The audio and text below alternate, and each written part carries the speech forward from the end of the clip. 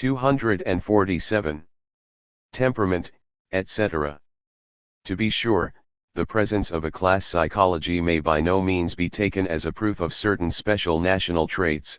Marx, for instance, spoke of the philosophy of Bentham as a specifically English phenomenon. Engels described the socialism of the economist Rodbertus as a Prussian Junker socialism, etc. We may therefore also agree with Dry v. Herwig's now Kuhnau's companion in arms in the noble task of destroying the Bolsheviks when he writes, "Vocational psychology does not exclude the possibility of national psychology, and the psychology of caste does not differ in this respect from the local psychology, neither precludes the possibility of a national psychology." E. Herwigs, Die Seelander Völker, Gotha 1920, pages 14, 15.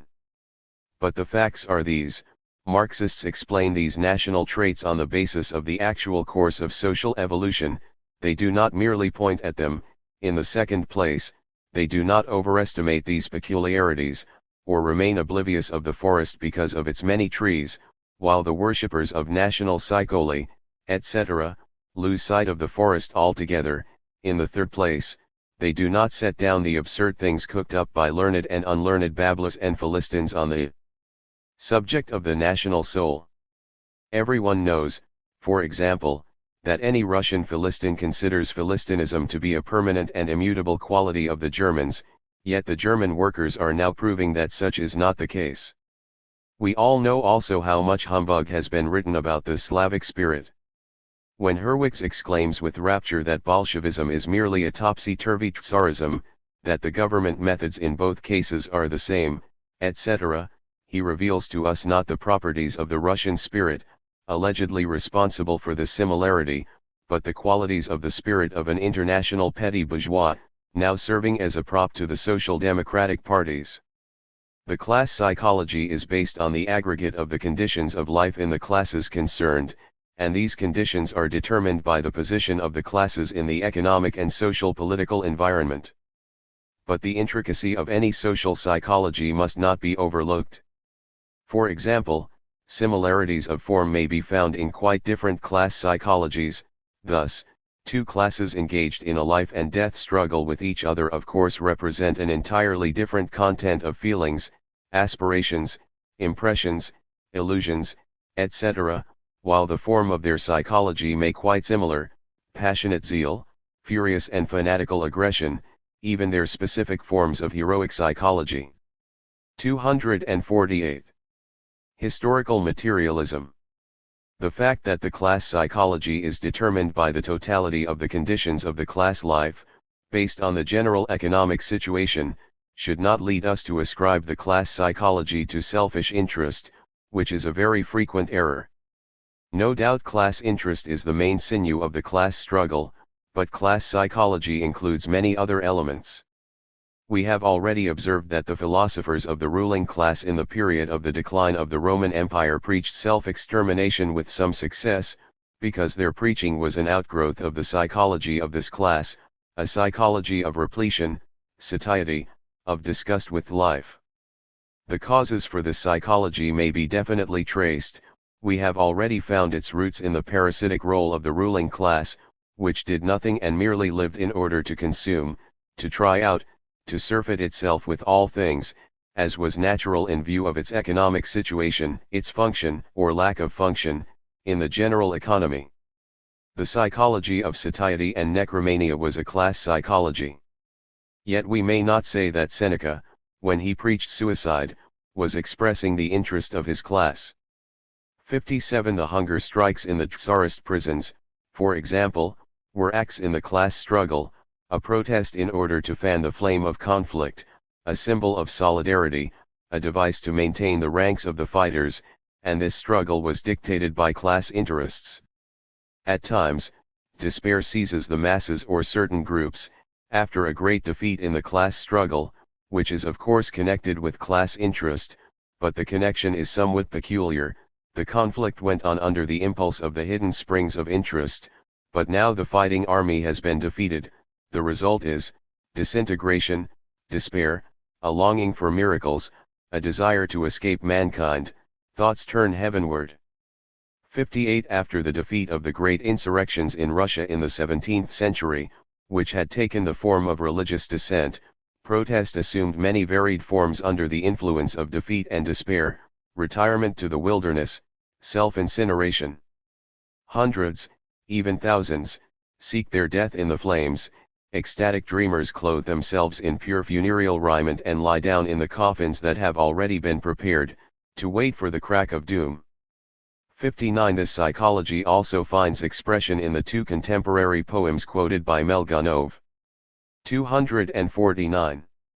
Dear Mother Desert, release me from earth's sufferings. Receive me in your arms. Dear Mother Desert, kind Mother, keep me. And, coffin of pine wood, there will I lie, waiting for the last trump. It is obvious that the phenomenon of class psychology is of very complicated nature, not capable of direct interpretation as interest only, but always to be explained by the concrete environment in which the specific class has been placed. In the psychological structure of society, i.e., among the various forms of the social psychology, we must not omit to mention the psychologies of groups, occupations, etc. There may be several groups within one class. Thus, the bourgeoisie includes a bourgeoisie of high finance, a trading bourgeoisie and an industrial bourgeoisie. The working class includes the aristocracy of skilled labor, together with slightly skilled labor and wholly unskilled labor. Each of these groups has special interests and special characteristics. Thus, the highly skilled worker likes his work and is even proud of being superior, as a worker, to the others. On the other hand, he is ambitious, and assumes certain bourgeois inclinations, together with his high collar. Each occupation bears its mark. When we berate the bureaucrats, we mean a certain professional psychology of negative virtue. Routine, red tape delays, precedence of form over substance, etc. Vocational types of psychology arise, their mental traits a direct result of the character of their activity, whence follows also a corresponding tinge in their ideology. Friedrich Engels says, among the practical politicians and the theorists in jurisprudence, and among the jurists in particular, this fact is first completely lost sight of. Since in each single instance the economic facts must take the form of juristic motives so as to be sanctioned in the form of law, and since, therefore, a backward view must be taken over the whole existing system of law, it follows therefrom, in the 250 historical materialism opinion of these persons, N.B., that the juristic form appears to be the whole and the economic content nothing at all. 60 His trade psychology will quickly betray a man. A minute's conversation will tell you whether you are dealing with a clerk, a butcher, a reporter, etc. It is a characteristic fact that all these traits are international, you find them everywhere. By the side of the class psychology, which is the plainest, most pregnant, and most significant form of the social psychology, we find a group psychology, a vocational psychology, etc., being determines consciousness. In this sense we may say that each grouping of men even in an amateur chess club or chorus imparts a certain sometimes almost imperceptible stamp on its members. But since the existence of a certain grouping of persons is nevertheless always associated with the economic structure of society, being ultimately dependent on the latter, it follows that all the varieties of the social psychology are quantities to be explained by the social mode of production, the economic structure of society. What is the relation between the social psychology and the social ideology? The social psychology is a sort of supply chamber for ideology, or, it may be compared with a salt solution out of which the ideology is crystallized. At the beginning of this section, we stated that the ideology is distinguished by the great coordination of its elements, i.e., the various feelings, thoughts, sensations, forms, of which it is composed. The ideology systematizes that which has hitherto been not systematized, i.e., the social psychology. The ideologies are a coagulated social psychology. For example, early in the history of the workers' movement, there was a certain crude discontent among the working class, a sense of the injustice of the capitalist order, a vague desire to replace the system by some other system, we could not call this an ideology. Later, however, this vague tendency was definitely formulated. Things were coordinated, a set of demands, a program, platform, arose, a specific ideal began to appear, idealism, etc., here we have an ideology. Or, we may find that the discomforts of a situation, and the aspiration to cast it off, find expression in a work of art, here also we have an ideology. It is sometimes difficult to draw the line sharply, the actual process is a slow solidification, consolidation, crystallization of the social ideology out of the social psychology. 251. A change in the social psychology will of course result in a corresponding change in the social ideology, as we have pointed out above. The social psychology is constantly changing, simultaneously with the alterations in the economic conditions from which they grow, for the latter bring about a constant regrouping of these social forces, a growth of new relations, based on the successively altered levels of the productive forces as has been already pointed out. Having given a number of examples in our discussion of ideology, we need not dwell upon the alterations in social psychology as connected with the alterations in ideology, we shall merely point out that the latest books are now devoting considerable attention to the question of the so-called spirit of capitalism, i.e., the psychology of the entrepreneurs. For instance, the works of Werner Sombart, Der Bourgeois, etc., Max Weber, and more recently Professor Dr. Hermann Levy, Soziologisch-Studien über das Englische Jena 1920. Marx wrote, in the first volume of Capital, Protestantism, by changing almost all the traditional holidays into workdays, plays an important part in the genesis of Capital, Chicago, 1915, p. 303, footnote. Marx repeatedly points out that the bigoted, frugal, parsimonious, and at the same time energetic and persistent mentality of Protestantism, abhorring the pomp and luxury of Rome, is identical with the mentality of the rising bourgeoisie. People poked fun at this statement, but now prominent bourgeois scholars are developing this very theory of Marx, of course without giving credit to its originator. Sombart proves that the most varied traits, avarice for gold, untiring lust for adventure, inventive spirit, combined with calculation, reason, sobriety, gave rise to the so-called capitalist spirit by reason of their united presence. It goes without saying that this spirit could not have developed out of itself, but was shaped by an alteration in the social relations, parallel with the growth of the capitalist body preceded a growth of the capitalist spirit. All the fundamental traits of the economic psychology are reversed. In the pre-capitalist era, the basic economic notion of the nobility was that of a decent life, according to station. Money exists in order to be spent, wrote Thomas Aquinas.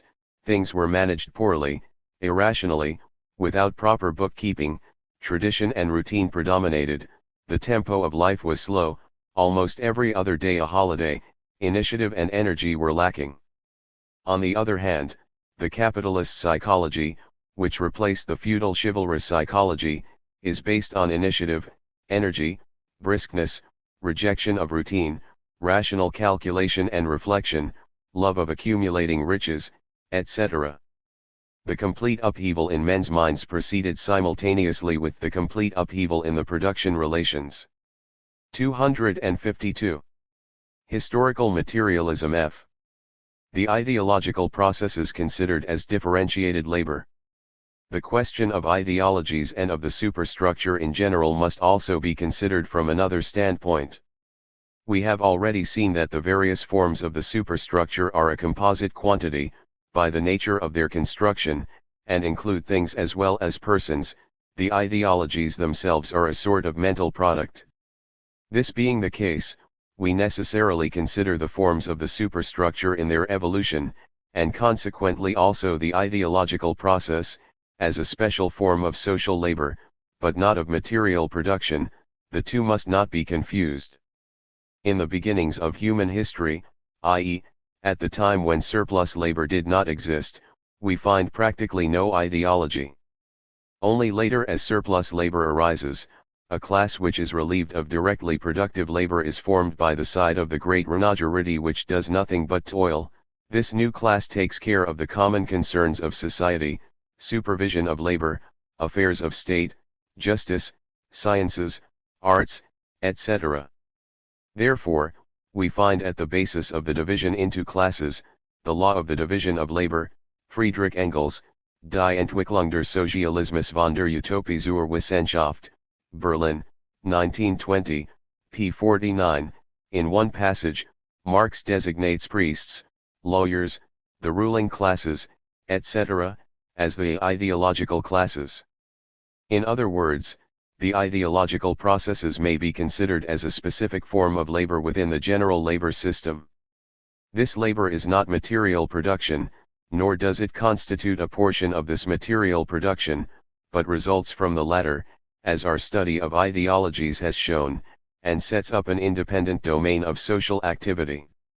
The increasing division of labor is an expression of the increasing productive forces of society, wherefore the growth of the productive forces conditions also a division of labor in the field of production, accompanied by an isolation of the ideological labor having its own division of labor.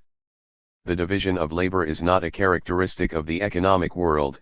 Its growing influence may be observed in the most varied fields of society, in the increasing specialization of political, administrative, legal functions. The same thing may be observed in art and science. 61. We may now view the whole of 253. Society as a huge working mechanism, with many subdivisions of the divided social labor. This great labor aggregate may be divided into two great categories. First, material labor, production as such. Second, the various forms of labor in the superstructure, the work of supervision, etc., as well as ideological labor as such. The organization of this labor goes hand in hand with the organization of material labor, and is along the same general lines.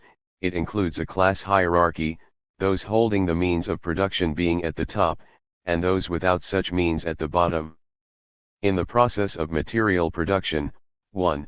Those in charge have a special role in this process, which is, 2. Determined by the fact that the means of production are in their hands, and, 3. They also have control of distribution by virtue of this circumstance. Such also is the case in almost all the branches of superstructural labor. The army has already served as an illustration. The same might be noted in science and art. A great technical laboratory, under capitalist society, has an internal organization similar to that in the factory.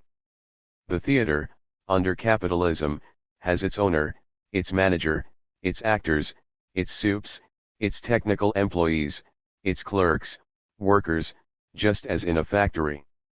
We consequently find here, i.e., in a class society, various functions socially connected with these persons.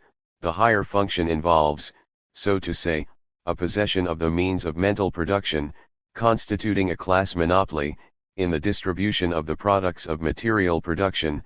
Men live, of course, by consuming material commodities. The possessors of these instruments of mental production obtain a greater share of the social product than their subordinates. We know how firmly the ruling classes have clung to the monopoly of knowledge. In antiquity, the priests who held this monopoly barred the temples of science, to which they admitted but a few chosen ones. Knowledge itself was enveloped in the shroud of a divinely awful mystery, accessible to only a few of the wise and just. The store set by this monopoly by the ruling classes is apparent, for example, from the following words of the well-known German idealist philosopher, F. Paulsen: anyone whose social conditions force him to remain a manual worker by trade and status, would not find it a gain to have received the schooling of a scholar. Such training would not enhance, but darken his life. Friedrich Paulsen, Das moderne Bildungswesen, in Kultur der Gegenwart, Part I, Section I, p. 24. 254. Historical materialism. We may observe in passing that this gigantic work, the Kultur der Gegenwart, a product of the finest brains among the German professors, is dedicated to Emperor William II. Apparently the honored philosopher and idealist regards a man as bound down to the compulsory labor of capitalism, even in his mother's womb, and deprives him of education even before he has seen the light of the sun. The monopoly character of education was the principal reason for the opposition of the Russian intellectuals to the revolution of the proletariat. Conversely, one of the principal achievements of the proletarian revolution was the abolition of this monopoly. An inspection of material production will show that it is divided into a number of branches, in the first place into manufacturing and agriculture, both of which are further subdivided into a great number of sections, from mining operations and grain growing to the manufacture of pins and the raising of lettuce. Here, as in the superstructure, there are large subdivisions, such as those previously considered, i.e., administration, the setting of standards, of science, of art, of religion, of philosophy, etc. Furthermore, each of these subdivisions is further ramified. For instance, science now consists of many branches, so does art. In material production, as we have seen, a certain rough proportion must exist if society is to go on between the various branches of production. Even in a blind, capitalist social order, with no social plan of production at all, but rather with anarchy in production, i.e., a disproportion between the various branches of production, even here we find a constant adjustment within this anarchy.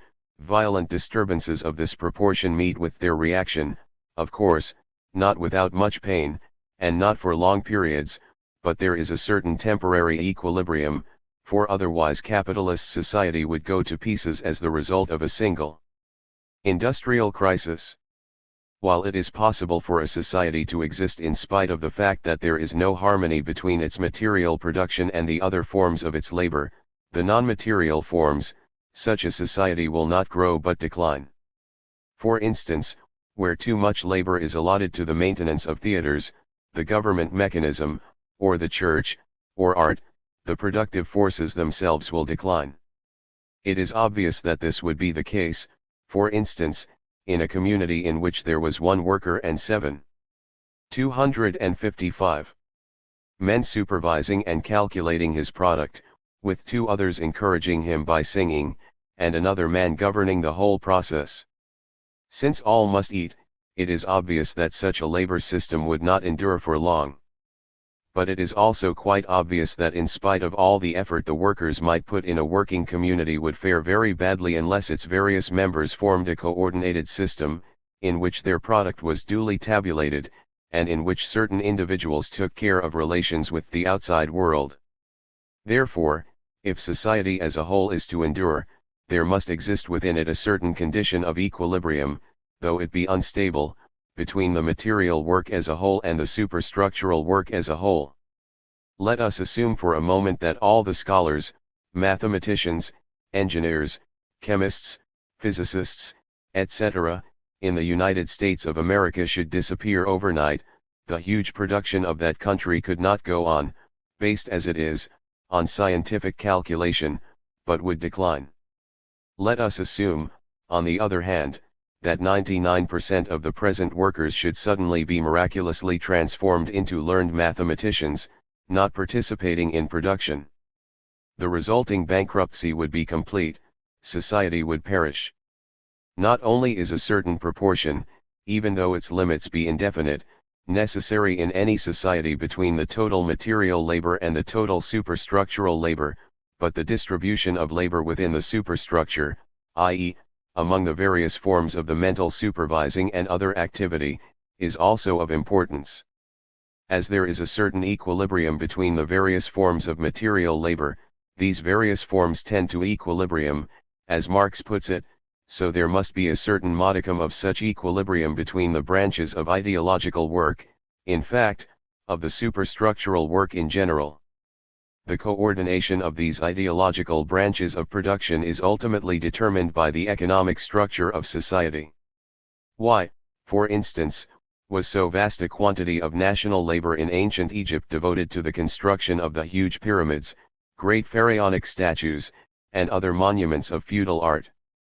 for the simple reason that Egyptian society could not have maintained itself without constantly impressing upon the slaves and peasants the sublimity and the divine power of their rulers. In the absence of newspapers and telegraph agencies, art served. 256. Historical materialism as the ideological bond, it was therefore a sine qua non for this society and took an enormous share of the country's labor budget. Similarly, ethics, the establishment of moral standards, assumed a very important place in Greece at the end of the 5th century BC, because the question of the relations between men and of the regulation of these relations, had become particularly acute, even for the ruling classes, who were impelled by the great gulfs that had opened up, to seek to conciliate divergent tendencies. Art is but feebly developed in the United States of America of our day, while the same country is a pioneer in the study and application of the science of organized production as a whole, the Taylor system, vocational psychology, psychophysiology of labor, etc., because American capitalism does not need to resort to art in order to mold the minds of the people. This task is excellently performed by a capitalist newspaper press that has been perfected to the point of virtuosity. The question of a national production, a scientific management, is of immense importance in the life of such a system. A certain proportion between the parts is therefore necessary in the field of superstructural, and consequently of any ideological, labor. So long as society is in a state of equilibrium, this proportion between the various branches of mental work, and their distribution, being determined by the economic structure of society and the requirements of its technology. An interesting application of these observations may be made to the school, which is one of the fields of ideological labor. Indeed, schools, universities, high schools, elementary schools, are the sphere of common social labor in which instruction is given, in which the labor forces are endowed with a certain skill, a specific training, simple human labor power being thus transformed into specific labor power. One person studies medicine, another law, military science, engineering, etc. The same condition of affairs is found throughout the field of instruction, i.e., all those special processes in which specific abilities are imparted to men, which are required for the performance of more or less specialized functions. Essentially there is no difference between the trade school that turns out locksmiths, and the educational institution that turns out. 257. The geniuses of the pulpit, or the Tsarist cadet school, producing its crack officers. It follows that, the school system, its division into various branches, commercial schools, trade schools, cadet schools, schools of engineering, universities, etc., are an expression of society's need for various kinds of skilled, material and mental, labor. A few examples will clarify our thought. In the Middle Ages, the school stood in the sign of the priesthood. Feudal society could not exist without a tremendous development of religion. Therefore, the monastic and cathedral schools and the overwhelming number of chancellor universities, the life in the bursary, and the instruction in the artistic faculty, all these had a monastic priestly tinge, everything having been devised and arranged according to the ecclesiastical theological spirit.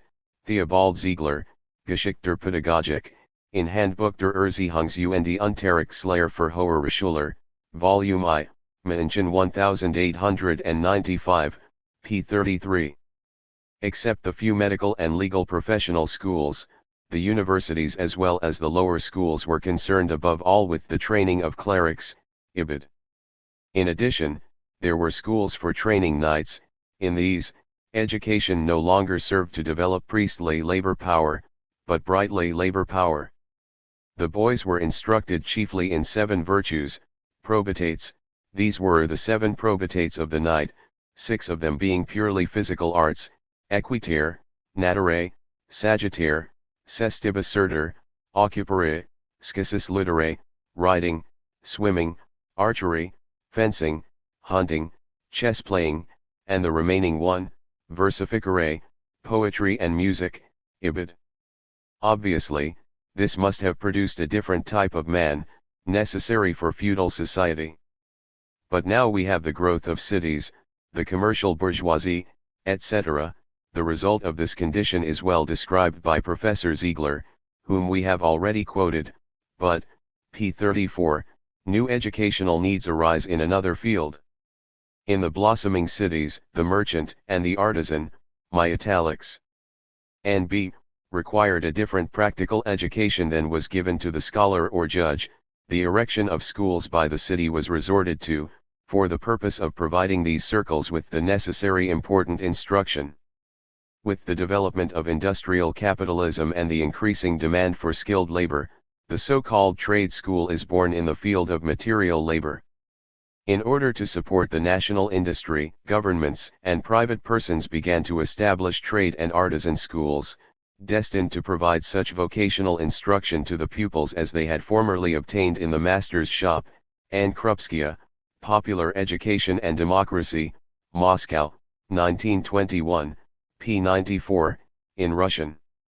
This school undergoes certain changes with the growth of large-scale industry, and the increasing demand for masters.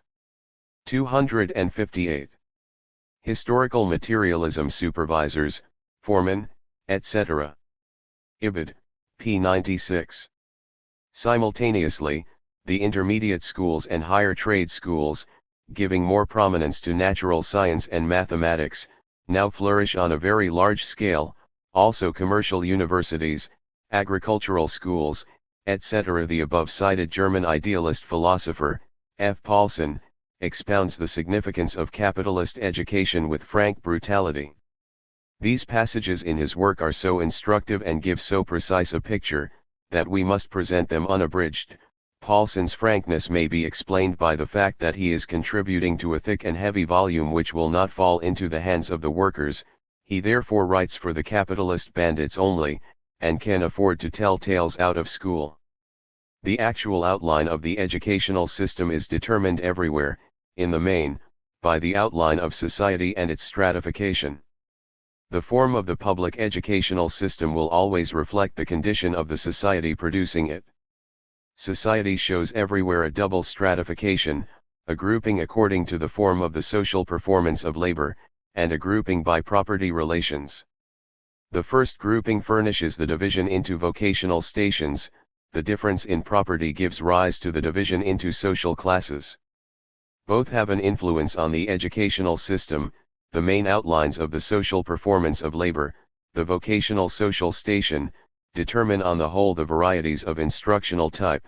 The class membership or the property standing of their families to a great extent determines the distribution of young men to the various courses. Society, needs and has motor, executive, and mentally operating and guiding functions and organs.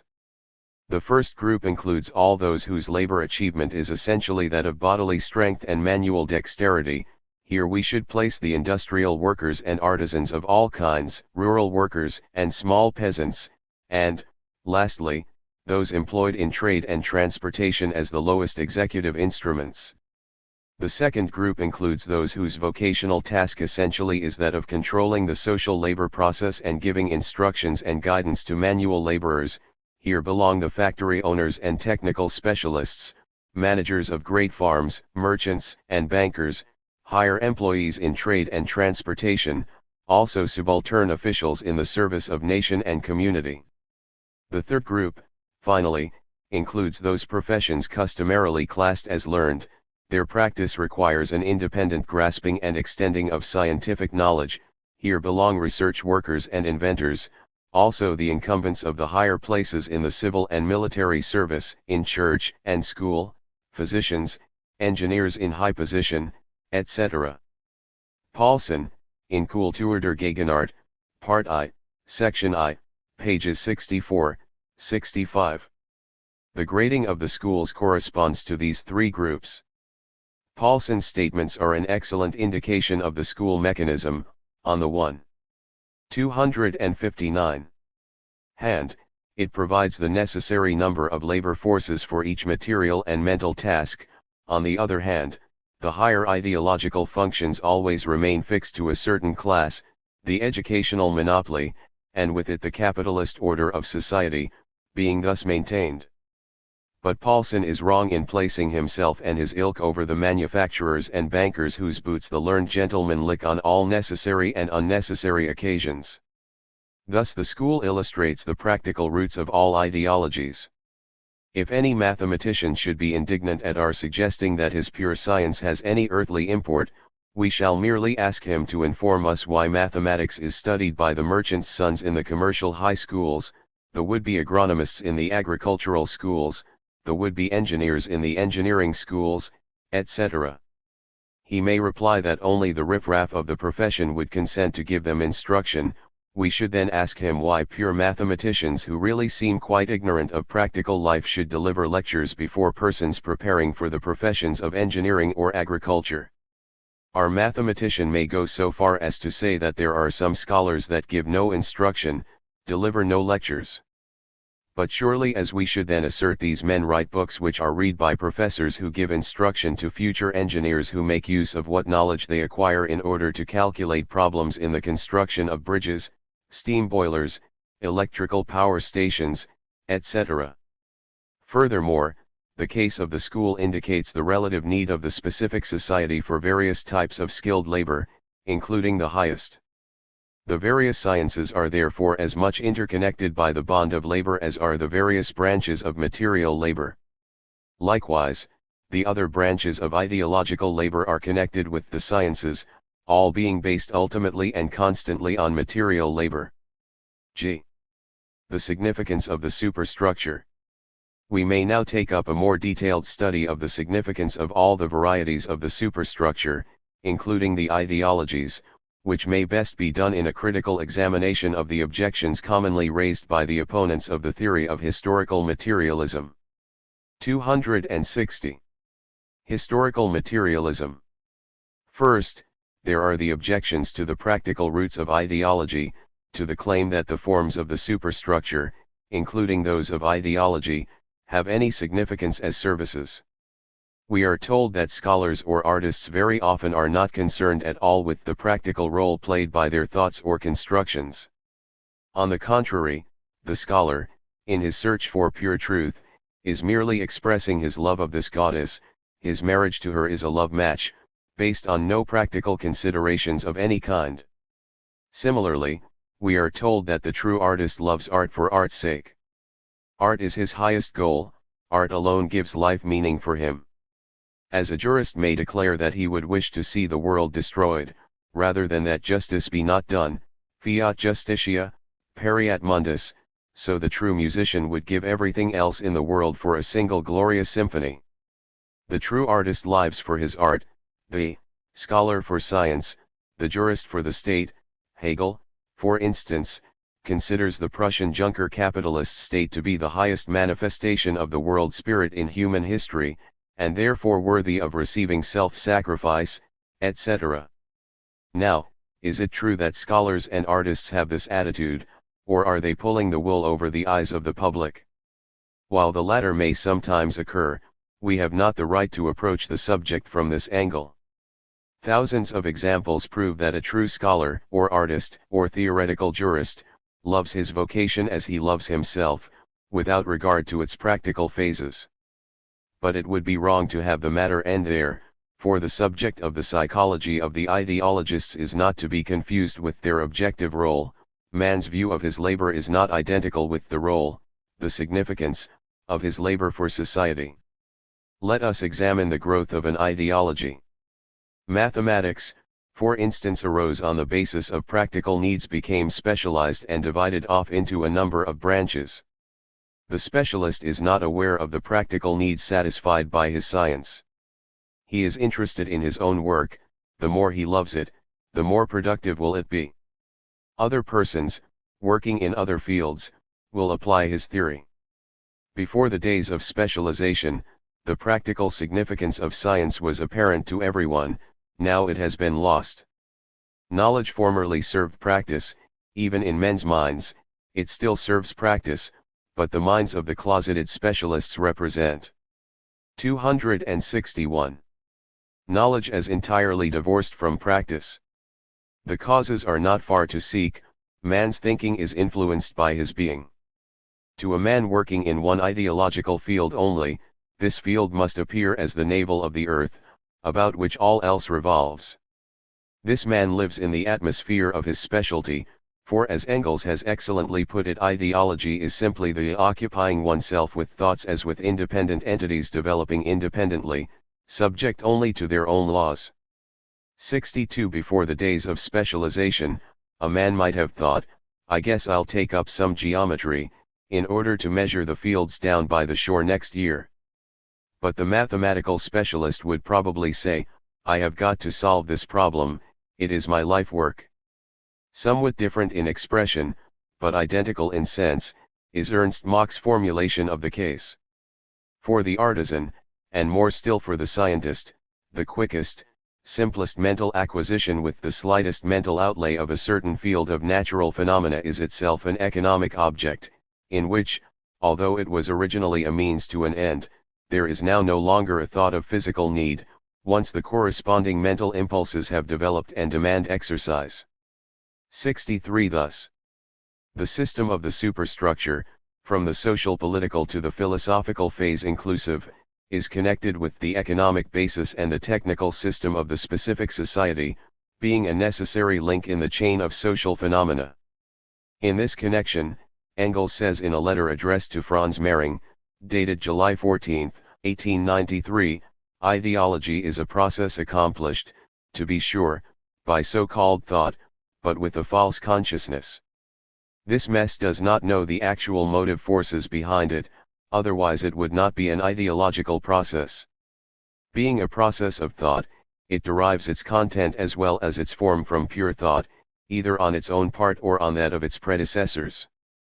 It works with mere mental material, which it assumes and accepts as the product of thought, and for which it does not seek any more remote process, that may be independent of thought, and all this is self-evident to this process, for it regards all action, since it works through thought, as also in the last instance based on thought. This illusion of an independent history, of national constitutions, legal systems, ideological conceptions, in each special field of knowledge, is the element that leads most persons astray mentally. Mehring, Geschichte der Sozialdemokratie, Note to Book I, Stuttgart 1919, p. 386. 262. Historical materialism.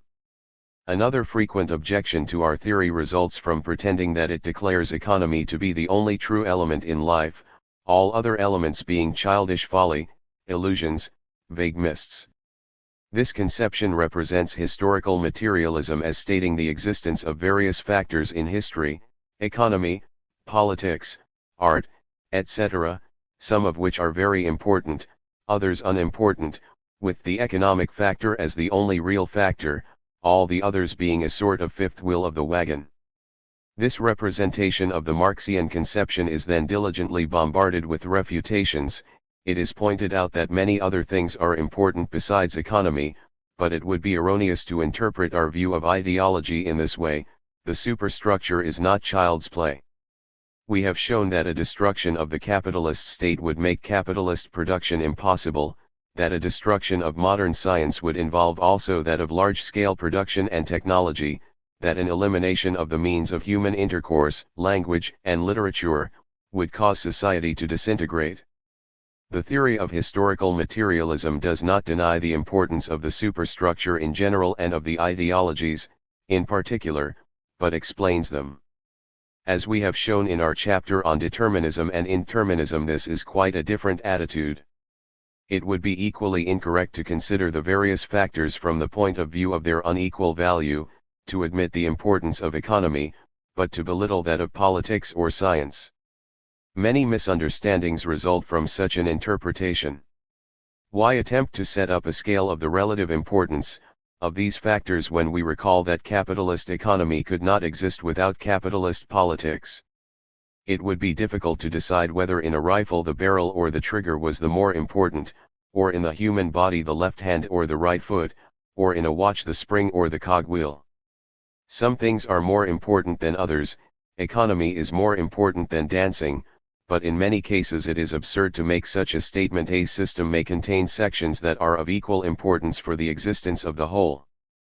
The trigger is as important in a rifle as the barrel, a single screw in a piece of mechanism may be as important as any other part, for without it the mechanism might cease to be a mechanism. Similarly, 263. In a consideration of the superstructural labor, as a portion of the total social labor, it would be equally absurd to ask either of the following questions: which is more important for modern industry, metallurgy, or mining? Which is more important, direct material labor, or labor in economic administration? At certain stages in evolution, the two may be inseparable. This theory, the theory of these factors, N.B., played the same role in the evolution of social science. The progress of natural science has shown us the unity of these forces, the modern doctrine of energy.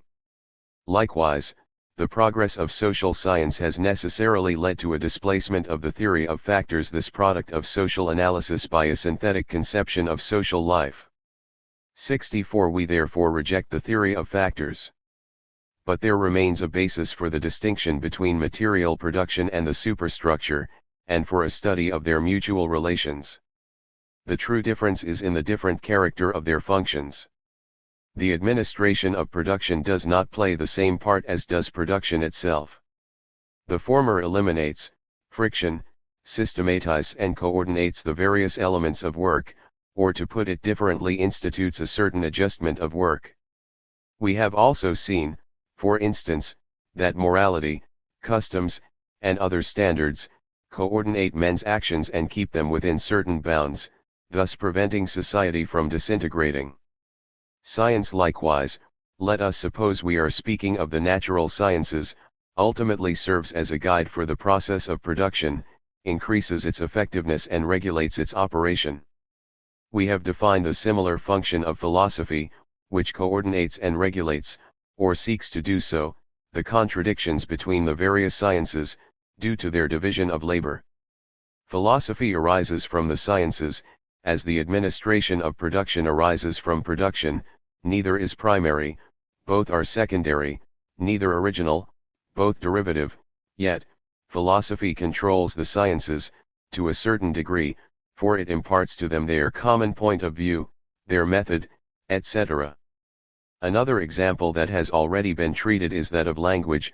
The latter grows out of production, develops under the influence of the social. 264. Historical materialism. Evolution, i.e., its evolution is determined by the natural law of social evolution.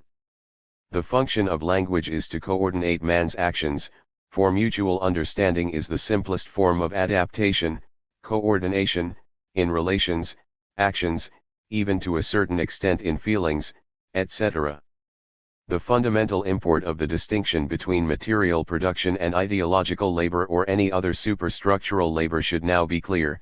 Their mutual relation is in the fact that ideological labor is a derived quantity, also constituting a regulating principle. With regard to the whole of social life, the distinction lies in their difference of functions. We have now practically answered also the question as to the reverse relation, the influence of the superstructure on the economic basis and on the productive forces of society. The superstructure, growing out of the economic conditions and the productive forces determining these conditions, in its turn, exerts an influence on the latter, favoring or retarding their growth. But, in either case, there is no doubt of this reverse process. In other words, a constant process of mutual cause and effect is in operation between the various categories of social phenomena. Cause and effect change place. But if we recognize this mutual influence, what becomes of the basis of Marxian theory? For most bourgeois scholars admit a mutual interaction. May we still say that the productive forces and the production conditions are the basis of our analysis? Are not our own hands destroying what they have built up? These doubts are quickly disposed of. However numerous these mutual influences, the basic fact remains: at any given moment the inner structure of society is determined by the mutual relation between this society and external nature, i.e., by the condition of the material productive forces of society. The change in form, however, is determined by the movement of the productive forces. We go further than merely to admit the existence of a set of mutual relations, for we understand that all the countless processes at work within society, all their intersecting, colliding, accumulating forces and elements are operating within a common frame, provided by the mutual relation between society and nature. Perhaps our opponents will attempt to overt this principle, already known to Goethe in its general outlines, and expressed by him in his 265 poem, The Metamorphosis of Animals, a poem not so well known as his Metamorphosis of Plants. Alle Glieder bilden sich aus nach Eugengesetzen, und die selten Saint Form bewahrheit im Geheimen das Bild. Also bestimmt die Gestalt die Lebensweise des Tiers. Und die Weise zu leben, sie wird auf alle Gestalten machtig zurück. So zieht sich fest die Geordnetbildung welch zum Wechsel sich nach das ehrlich Werk entwesen. 65 This thesis is irrefutable. It follows that our analysis must begin with the productive forces, that the countless mutual dependences between the various parts of society do not eliminate the basic, ultimate dependence of all social phenomena on the evolution of the productive forces, that the diversity of the causes operating in society does not contradict the existence of a single unified causal relation in social evolution. We cannot take up here the individual objections of the various bourgeois scholars, their number is legion. Essentially, they are all chewing the same old insipid cud. Let us take one of the latest critical essays as an example. Professor V. M. Khvostov expounds Marx's theory as follows: it consists on the whole, in assigning, among the historical factors, the chief place to the economic factor, all other phenomena being shaped under the one-sided influence of the economic conditions. Khvostov, Theory of the Historical Process, in Russian, p. 315. After our recent remarks in large type, we need hardly to inform the reader whether Khvostov's conception of Marxian theory is a correct one. But, to do him justice, Mr. Khvostov constitutes no exception. On the contrary, the greater the erudition displayed in the refutation of Marx, the greater the ignorance displayed in expounding his doctrine. We shall take one more specimen of refutation, from the same professor.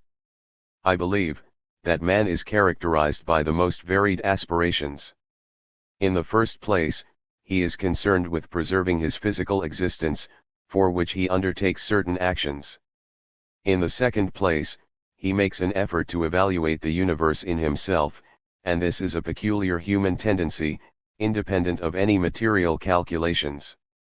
In the third place, man also possesses such desires as, for example, the love of domination, the love of freedom. Men also have religious, aesthetic, needs, a need for the sympathy of their surroundings, etc. Ibid, pages 317 to 320.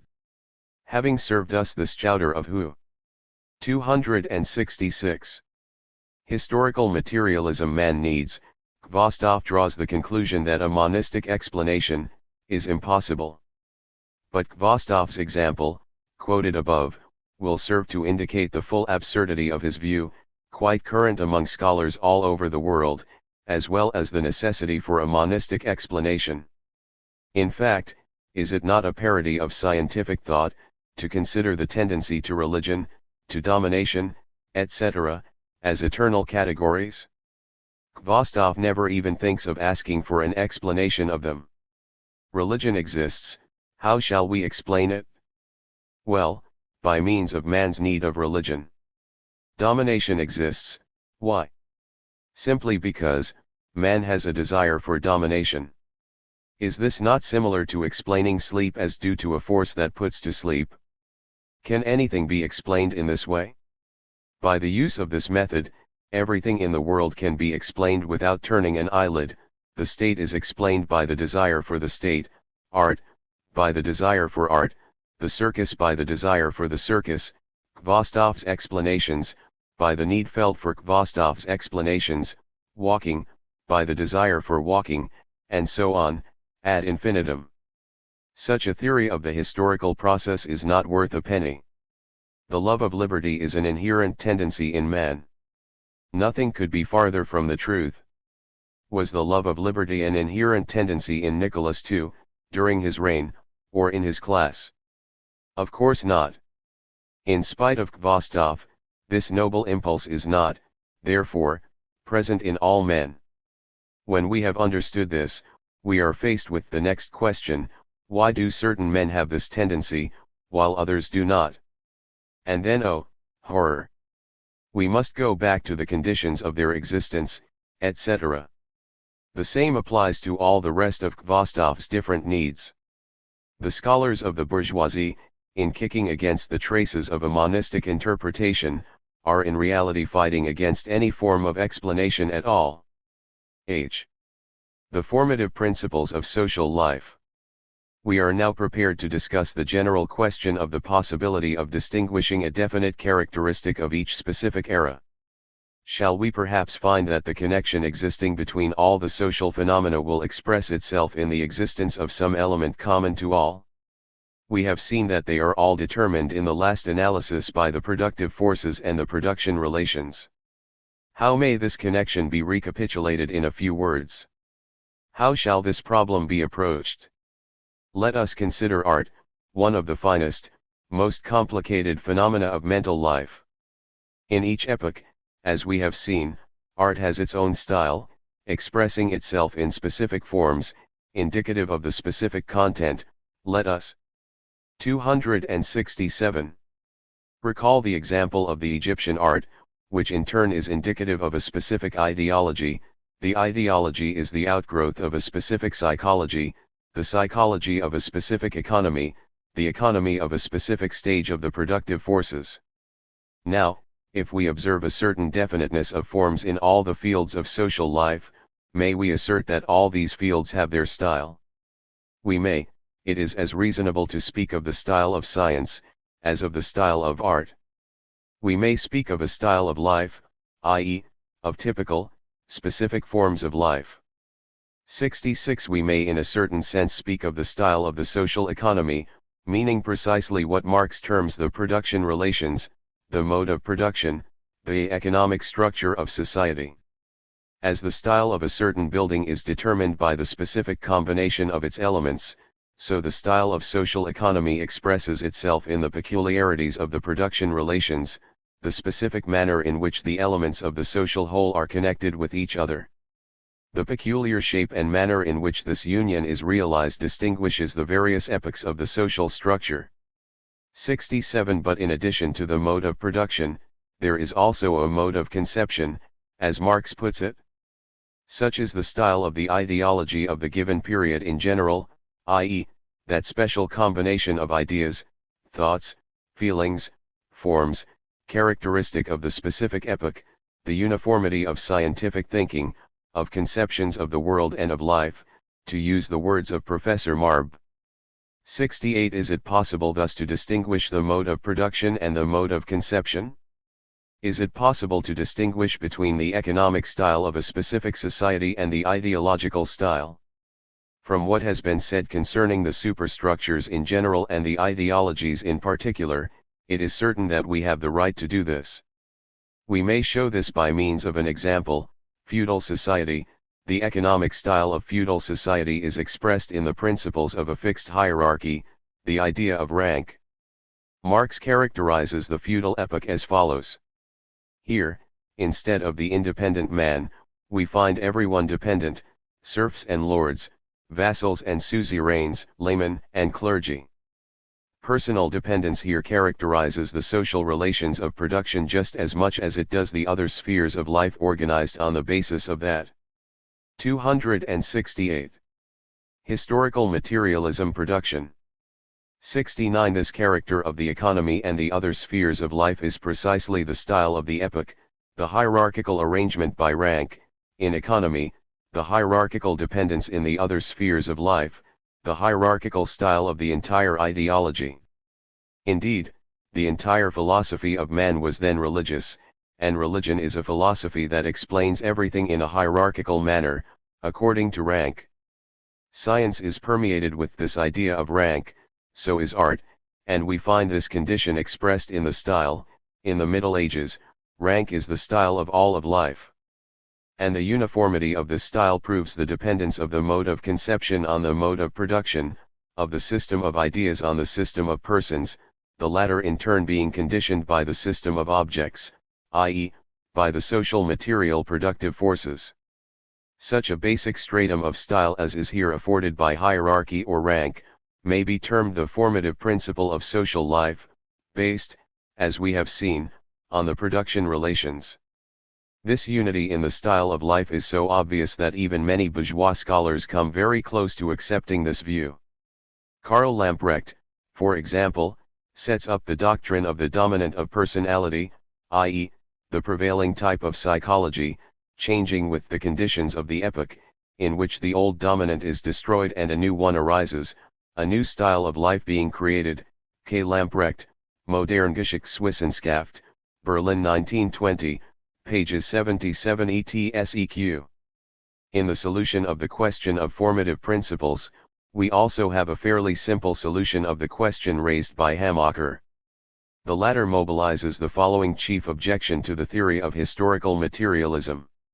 It remains a constant problem why only the economic relations could obtain admission into the historical soul. Emil Hamacher, Das Philosophisch-ökonomische System des Marxismus, Leipzig, 1909, p. 178. This enigma is easily solved. Men are influenced not only by economic stimuli, but by everything that lies within the sphere of their experience.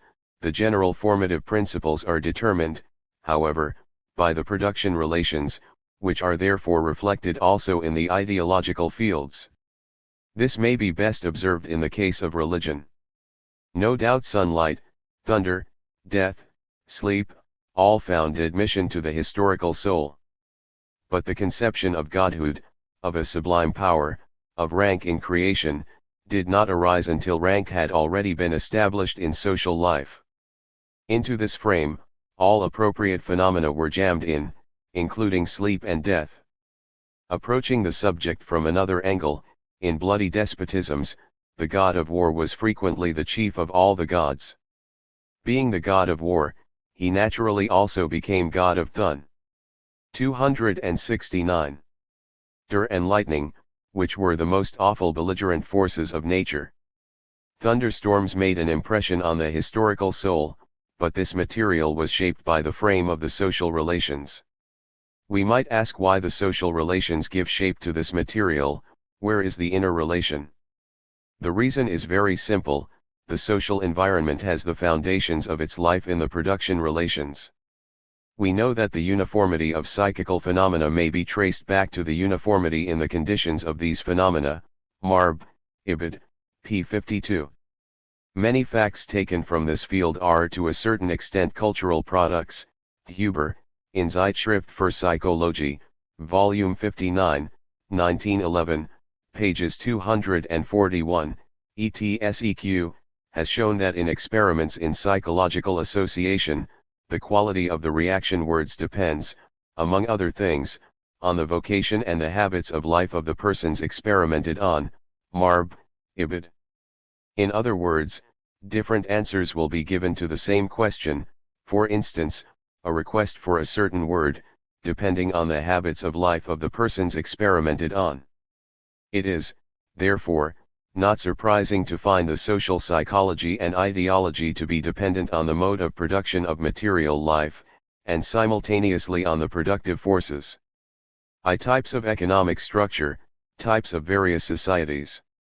Any investigation of society will encounter certain historical types of society. In other words, there is no such thing as society in general.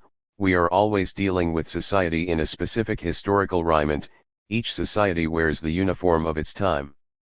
For we know that any specific society is an aggregate of human beings in constant interrelation with each other, these interrelations being based on the labor relations of men, on the system of production relations, if these mutual labor relations be visualized at any given moment.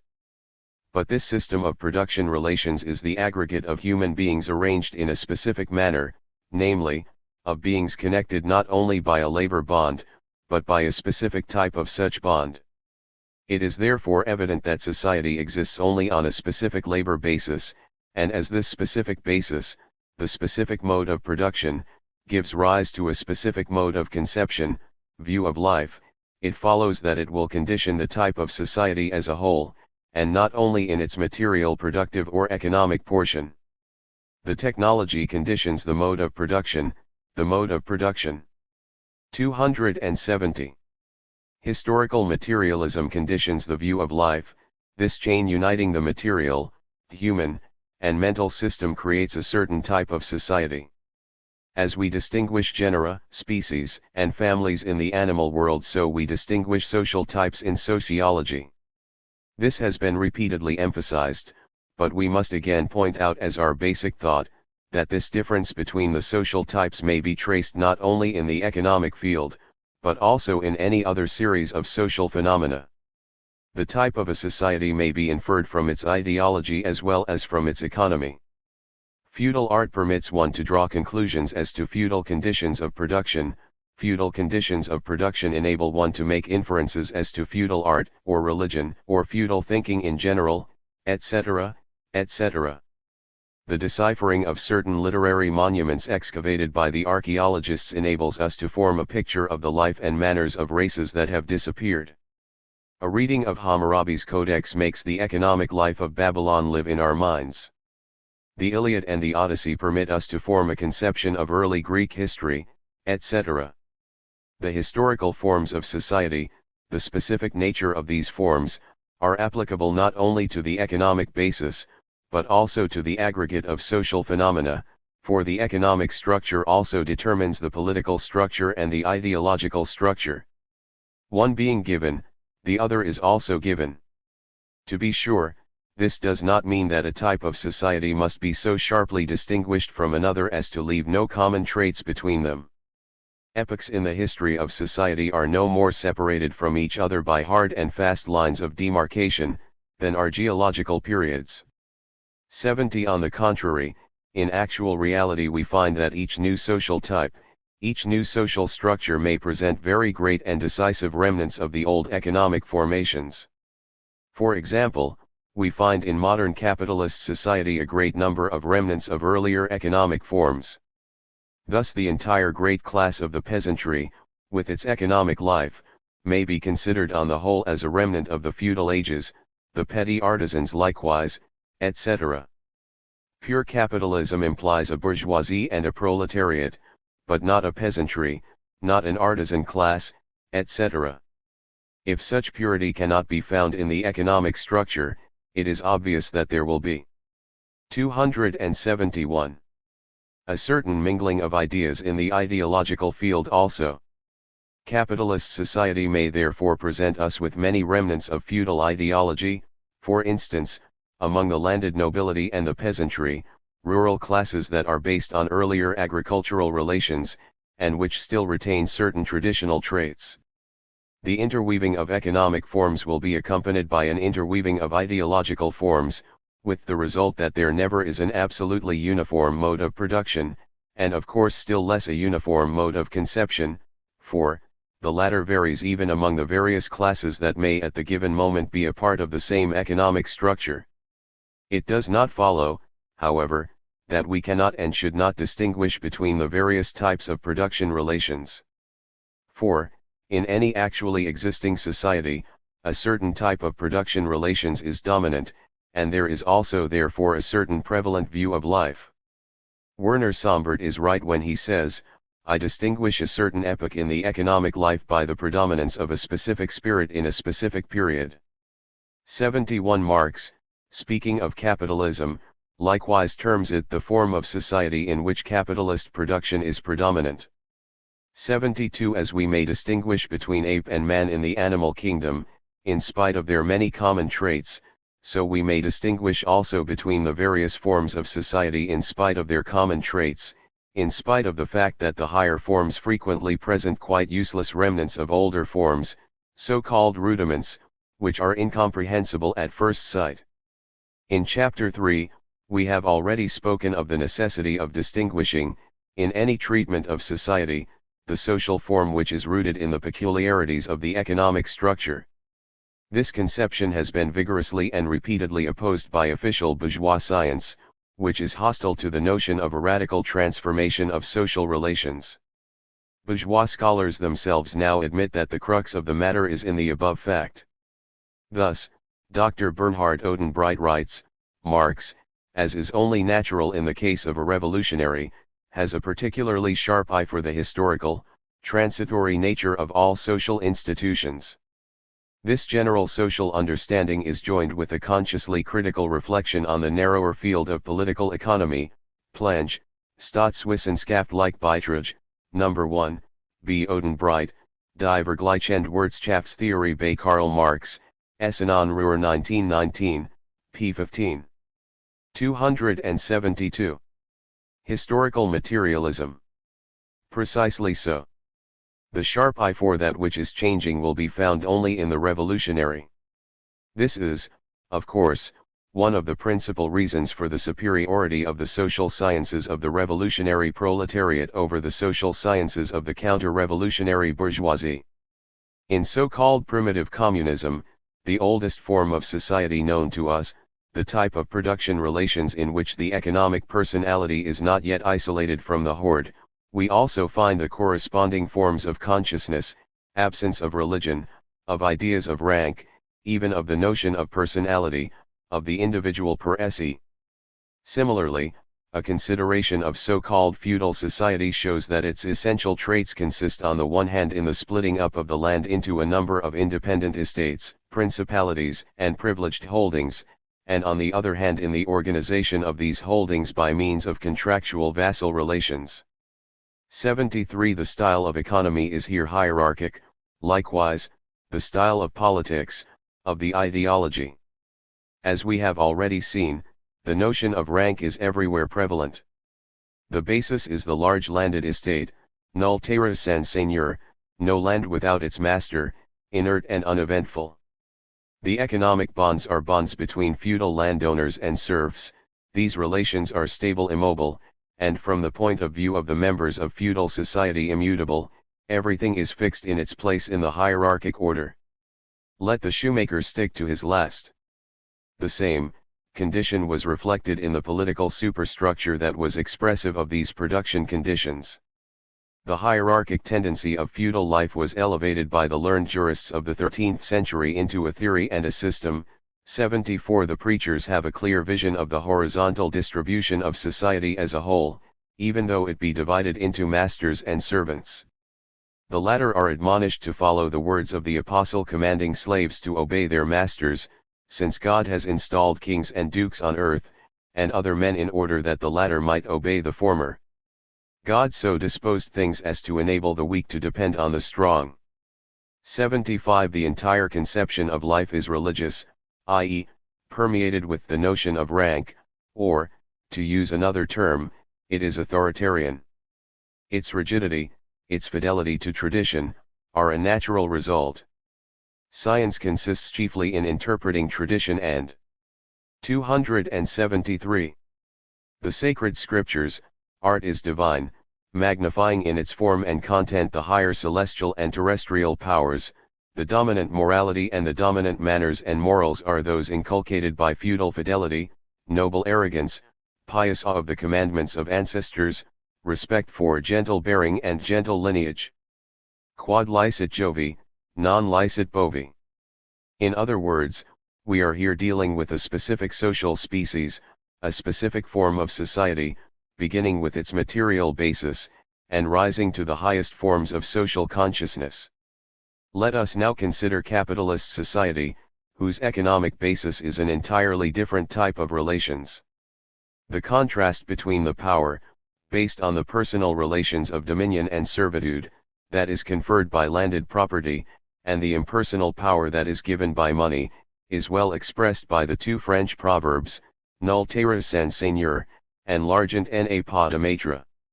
76. In this sentence, Marx has revealed one of the fundamental relations in capitalist society, namely, the connection between the various enterprises through the market, whence results also the impersonal power of this market and the impersonal, abstract power of money. But there is another phase also, the impersonal, social power of money turned to capital nevertheless finds its master, in so far as a simple commodities production is transformed into a capitalistic production. Just as every qualitative difference between commodities is extinguished in money, so money, on its side, like the radical leveler that it is, does away with all distinctions. But money itself is a commodity, an external object, capable of becoming the private property of any individual. Thus social power becomes the private power of private persons. 77. From this follows another trait in the economy of capitalist society, namely, its hierarchic character. This trait has also been brilliantly outlined by Marx, particularly in his chapter on cooperation. The control of the capitalist is, in form, despotic. As cooperation extends its scale, this despotism takes forms peculiar to itself. Just as at first the capitalist is relieved from actual labor so soon as his capital has reached that minimum amount with which capitalist production, as such, begins, so now he hands over the work of direct and constant supervision of individual workmen, and groups all workmen into a special kind of wage labor. 274. Historical materialism er.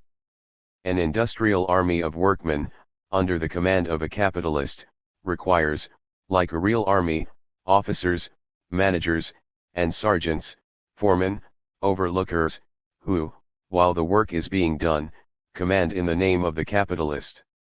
The work of supervision becomes their established and exclusive function. 78. The capitalist mode of production is therefore twofold in character. On the one hand, it is the summation of the individual private economies, enterprises, united by the anarchic bond of the market, through exchange, the blind elemental force of the market controlling each individual economy. On the other hand, it is a hierarchic system, with capital in command. Naturally, this mode of production has also produced its corresponding view of life. Its style must reflect its twofold nature.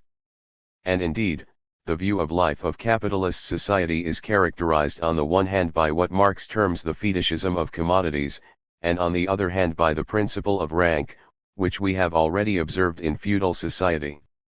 The combination of these two formative principles results in the fundamental style of the view of life prevalent in the capitalist world. We must now define the fetishism of commodities. In a society of commodities capitalism, the enterprise works independently for an unknown market. But each labor here constitutes a section of the social labor, all the sections being mutually dependent, but the social relation between men, actually at work for each other, is concealed to the eye. If we were dealing with a socialist economy in which all things proceed according to plan, it would be perfectly clear at first glance that men are working for each other, that each individual type of labor is merely a section of the general social labor, etc. The relations between men would then be clear, the mists dispelled. But the case in the capitalist world is quite different. Here the labor relation between men is invisible, being concealed by the manipulations of the market, where commodities are shifted, sold, and bought. The market is not rationally controlled by men, but, through its prices, controls men. Men observe the movements of commodities without understanding that they are working for each other, all men being related by the common labor bond.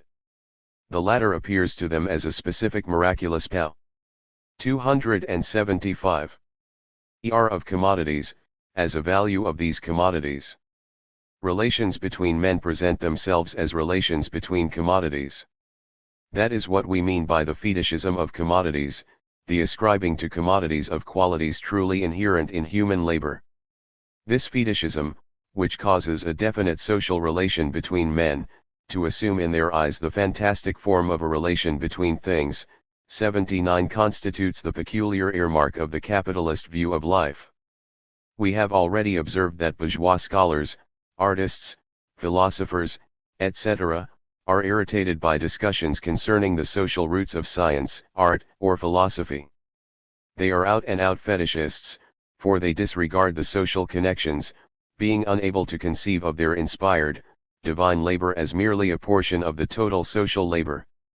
The fetishism of the capitalist world is very graphically indicated in the field of the so-called moral standards, of ethics, a favorite topic with the learned professors. We have already ascertained that the ethical norms are the rules of conduct for the preservation of the society, or of the class, or of the vocational group, etc. They have a necessary, social, service significance. Yet, in fetishistic society, this human and social significance of standards is not recognized. On the contrary, these standards, i.e., the technical rules of conduct, appear as a duty, dwelling far above men, like any other external divine compulsion. This inevitable fetishism of ethics is excellently expressed by the bourgeois philosophic genius, Immanuel Kant, in his doctrine of the categorical imperative. The proletariat must approach the question from a different angle. The proletariat must not preach a capitalistic fetishism. For the proletariat, the standards of its conduct are technical rules in precisely the sense of the rules according to which a joiner constructs an armchair. The latter, wishing to construct an armchair, will plane, saw, glue, etc., which acts are involved in the labor process itself. He will not interpret the rules of woodworking as something foreign to him, of supernatural origin, whose victim he is. The attitude of the proletariat in its social struggle is precisely the same. If it would attain communism, it must do this and that, as the joiner at work on his armchair. And everything required, from this point of view, must be done. Ethics will ultimately, in the case of the proletariat, be transformed into simple and easily understood technical rules of conduct, such as are required for communism, and thus it will really cease to be ethics at all. For the essence of ethics is in the fact that it involves norms enveloped in a fetishistic raiment. Fetishism is the essence of ethics. Where fetishism disappears, ethics also will disappear. For instance, no one would think of designating the Constitution. 276. Historical materialism of a consumer's store or of a party as ethical or moral, for anyone can see the human significance of these things. Ethics, on the other hand, presupposes a fetishistic mist, which turns the heads of many persons. The proletariat needs rules of conduct, and it needs to have them very clear, but it has no need of ethics, i.e., a fetishistic sauce to flavor the meal. Of course, it is obvious that the proletariat will not at once succeed in liberating itself from the fetishism of the commodity society in which it lives, but that is another question. The fetishism of the ideology of capitalism and commodities is merged with the principle of rank, and these two fundamental formative principles constitute the nucleus of the capitalist mode of thought, the framework for the ideological material. Capitalist society is thus a special type of society, with special characteristic traits in all the levels of social life, up to the highest ideological superstructure. The type of economic structure, therefore, also determines the type of the social political structure and of the ideological structure. Society has a basic style in all the dominant phenomena of its life. J. The contradictory character of evolution, external and internal equilibrium of society. We have examined above the phenomena of social equilibrium, but we must not lose sight of the fact that we are dealing with a mobile equilibrium, i.e., a situation in which equilibrium is being constantly disturbed, then re-established on an altered basis, then again disturbed. We are dealing, in other words, with a process of contradictions, not of rest. We are not discussing a condition of absolute adjustment, but a struggle between opposites, a dialectic process of motion. In considering the structure of society, i.e., the mutual relation between its parts, we may not conceive of this relation as a perfect harmony between these parts. Every structure involves internal contradictions. In every social class form, these contradictions are very sharp. Bourgeois sociologists, while recognizing the mutual relation of the various social phenomena, do not understand the internal oppositions of the social forms. In this respect, the entire school founded by the originator of bourgeois sociology, Auguste Comte, is very interesting. 277.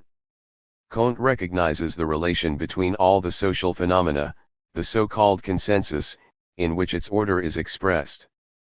But the contradictions within this order, particularly such as lead to its inevitable destruction, do not receive his attention.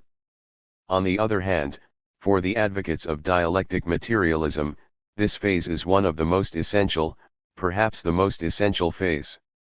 For, as we have seen, the contradictions in any given system are precisely the moving element, leading to an alteration of forms, to a characteristic transformation of species in the process of social evolution or social decline. In our consideration of the social structure, we have seen that its alterations are closely connected with the alterations in the relation between society and nature. The latter equilibrium we have designated as an external equilibrium, while the equilibrium between the various series of social phenomena has been called the internal equilibrium of society. If we now regard all of society from the point of view of a contradictory evolution, we are at once faced with a number of questions. In the first place, we shall find the existence of contradictions within each series of social phenomena. For example, in economy, the contradictions between the various labor functions; in the social political structure, the contradictions between classes; in ideology, contradictions between the ideological systems of the classes, etc., not to mention many other contradictions. We shall find also, without difficulty, the contradictions between economy and politics, for instance, when legal standards have been outdistanced by the economic evolution, and a reform becomes mature, between economy and ideology, and between psychology and ideology. For instance, the need of something new is felt, but the new has not yet been expressed in ideological form, between science and philosophy, etc.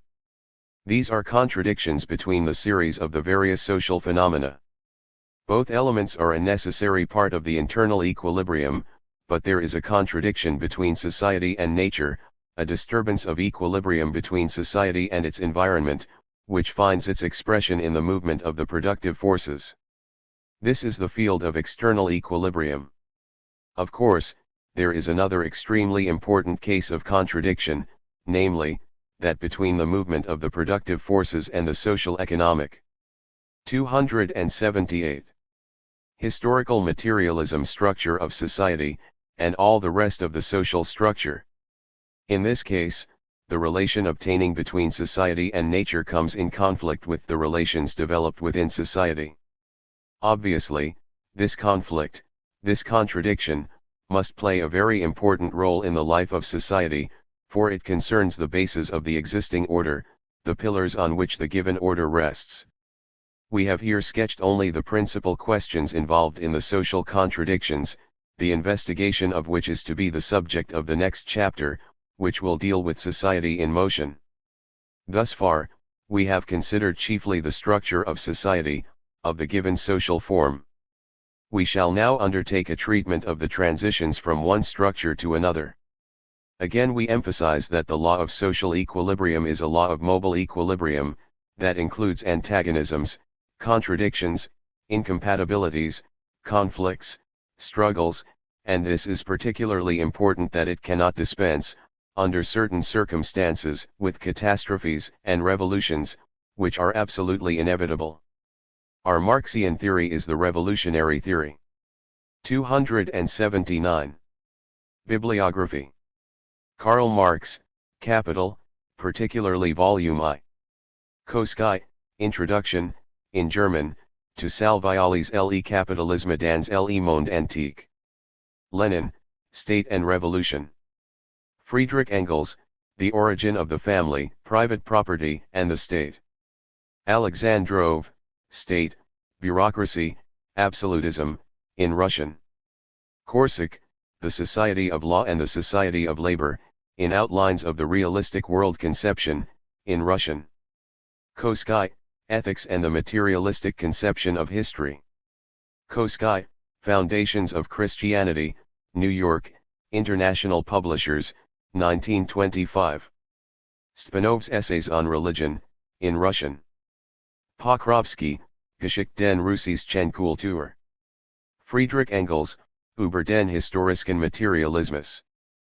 Plekhanov's Essays on Art, The Studies, in Russian, of A. V. Lunacharsky, P. S. Cohen, V. M. Fritsch. K. Bucher, Arbeit und Rhythmus.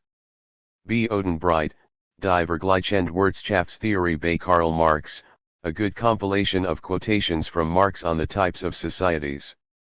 A. Bogdanov, Short Outline of Ideological Science, in Russian. Kunau, Ursprung den Religion.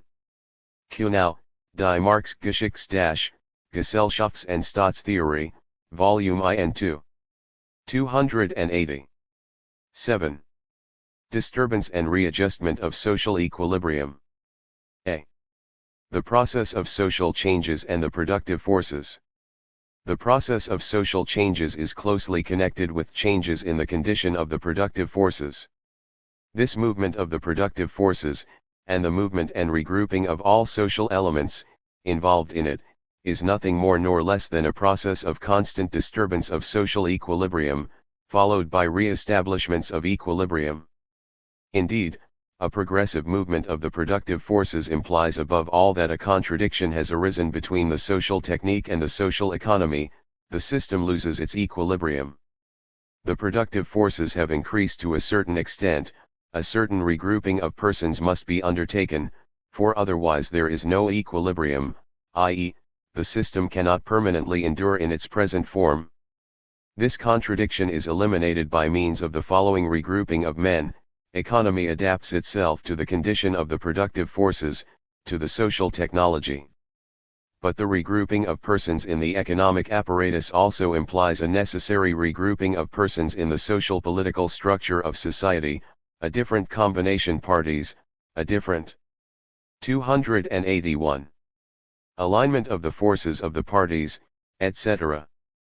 Furthermore, the same condition necessarily demands a change in legal, moral, and all other standards. For the contradiction can be solved only in this way, or, what amounts to the same thing, the equilibrium between the system of persons and the system of standards cannot be re-established in any other way. The same is true also of the entire psychology of society, as well as of its ideology. G. V. Plekhanov has brilliantly stated this: the origin, change, and destruction of the association of ideas, under the influence of the origin, change, and destruction of certain combinations of social forces, to a predominant extent explain the history of ideology. 80. The new combination, i.e., the new relation between persons, comes in conflict with the old combination, the old associations of ideas. This means a destruction of the internal equilibrium, which is re-established on a new basis. A new combination of ideas originates, i.e., where there is an adaptation on the part of the social psychology and the social ideology, which equilibrium is again disturbed, etc., etc. We now encounter a problem that is of immense theoretical and practical significance. We may conceive of the restoration of social equilibrium as proceeding in either of two ways: that of a gradual adaptation of the various elements in the social whole, evolution, and that of violent upheaval, revolution. We have seen from history that revolutions do sometimes occur, they are historical facts. It will be interesting to learn under what circumstances the adaptation of the various elements of society proceeds by evolution, and under what circumstances by revolution. This will involve a discussion of a number of other questions concerning the dynamics of society. We know, for instance, that any given society is constantly undergoing change, experiencing internal regroupings, alterations of form and content, etc. We know that this process is connected with the evolution of the productive forces. But we sometimes witness changes within the limits of the identical social economic structure, and, at other times, a transition from one species of society to another, the substitution of one mode of production for another mode of production. When will the one result, and when the other? 282. Historical materialism. A general description of the process of social evolution is given by Marx in his A Contribution to the Critique of Political Economy. At a certain stage of their development, the material forces of production in society come in conflict with the existing relations production, or what is but a legal expression for the same thing with the property relations within which they had been at work before. From forms of development of the forces of production these relations turn into their fetters. Then comes the period of social revolution. With the change of the economic foundation the entire immense superstructure is more or less rapidly transformed. In considering such transformations, the distinction should always be made between the material transformation of the economic conditions of production which can be determined with the precision of natural science, and the legal, political, religious, aesthetic, or philosophic, in short, ideological forms in which men become conscious of this conflict and fight it out. Just as our opinion of an individual is not based on what he thinks of himself, so can we not judge of such a period of transformation by its own consciousness. On the contrary, this consciousness must rather be explained from the contradictions of material life, from the existing conflict between the social forces of production and the relations of production. A Contribution to the Critique of Political Economy, New York, 1904, p. 12. Marx therefore conceives of revolution as intervening when the equilibrium between the productive forces of society and the foundations of its economic structure is disturbed. Such is the content of the conflict solved by revolution. This, of course, means the transition from one form to another. But so long as the economic structure still permits the productive forces to evolve, the social changes will not take the form of revolution. We shall here find evolution instead. This question will be taken up in detail later, but we shall now emphasize the following point. According to Marx, the cause of revolution is not at all to be sought in a collision between economy and law, as many critics of Marxism maintain, but in a collision between the productive forces and economy, which is quite a different matter, as will be shown in the sequel. 283. b. The productive forces and the social economic structure. We have stated that the cause of revolution, of a violent transition from one type to another, must be sought in a conflict proceeding between the productive forces, and their growth, on the one hand, and the economic structure of society, i.e., the production relations, on the other hand. The following objection might be raised: since the evolution of the production relations is conditioned by the movement of the productive forces, is not the constant alteration of the production relations in itself a result of the conflict between the productive forces and the antiquated production relations?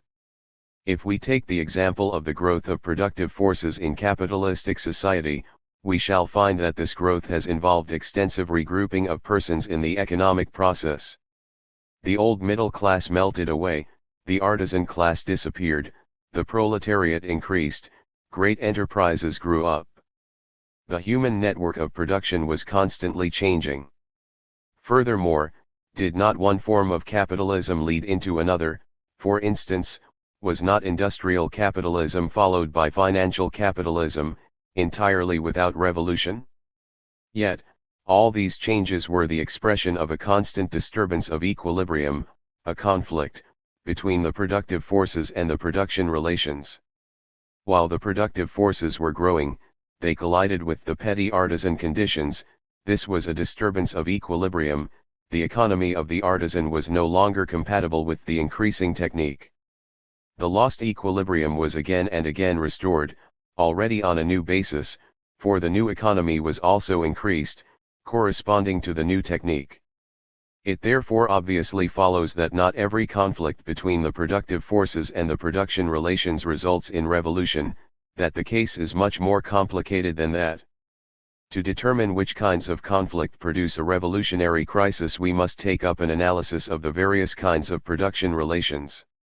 Production relations are, of course, all kinds of relations between persons, arising in the process of the social economic life, i.e., in the production process, which also includes the distribution of means of production.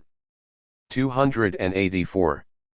Historical materialism as well as in the process of the distribution of products. Of course, these production relations are of many kinds, a broker in Paris, who buys shares of a New York trust, is thus assuming a certain production relation to the workers and owners, the superintendents and engineers, of the factories belonging to this trust. The banker who employs bookkeepers stands in a certain production relation with them. Likewise, the joiner has certain production relations with the lathe workers in the same factory, or with the fishwife from whom he buys a herring, or with the foreman above him. But the same joiner also has certain relations with the fisherman who catches the herring, with the weaver who is one of the many persons concerned in the manufacture of his trousers, etc., etc. In short, we have a truly endless quantity of different and varied production relations, distinct from each other according to the type of relation. Our task therefore will be to differentiate between the various species of these relations, and to determine what is the species of production relations in which a conflict would lead to revolution. In order to have a sound actual basis for our answer, we must learn how revolutions have actually operated, i.e., in what manner they have solved the contradiction between the evolution of the productive forces and the economic basis of society. To be sure, this conflict has always been waged by men. The class struggle has been a hard one. What has been the outcome of the victorious revolution? First, a different political power. Second, a different place of classes in the process of production, a different distribution of instruments of production, which, as we know, are directly connected with the situation of the classes. In other words, the struggle during a revolution is waged for the control of the most important instruments of production, which in a class society in the hands of a class which consolidates its rule over things, and through them, over persons, by the additional power of its state organization. This leads us to the decisive point in our search for those production relations that require a revolution for their destruction, in order that society may continue to develop its productive forces.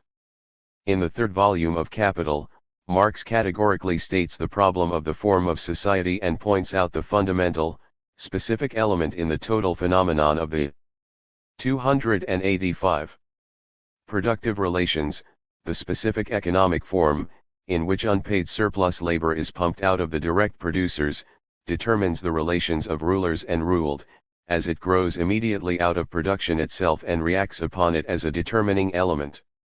Upon this is founded the entire formation of the economic community which grows up out of the conditions of production itself, and this also determines its specific political shape. It is always the direct relation of the owners of the conditions of production to the direct producers, which reveals the innermost secret, the hidden foundation of the entire social construction, and with it of the political form of the relations between sovereignty and dependence, in short, of the corresponding form of the state. 81 The matter therefore stands as follows: among all the varied production relations, one type of such relations stands foremost, namely the type that is expressive of the relations between the classes which hold the principal means of production in their hands, and the other classes which hold either subsidiary means or no such means at all. The class that is dominant in economy will also be dominant in politics and will politically fortify the specific type of production relations which will give security to the process of exploitation operating in favor of this class. Politics, to use the expression found in one of the resolutions of the 9th Congress of the Russian Communist Party, is the concentrated expression of economy. The same thing may be stated in somewhat different words. We have observed that not all the production relations are here concerned, but only of the economic domination supported by a specific relation to things, to instruments of production. In the language of the jurists, we are concerned here with fundamental property relations, with relations of class property in the instruments of production. These property relations are identical with the fundamental production relations, they are merely another way of saying the same thing, legally this time, instead of economically. And these relations are now associated also with the political domination of the specific class, they are maintained by this domination, fortified and extended at any price. Within this frame, all possible variations of evolutionary nature may take place, but we may pass beyond the frame only with the aid. 286. Historical materialism of a revolutionary upheaval. For example, within the limits of capitalist property relations, artisan trades may perish, new forms of capitalist enterprises may originate, capitalist organizations of unheard of varieties may spring into being, individual members of the bourgeois classes may become bankrupt, individual members of the working class may become petty or even large-scale industrialists, new social strata, for instance, the so-called new middle class, i.e., the technical mental workers, may grow up. But the working class cannot become the owner of the means of production, nor can it, or its representatives, secure command of production, or dispose of the most important instruments of production. In other words, however much the production relations may shift under the influence of the increasing productive forces, their fundamental character remains the same. If this fundamental character should come in conflict with the productive forces, it will break up. This is revolution, which affords a transition to another form of society. To the extent that the labor process is a simple process between man and nature, its simple elements remain the same in all social forms of development. But every definite historical form of this process develops more and more its material foundations and social forms. Whenever a certain maturity is reached, one definite social form is discarded and displaced by a higher one. The time for the coming of such a crisis is announced by the depth and breadth of the contradictions and antagonisms which separate the conditions of distribution, and with them the definite historical form of the corresponding conditions of production, from the productive forces, the productivity and development of their agencies. A conflict then arises between the material development of production, and its social form. 82 Revolution therefore occurs when there is an outright conflict between the increased productive forces, which can no longer be housed within the envelope of the production relations, and which constitutes the fundamental web of these production relations, i.e. property relations, ownership in the instruments of production. This envelope is then burst asunder. 287. It is easy to see why this should be the case, why precisely these production relations should constitute the most immutable, the most conservative form, for they are the expression of the economic monopoly rule of a class, as affirmed and expressed in its political domination. And, of course, it is only natural that such an envelope as would express the fundamental interests of the class would be held together by this class to the bitter end, while alterations within the envelope, not disturbing the essential bases of the existing society, may and do proceed rather painlessly. It follows, among other things, that there are no purely political revolutions, every revolution is a social, class-displacing, revolution, and every social revolution is a political revolution. For the production relations cannot be overturned without also upsetting the political congelation of these relations. On the other hand, if the political power is broken, this also means the destruction of the domination of this class in economy, for politics is the concentrated expression of economy. Some persons consider that the French Revolution differs from the Russian Revolution in the sense that the former was a political revolution and the latter a social revolution. For, in the Bolshevik Revolution, politics and political changes did not play a greater role than in the French Revolution, while the alterations in the production relations were incomparably greater. This objection is merely a confirmation of the statements we have made above. Let us consider this question of the political phase. We all know that during the French Revolution the power passed from the hands of one set of owners into the hands of another set.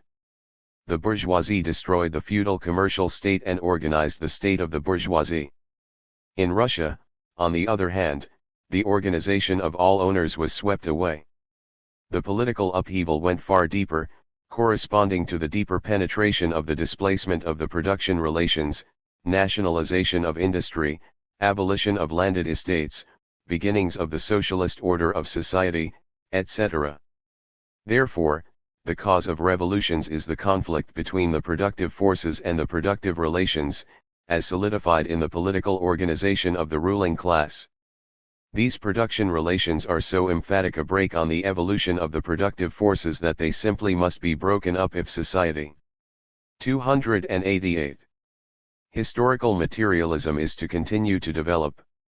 If they cannot be burst asunder, they will prevent and stifle the unfolding of the productive forces, and the entire society will become stagnant or retrogressive, i.e., it will enter upon a period of decay. From the above remarks, the reader will understand why society was able to transform itself, for instance, from the primitive communist condition, by way of evolution, into a patriarchal society, and then into a feudal society. Under primitive communism, there was no class rule over the means of production and no political power for the protection of such a rule.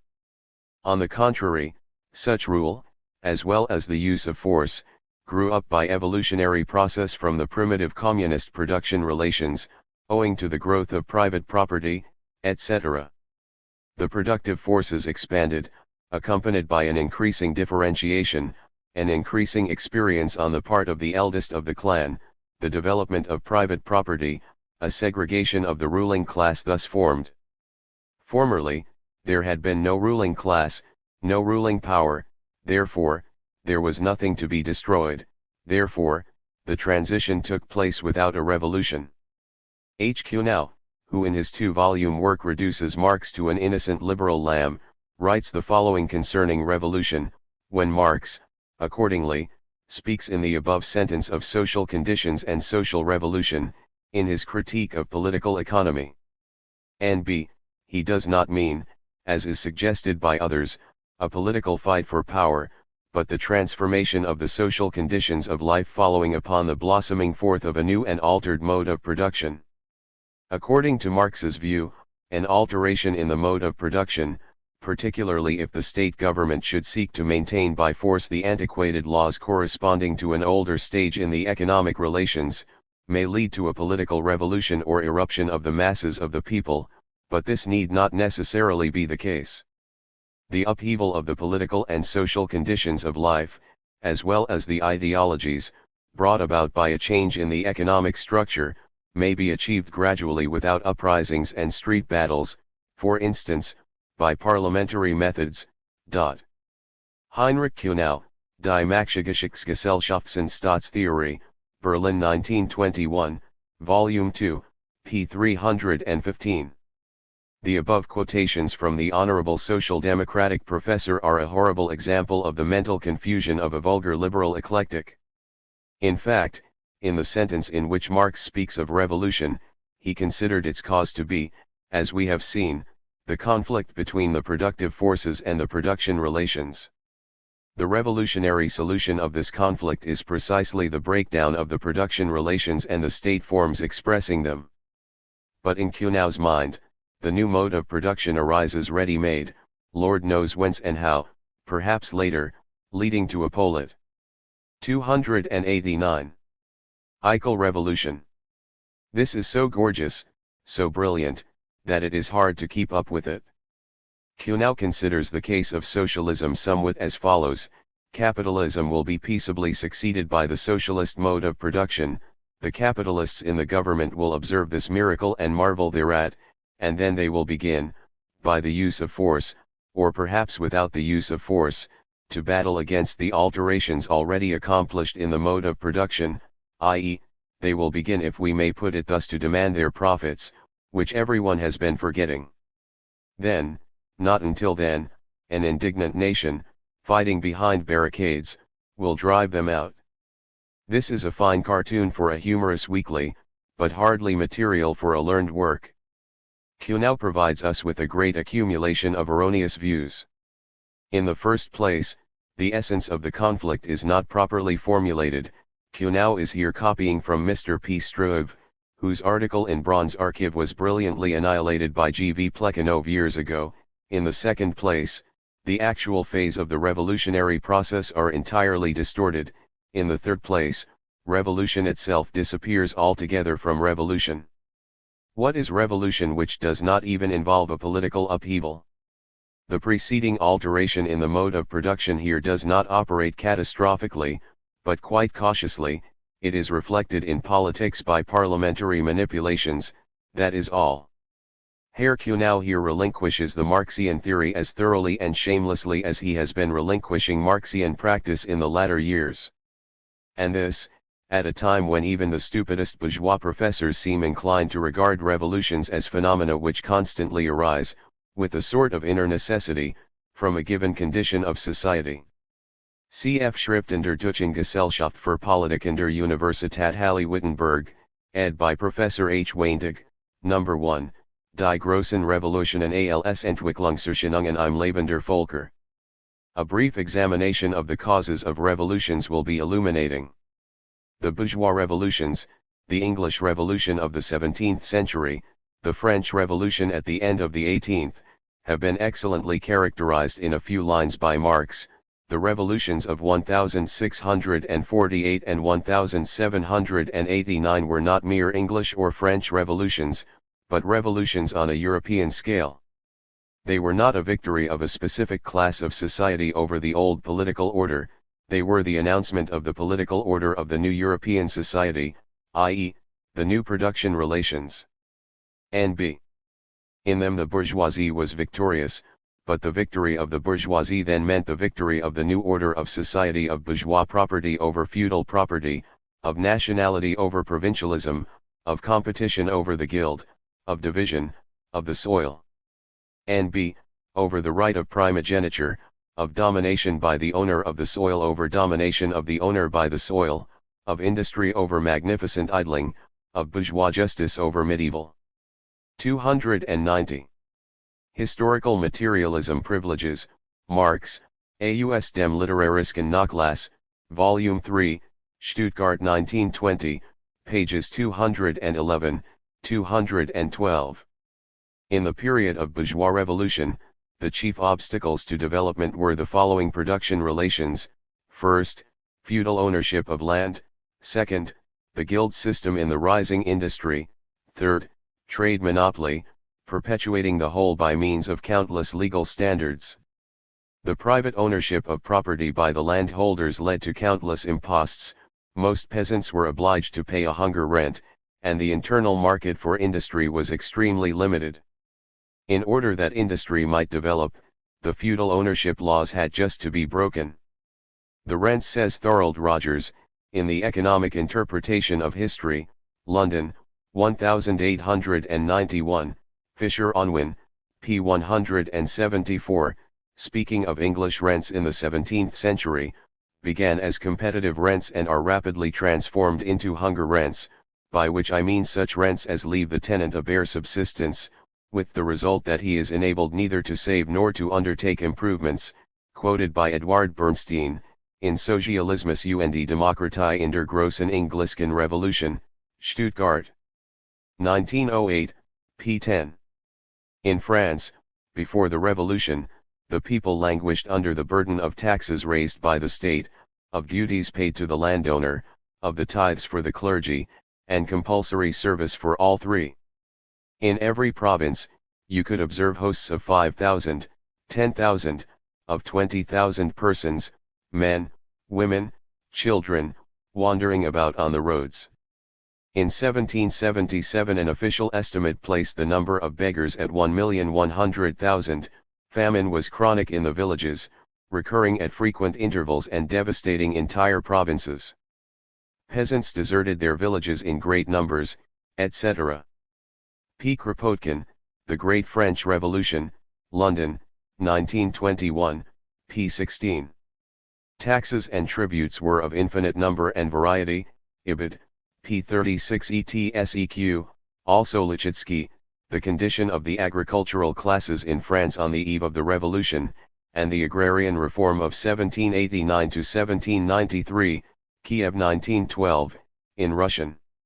All of these were different manifestations and expressions of feudal land ownership. Property in land, which reduced the peasants to mendicants, simultaneously prevented the growth of industry, gave clear evidence of its retarding effect on the productive forces in Russia also. Starvation rents, impoverishment of the peasantry, insignificant domestic markets, etc.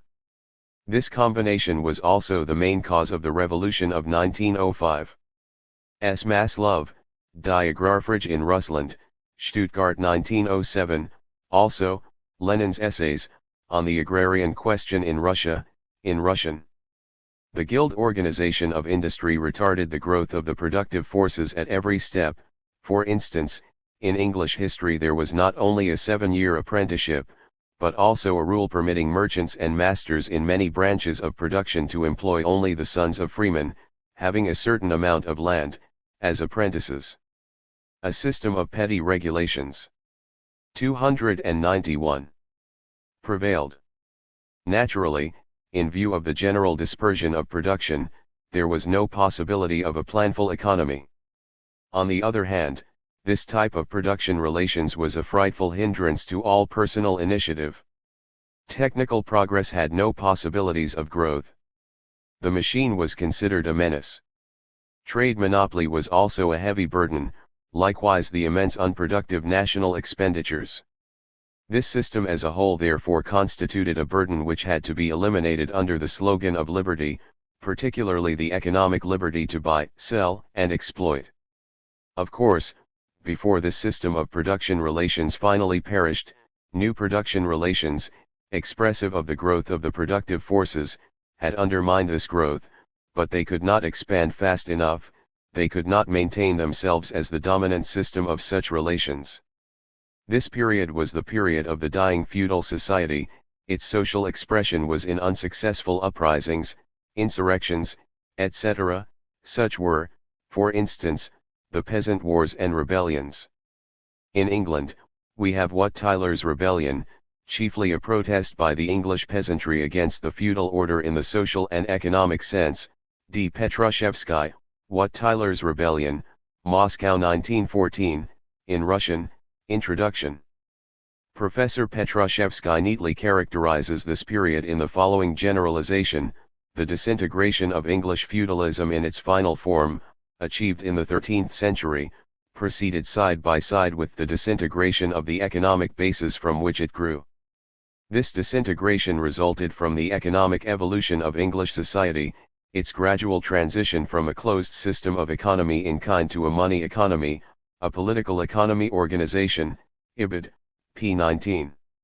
Turning now to the proletarian revolution, i.e., the transition from the capitalist form of society to socialism, ultimately evolving into communism, we shall again find that the principal cause for this transition is the conflict between the evolution of the productive forces and the capitalist production relations, the monopoly of capital, i.e., the privileged position of the capitalist class with regard to the means of production. And b. becomes a fetter upon the means of production which has sprung up and flourished along with, and under it. Centralization of the means of production and socialization of labor at last reach a point where they become incompatible with their capitalist int-egument. This int-egument bursts asunder. The knell of capitalist private property sounds. The expropriators are expropriated. Karl Marx, Capital Volume I, p. 837. Marx's remarks mean this: the growth of the productive forces is above all an immense increase and centralization of technical tools, machines, apparatus, instruments of production in general. This growth involves also a corresponding regrouping of men. In part, this occurs in the sense that the centralization of instruments of production leads to a centralization of the labor forces, or, as Marx puts it, to a socialization of. 292. Historical materialism labor. But this is not sufficient to bring about an internal equilibrium of society. The evolution of the productive forces requires planful relations, i.e., consciously regulated production relations. But herein lies the chief obstacle in the capitalist structure, legally speaking, in the private property of capitalists, or in a collective capitalist property, held by national capitalist groups. If the productive forces are to develop, the capitalist int-egument must be broken through, namely, the property relations of capitalism, those basic production relations that are legally expressed in capitalist property and politically perpetuated in the state organization of capital. This fundamental contradiction may express itself in various ways. Thus, the World War was an expression of this contradiction. The productive forces of world economy demand a world regulation. The national capitalist int-egument is too tight, This leads to war, war leads to a disturbance of the social equilibrium, etc. The trustified form of capitalism, the artificial restriction of production in order to boost profits, the monopoly of inventions, legally expressed in the patent laws, the restriction of the domestic market, low wages, etc., immense unproductive expenditures, the obstacles placed by private property in the way of technical progress, for example, the objections of the real estate owner to having cables laid on his land, thus preventing a general system of electrification, etc. All these are various expressions and functions of a single quantity, the fundamental contradiction between the growth of the productive forces and the integument of capitalist production relations. The revolutionary upheaval accompanying the transition from one form of class society to another is a clash between the production forces and the property relations in a given society is not a sudden growth, but becomes perceptible long before the revolution evolves, during a long period, terminating in a destruction of those production relations that act as a hindrance to the further evolution of the productive forces. This boiling point is reached when the new production relations have already matured, concealed in the entrails of the old production relations. Marx, A Contribution to a Critique of Political Economy, New York, 1904, p. 12. Let us take a present-day example of this hatching of new relations in the womb of the old production relations. The capitalist structure includes the totality of production relations in capitalist society, the fundamental feature of which is the totality of relations between workers and capitalists, relations that may be expressed as we have seen by means of things, capital. The capitalist structure of society is therefore 293. Determined chiefly by the combination of the relations between the individual capitalists, and those between the individual workers. The capitalist structure of society is by no means fully expressed in the relations within the capitalist class, nor is its essence to be found in the relations between the workers. This essence consists in the combination of both forms of the production relations of capitalism, the bond connecting and binding two basic classes, each of which constitutes in itself an aggregate of production relations, as stated above. The following is the picture of the manner in which a new mode of production matures within a certain old mode of production. Within the production relations of capitalism, i.e., within the class combination, a portion of these production relations constitutes the basis for the new socialist order of society.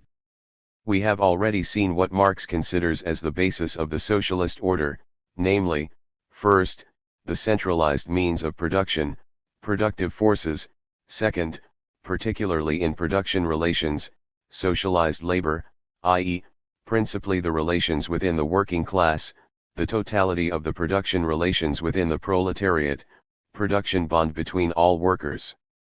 It is upon this production relation of cooperation, maturing in the womb of capitalist production relations in general, that the temple of the future will rest. We must also obtain clarity on another point. We have seen that the cause of revolution is the conflict between the productive forces and the basic production relations, property relations.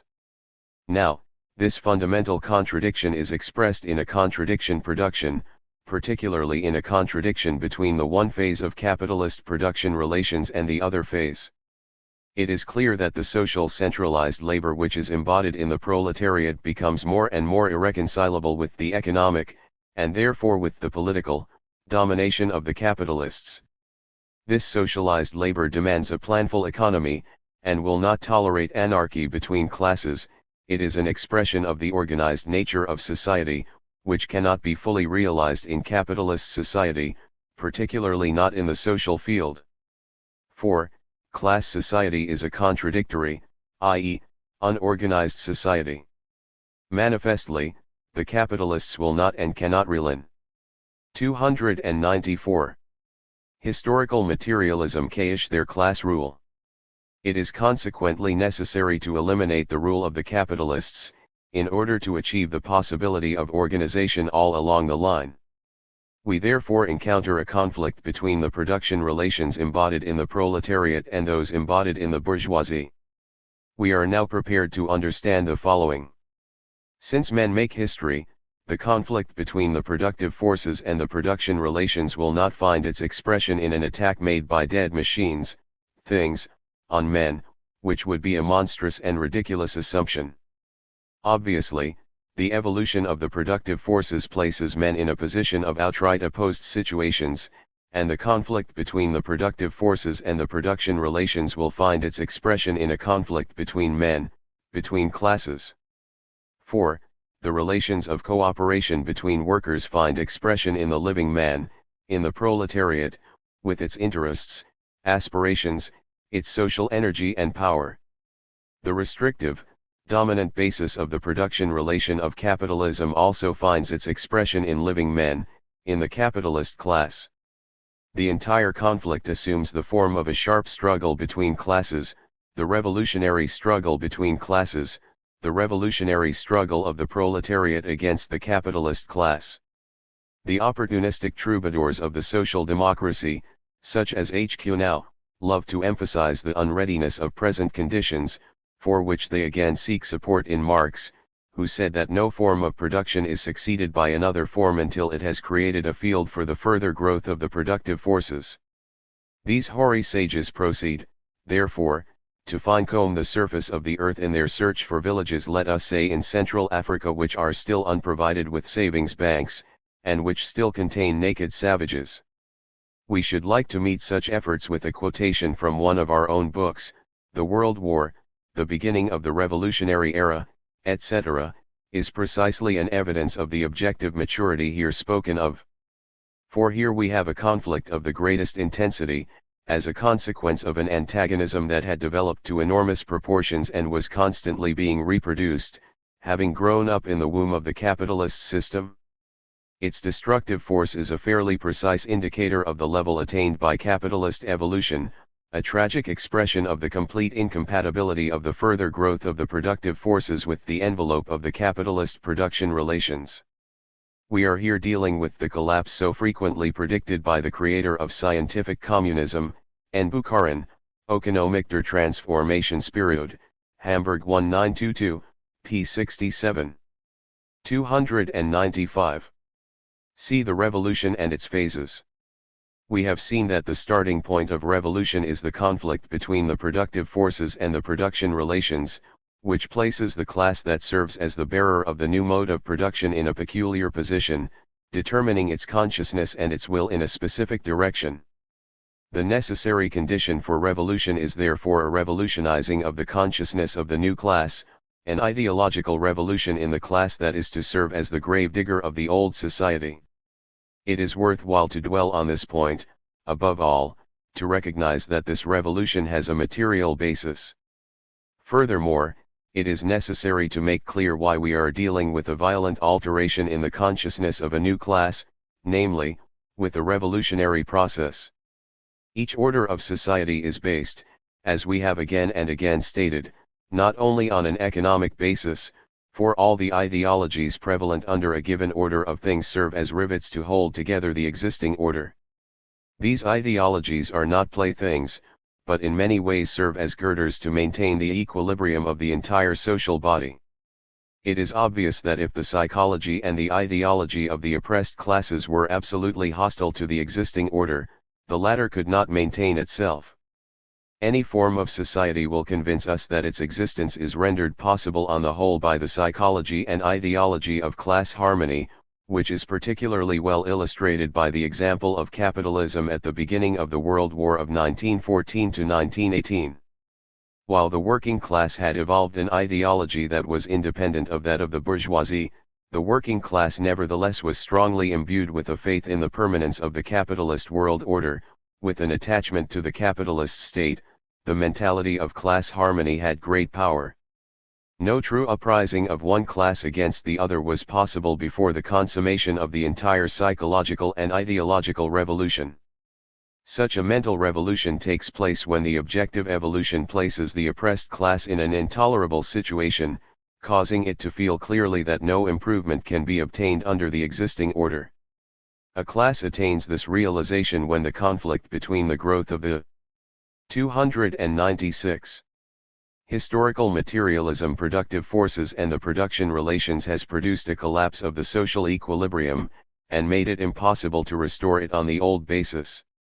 If we trace the course of the proletarian revolution, we shall find that the working class had already developed a psychology and an ideology that were more or less hostile to the existing order, during the capitalist evolution of humanity.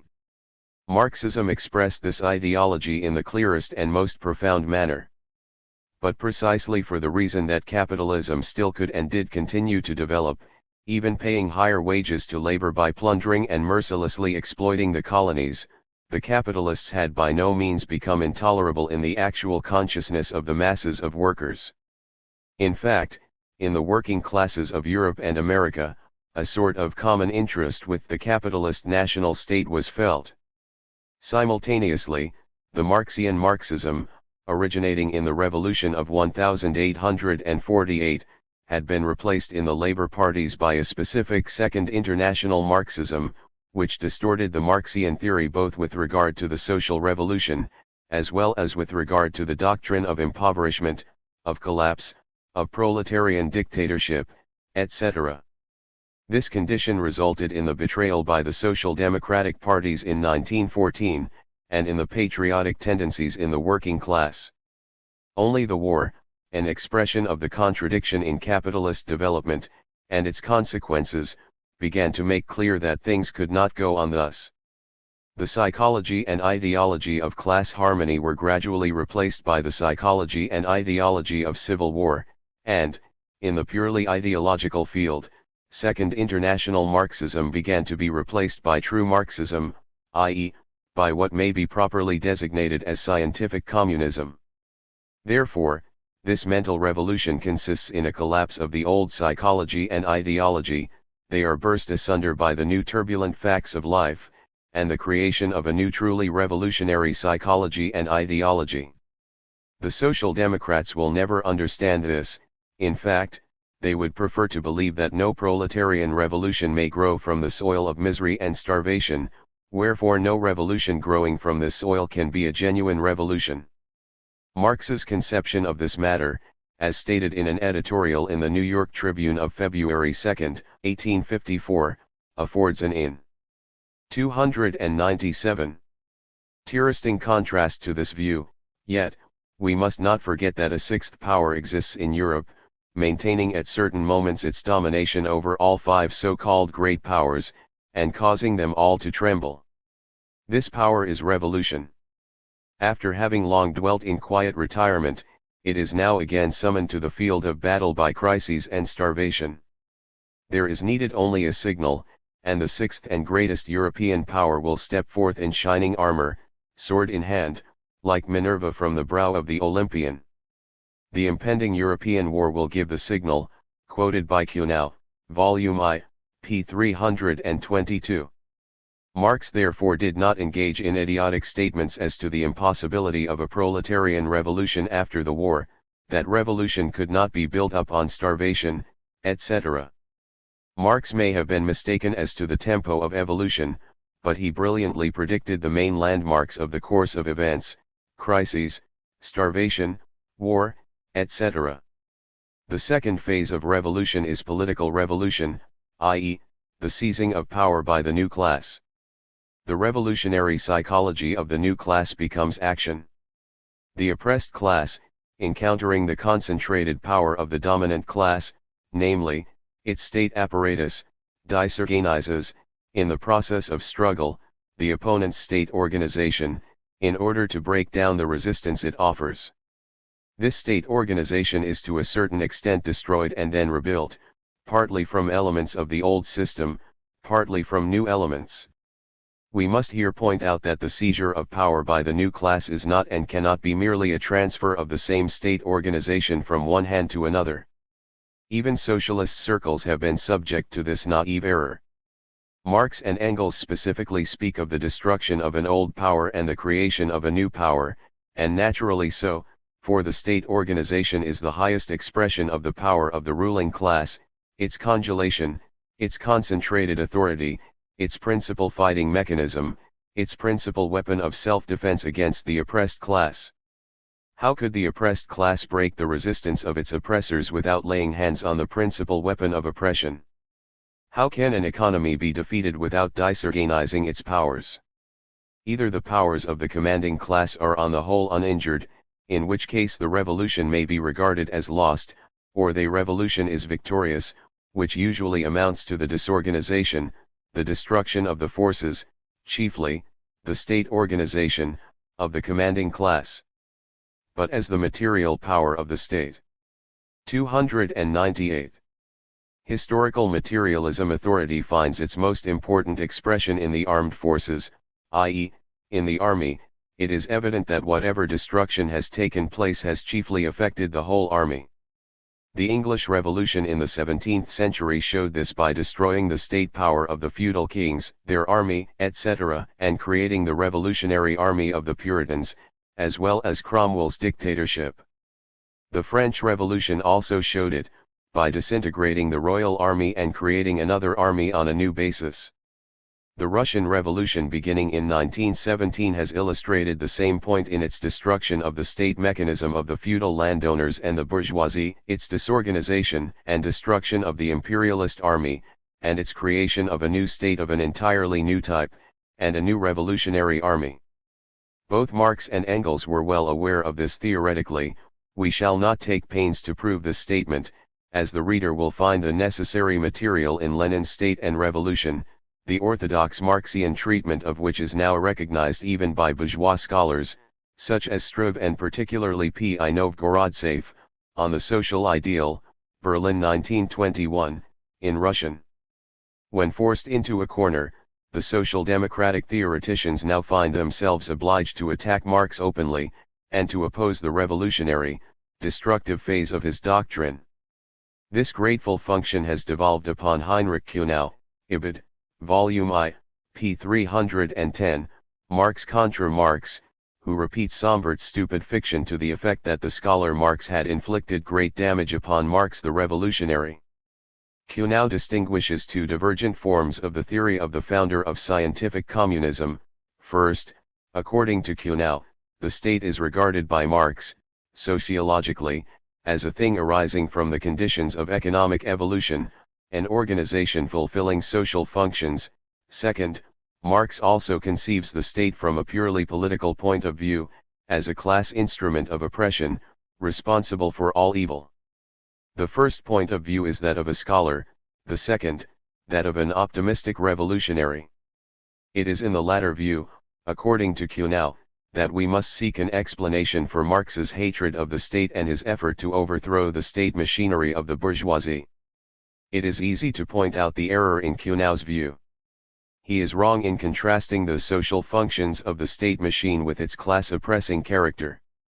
Politics is the concentrated expression of economy. Capitalist production is inconceivable without the capitalist state. The capitalist production, of course, fulfills very important functions. But the fact of the matter is that during a revolution, the important social functions discard. 299. One historical garment and put on another, which takes place by a shift in classes, by a break-up of the old relations. Kuhnau's sophistries are a repetition of Renner's sophistries. During the war, Renner supported the fatherland of the Habsburgs and of capitalist profit by the following reasoning: uninstructed persons imagine capital to be a thing. Marx has shown that it is a social relation. This relation necessarily possesses two phases, capitalists and workers. Consequently, this is Redner's inference: when you speak of the capitalist, you necessarily imply the existence of the capitalist. Consequently, in defending the worker, you must also defend the capitalist, for neither can exist without the other. Such are the interests of the whole. All such considerations of course assume in advance that the wage worker wishes to remain a wage worker forever. In actual fact, however, revolution is not concerned with the right to be a wage worker, but with the right to cease to be a wage worker. The political phase of revolution therefore does not involve a mere seizure of the intact old machinery by a new class, but more or less, depending on which class follows upon the old society, a destruction of this machinery, followed by the erection of a new organization, i.e., a new combination of things and persons, a new coordination of the corresponding ideas. The third stage of revolution is the economic revolution. The new class, now in power, makes use of its power as a lever for economic upheaval, breaks up the production relations of the old type and begins to erect new relations which have been maturing in the womb of the old order, and in contradiction with that order. Marx defines this period of revolution as follows: in his discussion of the proletarian revolution, the proletariat will use its political supremacy to wrest, by degrees, all capital from the bourgeoisie, to centralize all instruments of production in the hands of the state, i.e., of the proletariat organized as the ruling class, and to increase the total of productive forces as rapidly as possible. Of course, in the beginning, this cannot be effected except by means of despotic inroads on the rights of property, and on the conditions of bourgeois production, by means of measures, therefore, which appear economically insufficient and untenable, but which, in the course of the movement, outstrip themselves, necessitate further inroads upon the old social order, and are unavoidable as a means of entirely revolutionizing the mode of production. 83. 300. Historical materialism.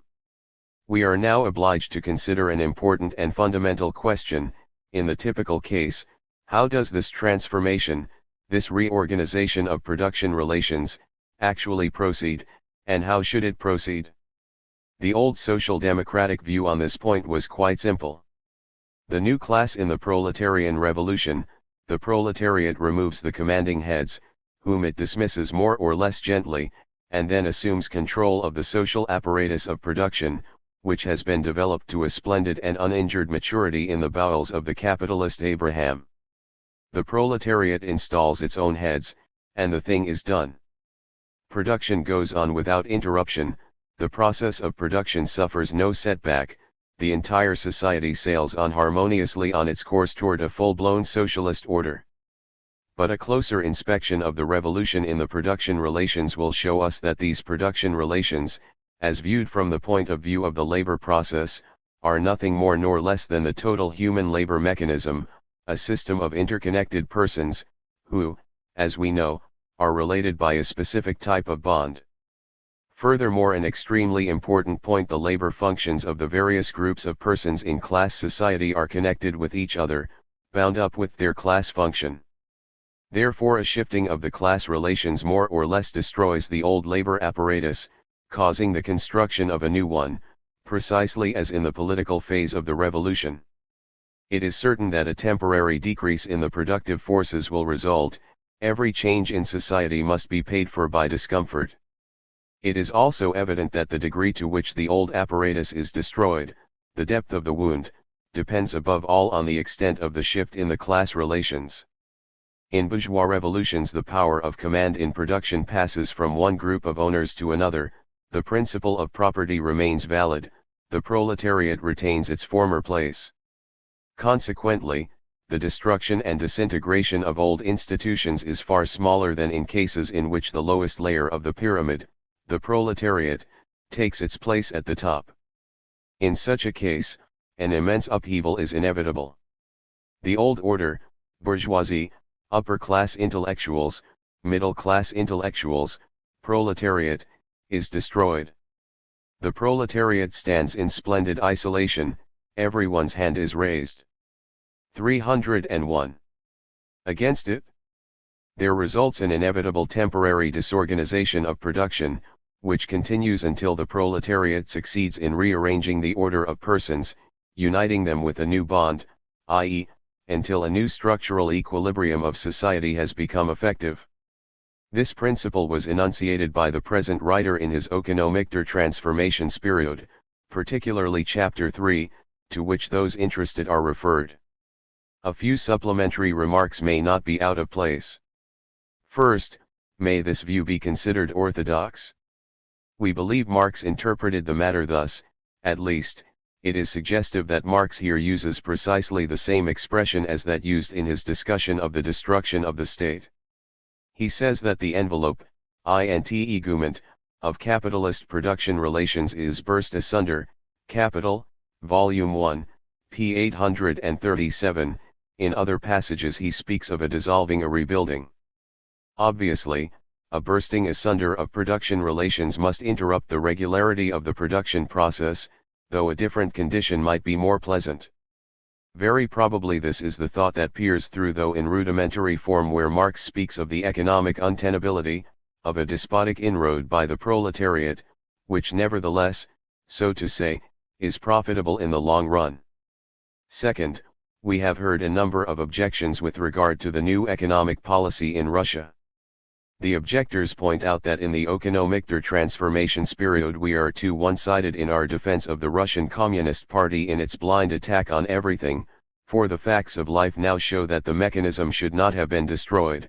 Now, it would appear, we have become as mild and gentle as the Shah demons. In other words, the destruction of the capitalist production apparatus is represented as a fact in the Russian reality, but not as a general law of revolutionary transition from one form of society, capitalist, to the other, socialist. This objection is apparently based on a very careless conception of the matter. The Russian workers could not readmit the capitalists, etc., before they had given them a resounding thrashing and gained a firm foothold themselves, i.e., until the conditions of the new social equilibrium had been established in their main outlines, but our critics would prefer to start from the other end. Even in our official mechanism, for instance, in the army, we are now admitting great numbers of the old officers in Russia, and giving them commanding posts.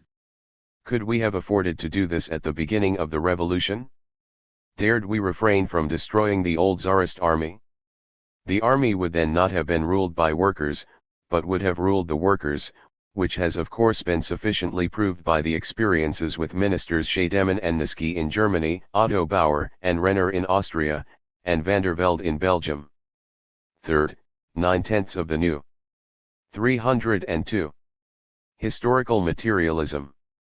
Economic policy of Russia is due to the peasant character of the country, i.e., to specific Russian conditions. Fourth, we are of course speaking of the typical course of events. Under special conditions, we may have a state of affairs that will not involve destruction.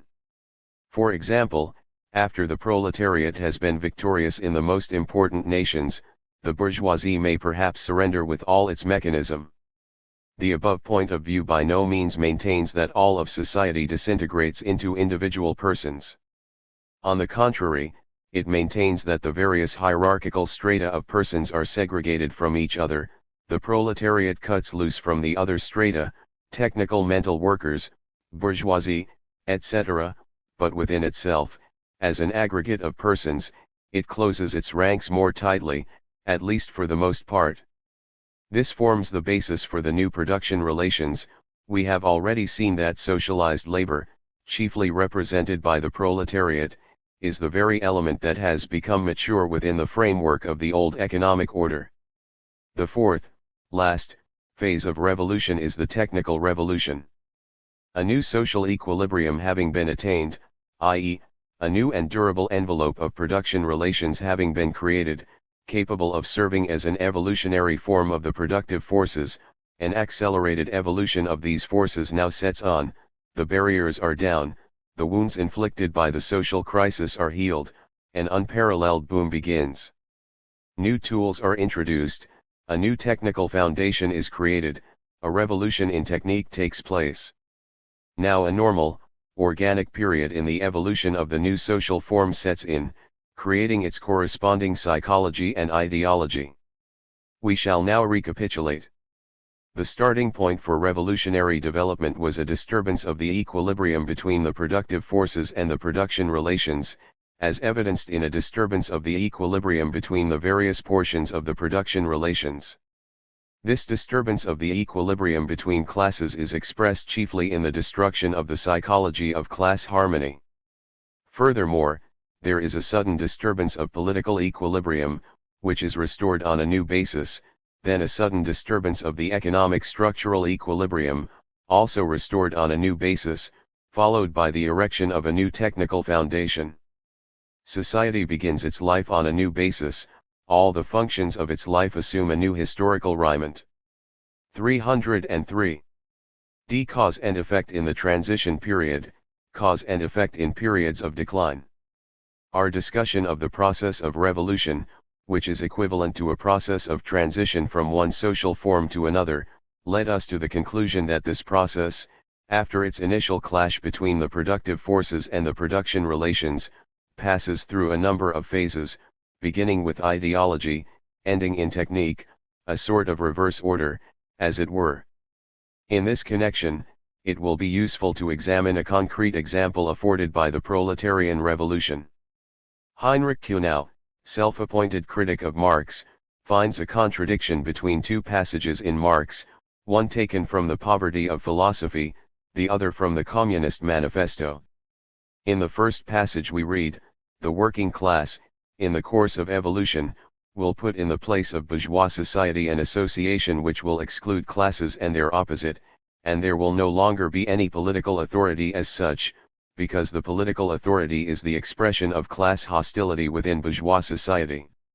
The other passage, Communist Manifesto, defines the course of events as follows: if the proletariat in its struggle with the bourgeoisie is forced to unite itself as a class, to make itself to eliminate the old production relations by force, in destroying these production relations it also destroys the basic conditions for the existence of class contradictions, it thus abolishes classes altogether, as well as its own class rule. 84 Kuhnau makes the following reply: this, the passage in the Communist Manifesto, N.B., is, sociologically speaking, almost the direct opposite of the above sentence from Marx's Poverty of Philosophy. In the latter work, we have, first, the abolition of class stratification, in the course of social evolution, which is followed by its political conquest, since the basis of the old state authority is thus destroyed. But in the Communist Manifesto, we have, first, the conquest of the state power, followed by the application of this power to an overthrow of the capitalist production relations, upon the disappearance of which the class contradictions and finally classes as such are abolished in the sequel. 85 Kuhnau therefore maintains that in the Poverty of Philosophy, Marx shows himself to be 304. Historical materialism, a learned evolutionist, while the Communist Manifesto reveals him as a crazy revolutionist. Mr. Kuhnau is here consciously distorting the facts, for he knows that the Poverty of Philosophy calls for a bloody battle or non-existence, thus only thus does history put the question. In the first passage, Marx is speaking of the period after the conquest of power, of the dying out of the power of the proletariat. He is not discussing any political conquest, but he considers the political authority from the outset as a vanishing quantity.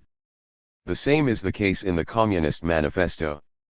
There is no doubt, therefore, that Marx considered the conquest of political power, i.e., the destruction of the old state machinery and the characteristic new machinery, as a condition for the transformation of the production relations, brought about by a forceful expropriation of the expropriators. We are therefore dealing with things in the reverse order. The analysis is not proceeding from economy to politics, but from politics to economy. In fact, since production relations are being altered by the lever of political authority, it follows that economy is determined by policy. Kuhnau is absolutely wrong when he says that we are here dealing with a sociology that precisely contradicts Marx's sociology. The proper word for this procedure is forgery. It is important not to lose sight of the point of departure of the entire process, which is the conflict between the evolution of the productive forces and the property relations. The entire social transformation is based on this beginning, and does not cease its harsh course until a new structural equilibrium has ensued in society.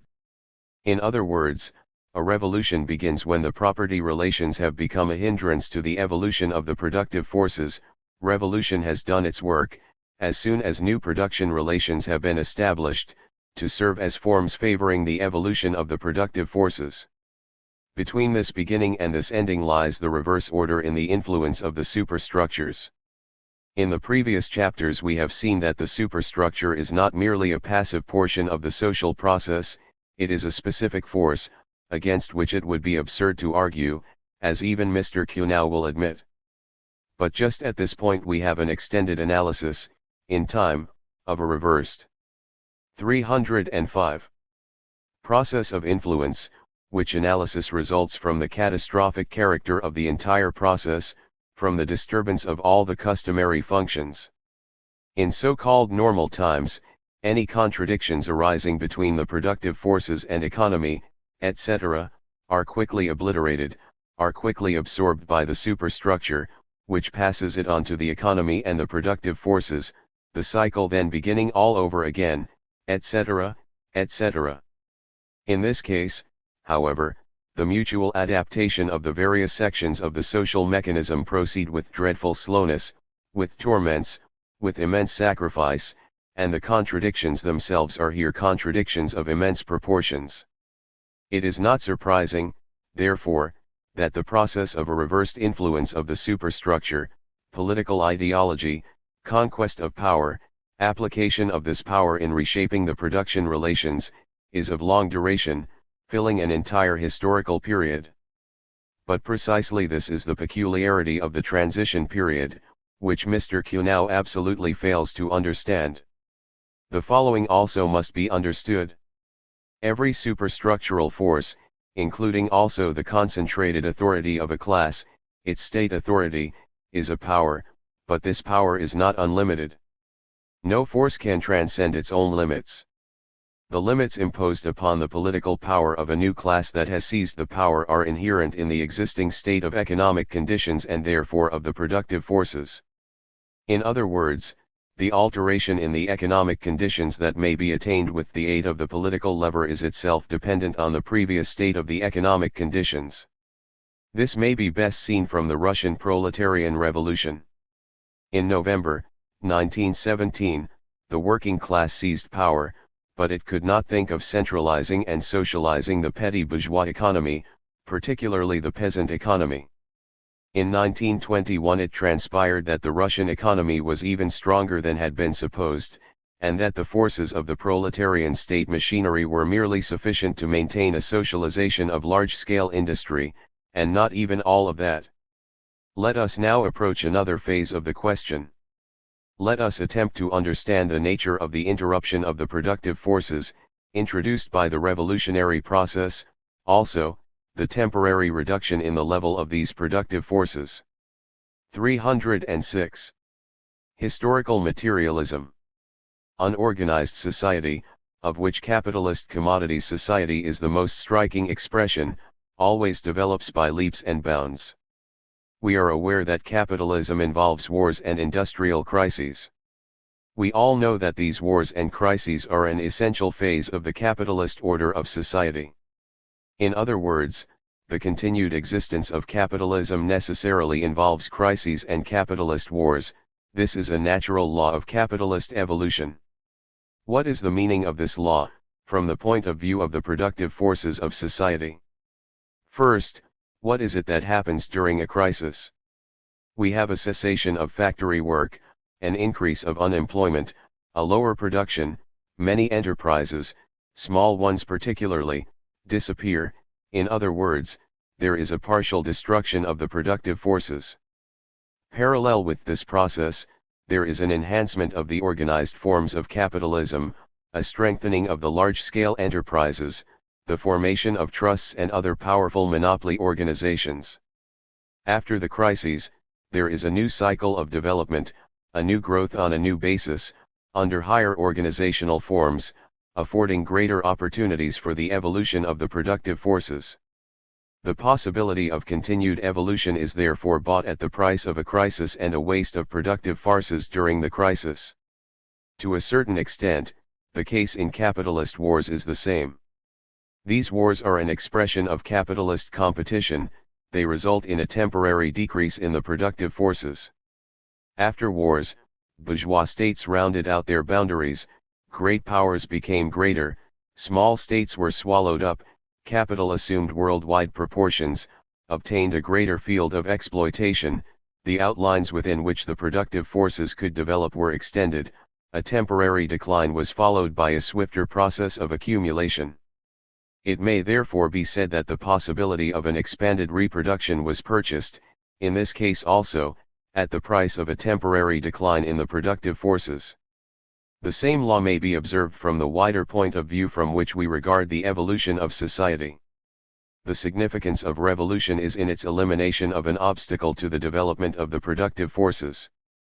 Strange as it may seem, in destroying this hindrance, revolution temporarily destroys a portion of its productive forces. This is as inevitable as the crises under capitalism. 307. The destructive effects of revolution, debit side of revolution, may be considered under the following heads. 1. Physical destruction of the elements of production. Destruction of things and persons, in any form, during the Civil War process, may be included here.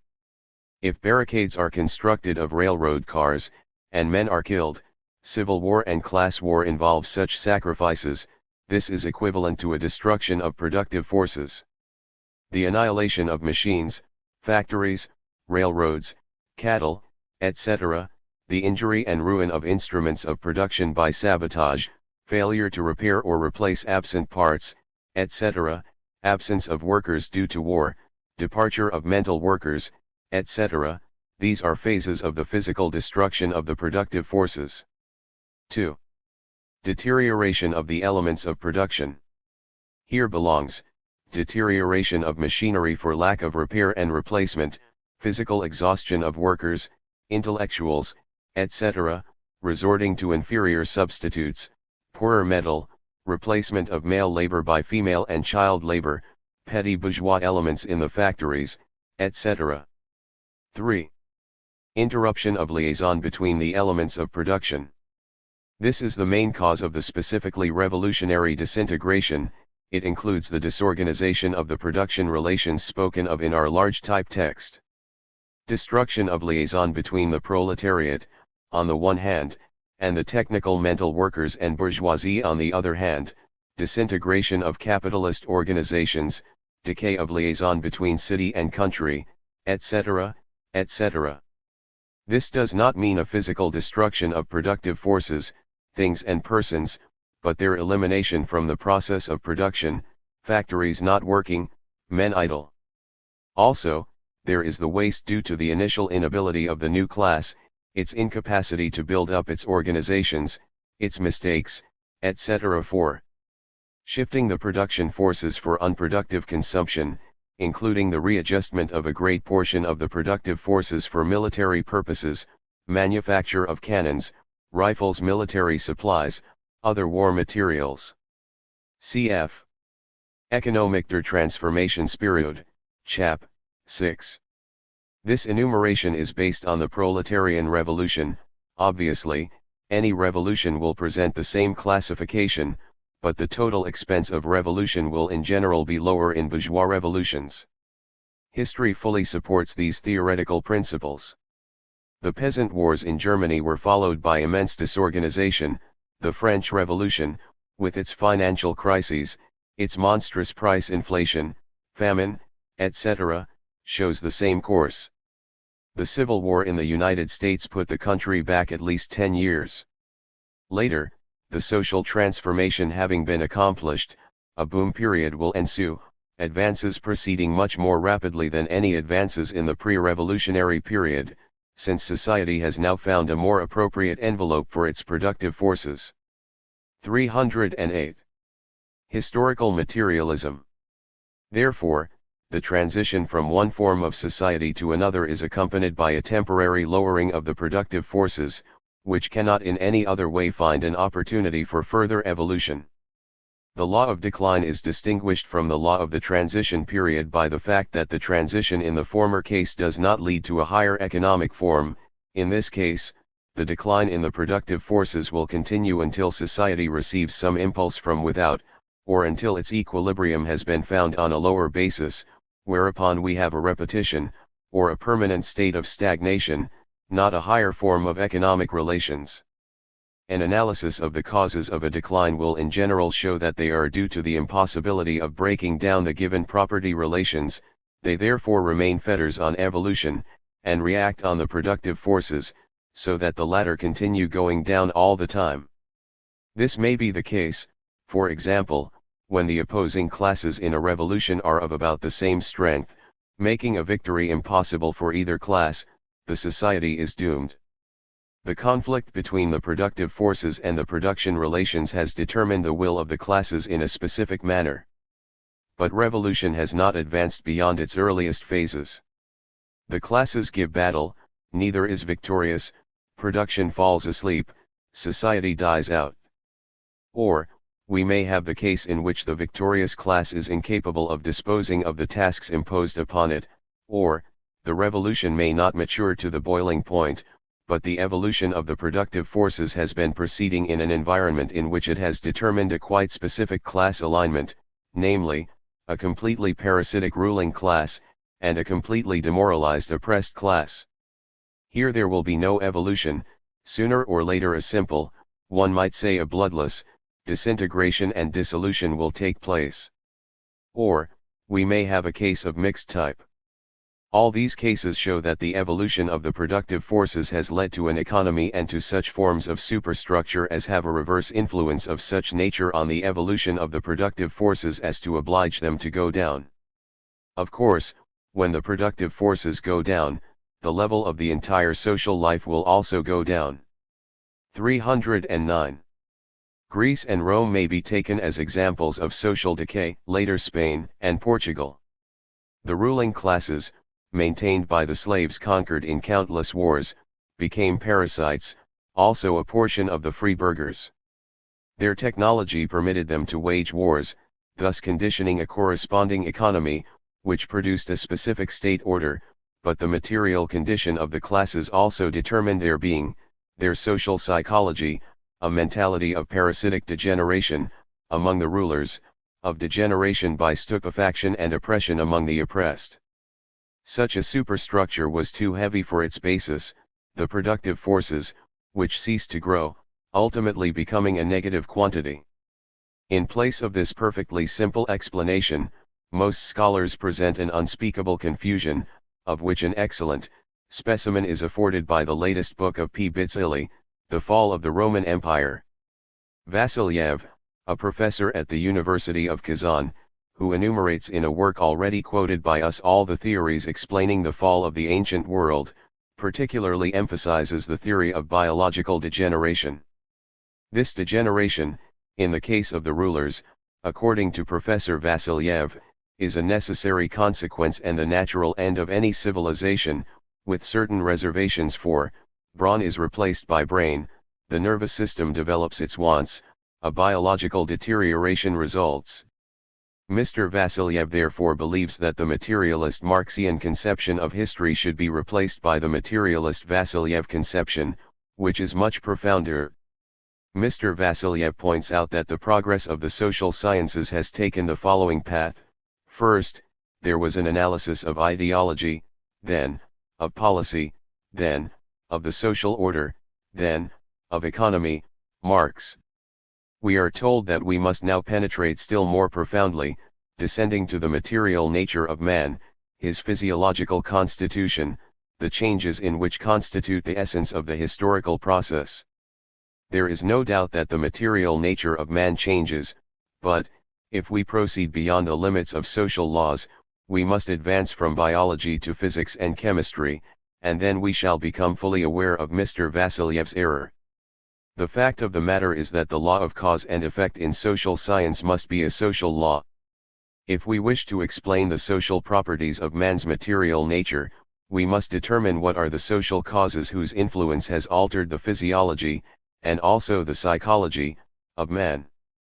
We shall then find that this phase is determined above all by the conditions of material being, i.e., by the situation of the given groups in production. Mr. Vasilyev is therefore not digging deeper, but walking backwards. His theory is actually the time-honored theory of the inevitable aging of the human race. Besides being useless because it is based on a mere analogy with physical organisms, it is not capable of explaining the simplest phenomena. Why, for instance, has the infinitely more complicated European civilization not passed away? 310. Historical materialism whereas Rome degenerated? Why did Spain fall and not England? Commonplaces about degeneration will explain nothing, for the simple reason that this degeneration is a product of social conditions. Only an analysis of these conditions can result in a proper view of the subject. An analysis of the causality of the transition period and the periods of decay will also throw light on the question of what determines the evolution of the productive forces, and what is the influence under which they are changing. Obviously, they are changing under the reversed influence of the basis, and of all the superstructural forms. Marx himself recognizes this. Thus, he informs us in Capital, Chicago, 1909, Volume 3, p. 98. Such a development of the productive power is traceable in the last instance to the social nature of the labor engaged in production, to the division of labor in society, to the development of intellectual labor, especially of the natural sciences. Strictly speaking, the matter does not end here. Marx emphasizes only the most important factors influencing the productive forces in industry. But, our opponents may object, why do you begin at just this point?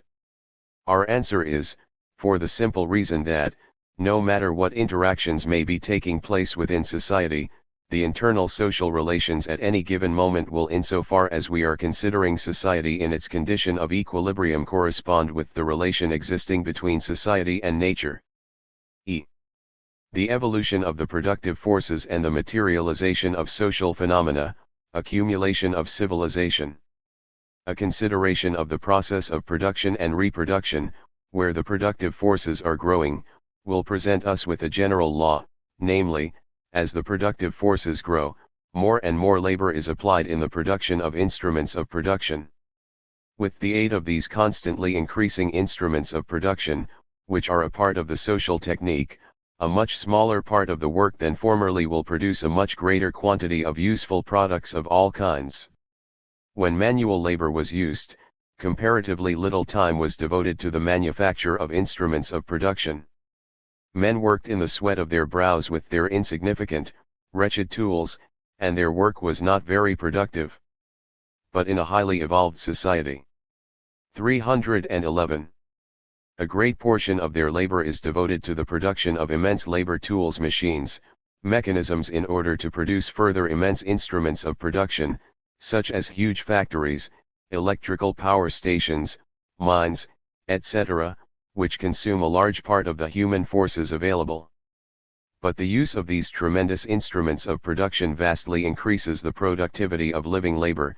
The investment yields more than compound interest. In capitalist society, this law is expressed in the relative increase of constant capital as compared with variable capital. That portion of capital that has been devoted to the construction of factory plants, machines, etc., grows more rapidly than the portion put into wages. In other words, in the evolution of the productive forces in capitalist society, the constant capital grows more rapidly than the variable capital. We may state this in another manner: as the productive forces of society grow, they are being constantly realigned, with the result that an increasingly greater share of these forces goes into the branches producing instruments of production. The growth of the productive forces, the accumulation of man's power over nature, is expressed in the higher and higher specific weight assigned to things, to dead labor, to the social technique. It is reasonable to inquire whether similar phenomena are presented by other fields of social life, for we have seen that the superstructural labor is also labor, differentiated labor, which has been segregated from material labor. And we have seen that the outline of the superstructure includes both material elements and personal elements, as well as ideological elements proper. Where is there here an accumulation, an aggregation of mental culture? Do we here encounter anything resembling the material process of production? Let us anticipate: yes, there is such a similarity, expressed in the fact that the social ideology is crystallized or congealed in things which are quite material. Let us remember that we are enabled to reproduce the ancient mental cultures out of the so-called monuments of earlier epochs, the remnants of old libraries, the books, inscriptions, clay tablets, statues, paintings, temples, old musical instruments, and thousands of other things. In a way, we may regard these things as a congealed. 312. Historical materialism, materialized ideology of ages long gone by, enabling us to judge the psychology and ideology of their contemporaries with precision, as the remnants of working tools enable us to judge of the stage reached in the evolution of the productive forces, and even of the economy of these epochs. Furthermore, in the superstructural work, in ideological labor, instruments of consumption frequently serve also as instruments for further production. A picture gallery contains instruments of enjoyment, for the public which goes to view them. It consists of consumption products. But they are also instruments of production, not in the same sense of course as brushes and canvas, for the coming generations learn art, a new tendency in painting, from them. A new school of does not descend from heaven, but grows out of an earlier stage, even though it may renounce and denounce the old ideological system. Nothing is made of nothing. As, in the political field, the old state is destroyed during a revolution, while the new state will contain many old elements in a new arrangement, so, in the ideological field, even the greatest interruptions do not wipe out a certain succession and connection with the past. The new building is not constructed on the bare ground.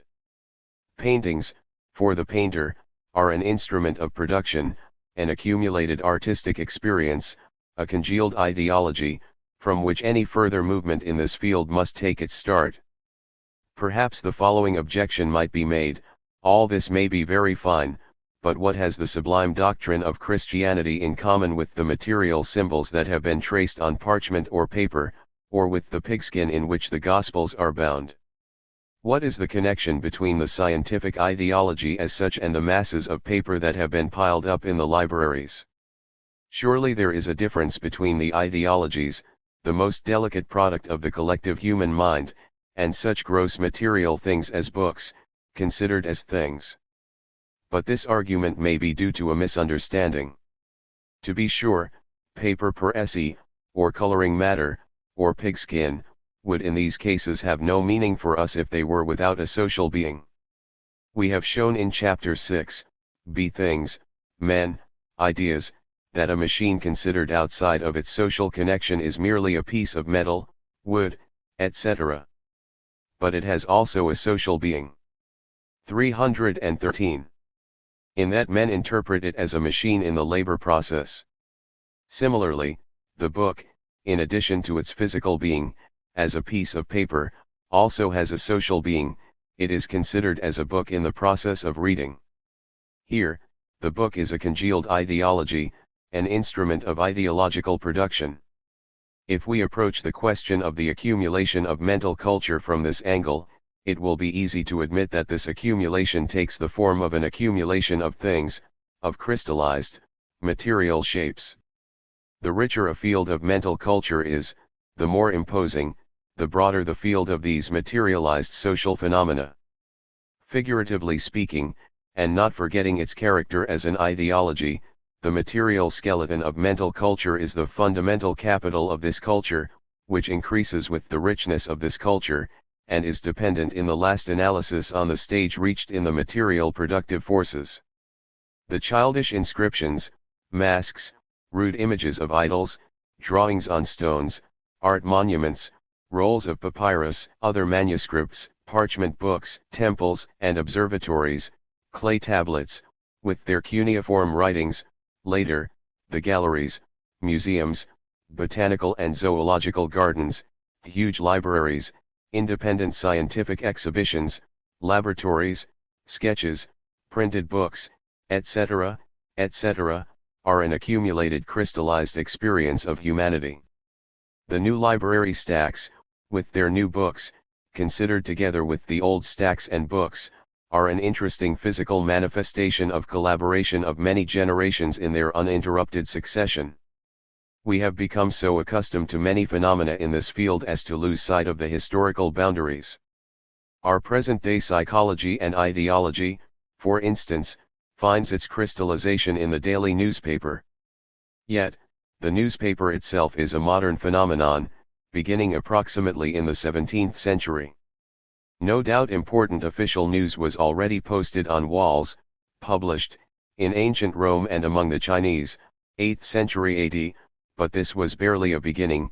CFK Bucher, Das Zeitungswesen in Kultur der Gegenwart, Berlin and Leipzig, 1906, Part I, Section I.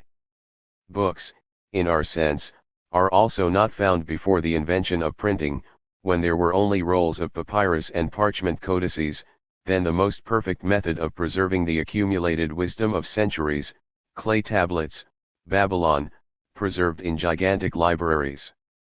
For example, Ashurbanipal's famous library, cf. Pichman, Das Buch, in Kultur der Gegenwart. Libraries, called by Leibniz treasuries of all the riches of the human sphere. 314. Historical materialism. It may therefore be found in very ancient times, and it is to the remnants of such libraries that we owe most of our information on many secrets of times long past. A short study on libraries is found in Die Bibliotheken, by Fritz Milkau, in Kultur der Gegenwart. Important examples are, the above-mentioned library of Ashurbanipal, 7th century BC, also the libraries of the most ancient ecclesiastical schools, 3rd century BC. Hermann Diels, Die Organisation der Wissenschaft, in Kultur der Gegenwart, p. 639, rightly observes, among all institutions of learning, libraries have ever been the most important and most essential means of preserving, disseminating, and transmitting learning and of supplementing the evanescent viva vox of living teachers. Art objects, of course, play the same role, as preserved in collections, galleries, museums, cathedrals, etc. The accumulation of mental culture is therefore not only an accumulation of psychological and ideological elements in the minds of men, but also an accumulation of things. F.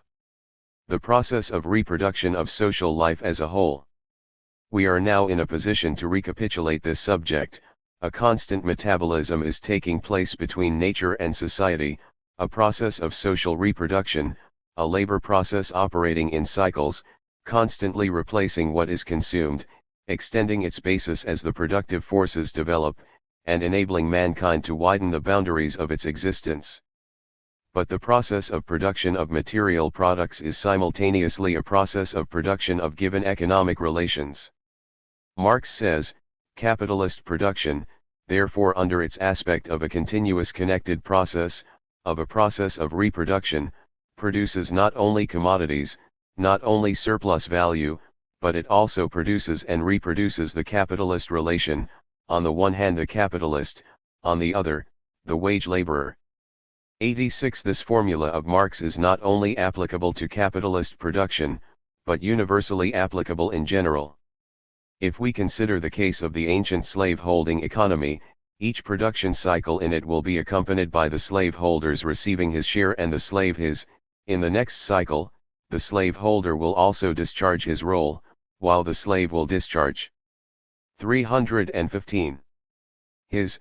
If reproduction should expand, the sole alteration will be in the fact that the share and power of the slaveholder, the number of his slaves, the amount of surplus labor produced by them, will become greater. Thus, the process of material production is simultaneously a process of the reproduction of those production relations, of that historical envelope, in which they are operative. On the other hand, the process of material reproduction is a process of constant reproduction of the corresponding labor forces. Man himself, writes Marx, viewed as the impersonation of labor power, is a natural object, a thing, although a living conscious thing, and labor is the manifestation of this power residing in him. 87. But at various historical periods, in accordance with the social technique, the mode of production, etc., specific labor forces, i.e., labor forces with the required skill, are available. The process of reproduction is constantly reproducing this skill, it therefore reproduces not only the things, but also the living things, i.e., workers possessing certain qualifications, it also reproduces relations among them with expanding reproduction, it makes the adjustments corresponding to the new level of the productive forces, in this case assigning the persons, who may not be the same, for new types of skill, new living machines are required, to posts in the labor field which may not be identical. But the fundamental texture of the production relations nevertheless remains intact, except in the case of revolutionary periods, and continues to be reproduced on a progressively larger and larger scale. If the totality of the various types of skill of the labor forces be designated as a social physiology, it may be said that the process of reproduction is constantly reproducing the economy of society and therefore also its physiology. All types of work have thus far required a specific physiological type, a result of specialization. We may therefore distinguish even by his external appearance a transport worker from a metal works clerk, butcher, stool pigeon, etc., not to mention a musician or a member of the liberal professions in general. Therefore, not only is the psychology of men their social psychology, but their physiological structure is a product of social evolution. As he works upon nature, man alters his own nature. What we call social physiology may not be considered as opposed to economy, for 316. Historical materialism. It is a part of economy. The difference simply is this: in discussing economy, we analyze the connections and the type of these connections between men, their material relation with each other.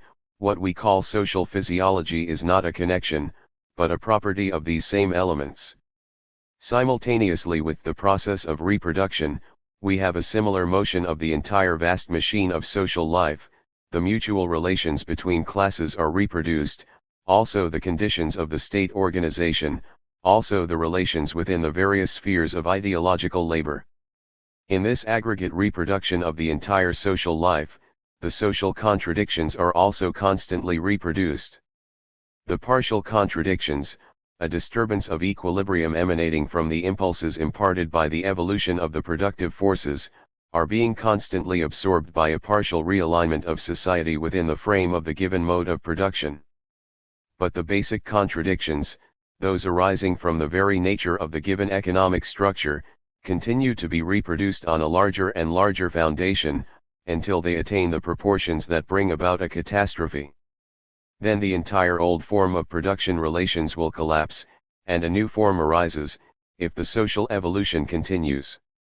The historical development of the antagonisms, immanent in a given form of production, is the only way in which that form of production can be dissolved and a new form established. 88. This moment is succeeded by a temporary interruption in the process of reproduction, a disturbance which is expressed by the destruction of a portion of the productive forces. The general transformation of the entire human labor apparatus, the reorganization of all the human relations, brings about a new equilibrium, whereupon society enters upon a new universal cycle in its evolution, by extending its technical basis and accumulating its experience, as congealed in objects, which serves as the point of departure in any new forward step. 317. Bibliography. Plekhanov, articles attacking Struve in the collection, Criticism of Our Critics, the best work on the analysis of the production relations from the point of view of revolution. Rosa Luxemburg, Sociale Reform und Revolution. Karl Koski, Die Soziale Revolution. Karl Koski, Anti-Bernstein. Heinrich Kuhnau, Die Marxgeschichte, Gesellschafts- und Staatstheorie, Volume I. Werner Sombart, Sozialismus and Soziale Bewegung. Anne Lenin, State and Revolution. Anne Lenin, The Proletarian Revolution and the Renegade Koski. N. Bukharin, Economic der Transformationsperiode. Hermann Beck, Editor Wedge und Ziel der Sozialisierung. J. Dielovsky, Social Revolutionary Social Antagonisms and the Class Struggle in History. Karl Marx, particularly, A Contribution to the Critique of Political Economy, also, Marx's Historical Writings. 318. 8. The Classes and the Class Struggle. A. Class, caste, vocation. We have already seen the important function of the classes in the evolution of human society. Even the social structure in a class society depends chiefly on what classes exist in this society, what is their mutual relation, etc. And we have seen that every great alteration in the social life is connected with a class struggle in one way or another. It is not unimportant to note that transition from one form of society to another is realized through a furious class struggle. This is why Marx and Engels opened the Communist Manifesto with the words, "The history of society existing up to the present is the history of class struggles." We have already defined the general nature of a class. We are now prepared to go into further detail. A social class, we have seen, is the aggregate of persons playing the same part in production, standing in the same relation toward other persons in the production process, these relations being also expressed in things, instruments of labor. It follows that in the process of distribution the common element of each class is its uniform source of income, for the conditions in the distribution of products are determined by the conditions in production. Textile workers and metal workers are not two separate classes, but a single class, since they bear the same relation to 319. Certain other persons, engineers, capitalists. Similarly, the proprietors of a mine, a brick field, a corset factory, are all of one class, for regardless of the physical differences between the things they manufacture, they occupy a common, commanding, position with regard to the persons engaged in the process of production, which position is also expressed in things, capital. The production relations are therefore at the basis of the class alignment in society. Other divisions have been made, which must now be disposed of. A frequent conception is the division into the classes of poor and rich. A man having twice as much money in his pocket as another is considered as belonging to a different class, the basis of the division being in this case the amount possessed of the standard of living. An English sociologist, Det, has gone so far as to draw a table of classes. The first and lowest class, paupers, have a budget of 18 shillings per week, the second class, 25 shillings, the third, 45 shillings, etc. 89. This conception is not only very simple, but also naive and erroneous. From this point of view, a well-paid metal worker in capitalist society would not be counted with the proletariat, while a poor person or artisan would fall into the working class. The lumpenproletariat would have to be considered as the most revolutionary class, as the power capable of realizing the transition to a higher form of society. On the other hand, two bankers, one of whom has twice as much money as the other, would have to be assigned to two separate classes. Yet, everyday experience shows us that the various classes of workers are far more likely to fight side by side than are the workers and artisans, or workers and peasants, etc. The peasant is not much inclined to feel any solidarity with the worker. At the other end of the scale, two bankers feel themselves to be members of the same family, though one be 10 times as rich as the other. Marx already pointed out that the size of one's purse constitutes a merely quantitative difference, which may, to be sure, throw two individuals of the same class into violent opposition to each other. In other words, the difference in wealth may not be considered as sufficient basis for the definition of a class, even though it have an influence within the frame of one class. 320. Historical materialism. Another widely accepted theory is that which makes the process of distribution the basis of the class division of society, i.e., the distribution of social income. Thus, in capitalist society, the division of income into three principal groups, profits, ground rent, wages, gives rise to a distinction between three classes, capitalists, landlords, proletarians, wage workers. The share falling to each of these classes may only grow for a given quantity of social income at the cost of the share falling to another class.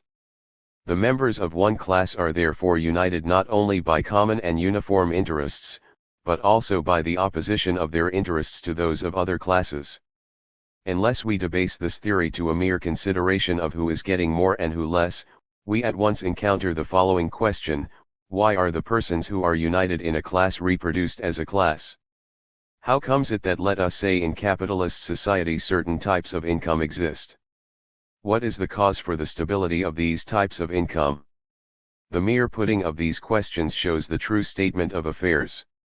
This stability depends on the relation to the means of production, which, in turn, express the relation between men in the process of production. The function of men in production, and the ownership in the interests of production, i.e., the distribution of persons and the distribution of means of production, are fixed quantities within the limits of the existing mode of production. If we are dealing with capitalism, we have therefore a category of men who command the production process, who simultaneously control all sorts of means of production, and there is also a category of men working at the command of the former, subordinating their labor power to them, and producing commodity values. This circumstance is responsible for the fact that a certain natural law process prevails in the distribution of the products of labor, i.e., in the distribution of income. We have therefore come to the point of considering the most important phases in production, the distribution of persons and the distribution of things, as the basis of class relations. Nor could it be otherwise, as we may learn if we approach question in the most abstract terms. Every class is obviously a certain real aggregate, i.e., it sums up all the persons related in uninterrupted mutual 321 actions, all the living persons whose roots are in production, and whose thoughts may reach into the skies. Each class is a special, definite human system within the great system known as human society. Our approach to the class must be similar, therefore, to our approach to society. In other words, the analysis of classes must begin with production. We must of course not be surprised to find classes differing from each other along various lines, in production as well as in distribution, in politics, in psychology, in ideology. For all these things are interdependent. You cannot crown a proletarian tree with bourgeois twigs, this would be worse than placing a saddle on a cow. But this connection is determined, in the last analysis, by the position of the classes in the process of production. Therefore, we must define the classes according to a production criterion. What is the difference between a social class and a social caste? A class, as we have seen, is a category of persons united by a common role in the production process, a totality in which each member has about the same relative position with regard to the other functions in the production process. A social caste, on the other hand, is a group of persons united by their common position in the juristic or legal order of society. Landlords are a class, the nobility are a caste. The great landlords are defined by a common production type, not so the nobility. The noble has certain legal rights and privileges, due to his noble station. Yet, economically speaking, this noble may be impoverished, he may barely vegetate, he may be a slum dweller, but his station remains that of a noble, such is the baron in Gorky's Lower Depths. Similarly, under the Tsarist government, workers' passports often contain the words, peasant from such and such a province, such and such a district, such and such a parish, although this worker had never been a peasant, had been born in a city and worked for wages since childhood. Such is the difference between class and caste. A person whose class character is that of a worker may, from the standpoint of Tsarist laws, be classified as a peasant.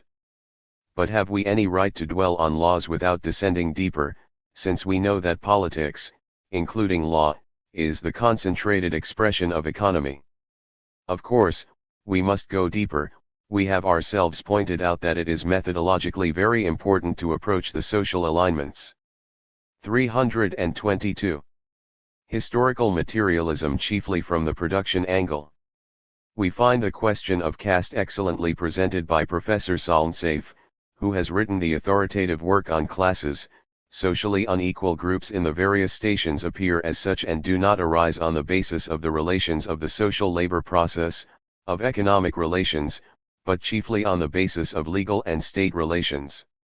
The caste is a legal political category, which may express itself in various forms. As distinguished from caste, the class alignment arose on the basis of economic conditions, p. 22. Solnsafe denies that caste is synonymous with class, or that it is merely a legal political riment for class, while he admits that in ancient times, for instance, the division into estates necessarily reflected certain class differences, p. 25, that the class struggle assumes the peculiar form of a struggle between stations, estates, p. 26. This somewhat vague statement obliges us to seek a somewhat clearer formulation. In the French Revolution, the tiers état was a mixture of various classes, then but slightly differentiated from each other.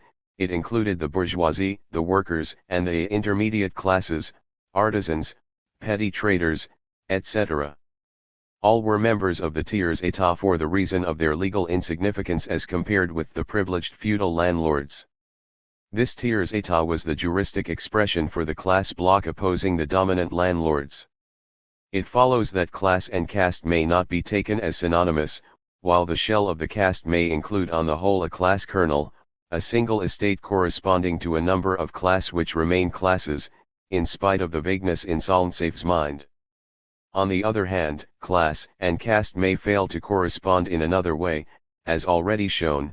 One might belong to a lower class but higher caste, an impoverished nobleman may become a janitor or stoker, or the reverse, one may belong to a lower caste and higher class, a peasant may become a wealthy merchant.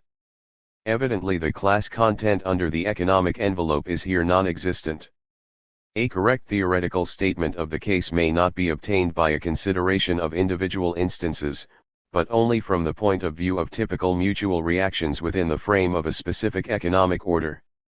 The following fundamental circumstance is worthy of attention: the estates are abolished by the bourgeois revolutions, by the evolution of 323. Bourgeois conditions. Capitalism was incompatible with the existence of estates, for the following reason: in pre-capitalist forms of society, all relations are far more conservative, the tempo of life is slower, alterations are less significant than under capitalism. The dominant class is the landed aristocracy, almost a hereditary class. This striking immobility in conditions made possible a consolidation of class privileges as well as class duties by means of a series of legal standards. This immobility enabled classes to be enveloped in the garment of the estate. On the whole, therefore, the estates followed the same line as the classes or groups of classes, in their opposition to a certain class. But this harmony was brusquely disturbed by the entrance of the far more mobile conditions of commodities capitalism.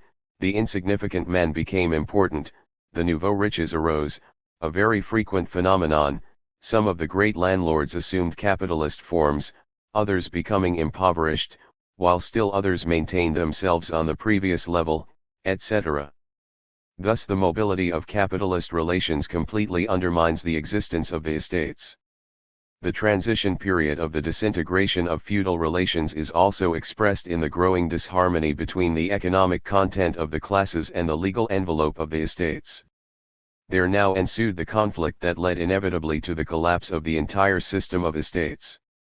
Its caste form was incompatible with the growth of capitalist production relations, as the class envelope of the production process is now becoming incompatible with the further growth of the productive forces. Thus, Marx wrote in his Poverty of Philosophy, the condition for the liberation of the working class is the abolition of all classes, as the significance of the liberation of the tiers état was the abolition of all the estates. Engels, elucidating this passage, adds the following: estates here mean the estates of the feudal state in the historical sense, estates with definite, limited privileges. The revolution of the bourgeoisie abolished the estates and their privileges. The bourgeois society now recognizes only classes. To term the proletariat the fourth estate was therefore to contradict history. Therefore, in the period of the stable pre-capitalist systems, the estates were the legal expression of the classes. The increasing incompatibility of 324.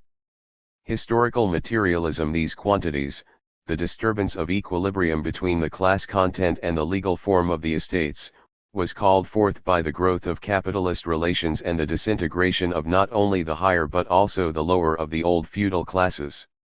Under the feudal system, the peasantry as a class coincided in general with the peasantry as an estate, but the country bourgeoisie and the city proletariat began to differentiate from the peasantry, retaining, however, the garment of their former estate, caste, which, being ill adapted to the new conditions, have had to be discarded.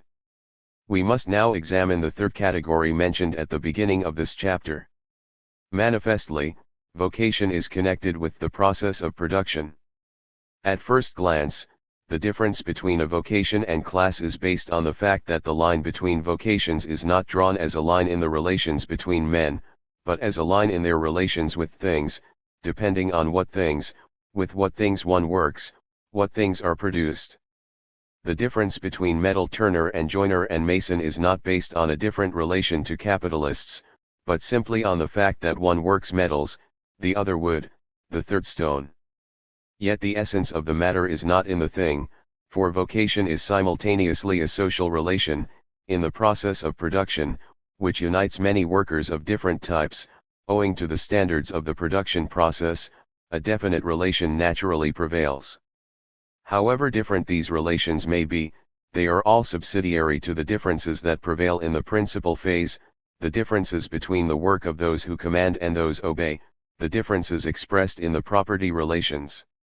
The classification by vocation, as a relation between person as a relation based on the relation toward technical tools, methods, objects of labor, coincides neither with the division of labor into commanding and obeying elements, nor with the corresponding distribution of instruments of production, i.e., with the proper relations in these instruments of production.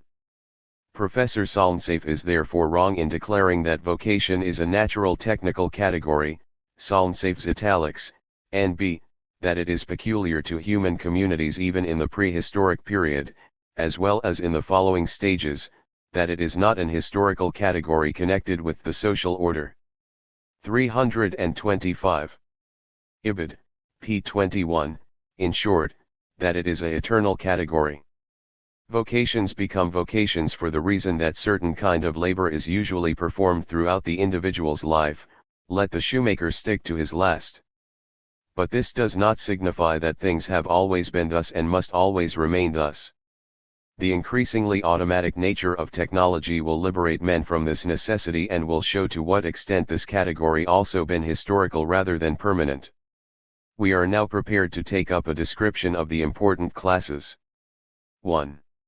The basic classes of a given social form, classes in the proper sense of the word, are two in number.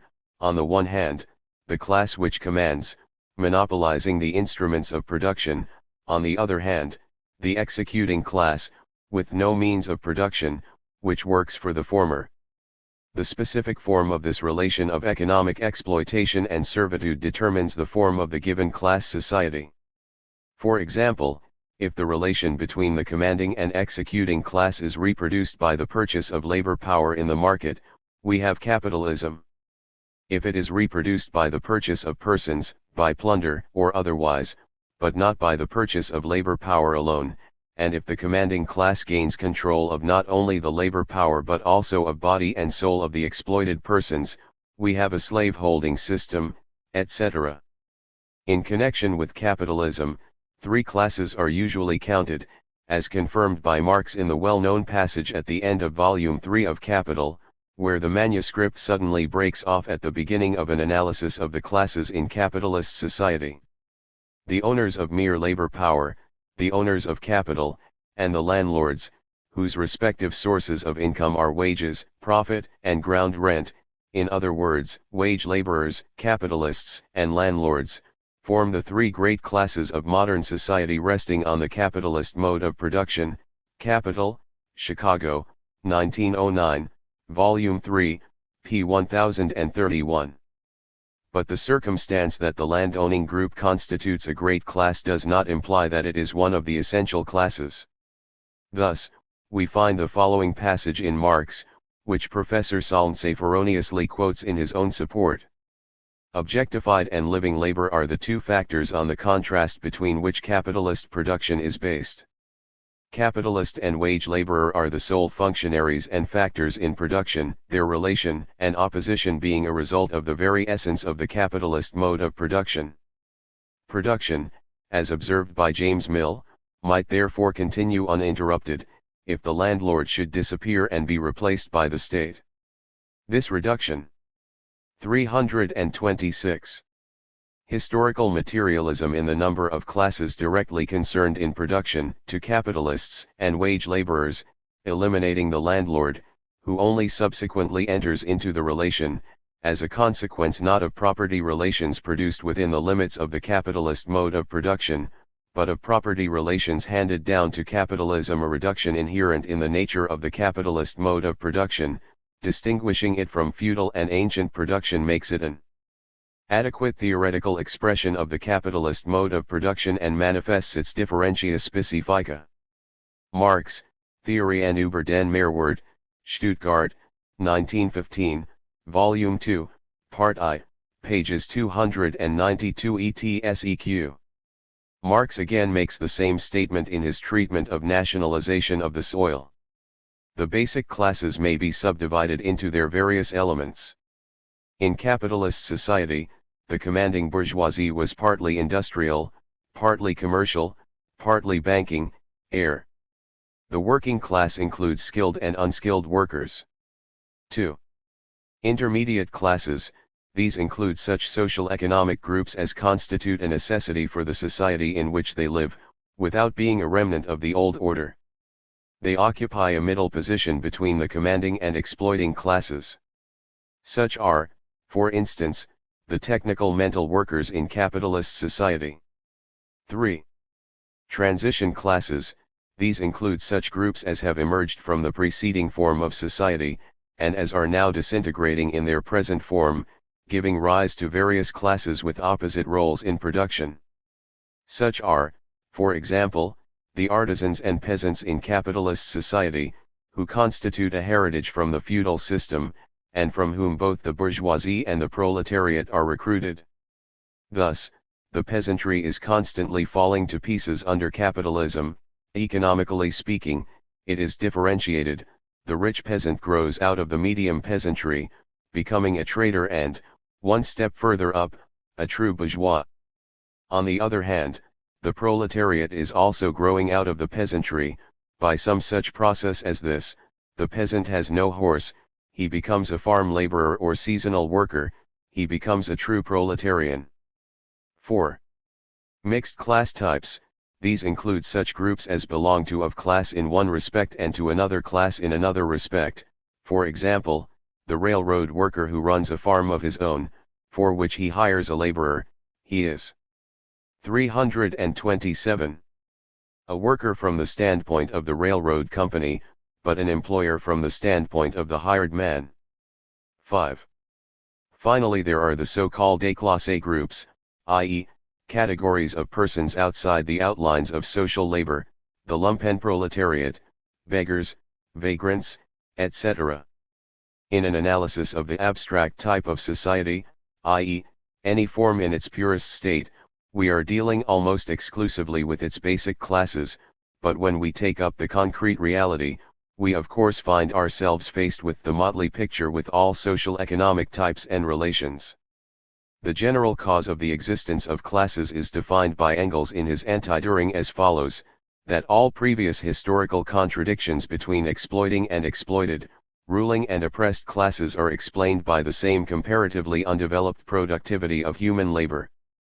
As long as the truly working population is so completely occupied by its necessary labor as to leave it no time for conducting the common affairs of society, division of labor, business of the state, legal matters, art, science, etc. So long did we necessarily have a special class which, freed from actual labor, looked after these matters, in which connection, it never failed to place more and more work upon the shoulders of the working masses, for its own advantage. Friedrich Engels, Herrnhugen Dürings Unweilsung der Wissenschaft, Stuttgart, 1901, pages S190, 191.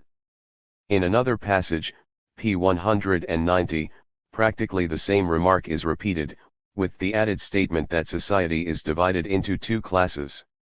A recapitulation of the whole matter is this: the law of the division of labor is therefore the basic factor in the division into classes. Professor Solnsafe criticizes G. Schmaler, who finds the cause of the formation of the classes to be chiefly the division of labor, and attacks Schmaler's reference to Engels with the following words: Engels actually shows the close connection between the process of class formation and the process of the division of labor, but Engels regards the division of labor as only the necessary natural technical condition for the formation of social classes, not as their cause.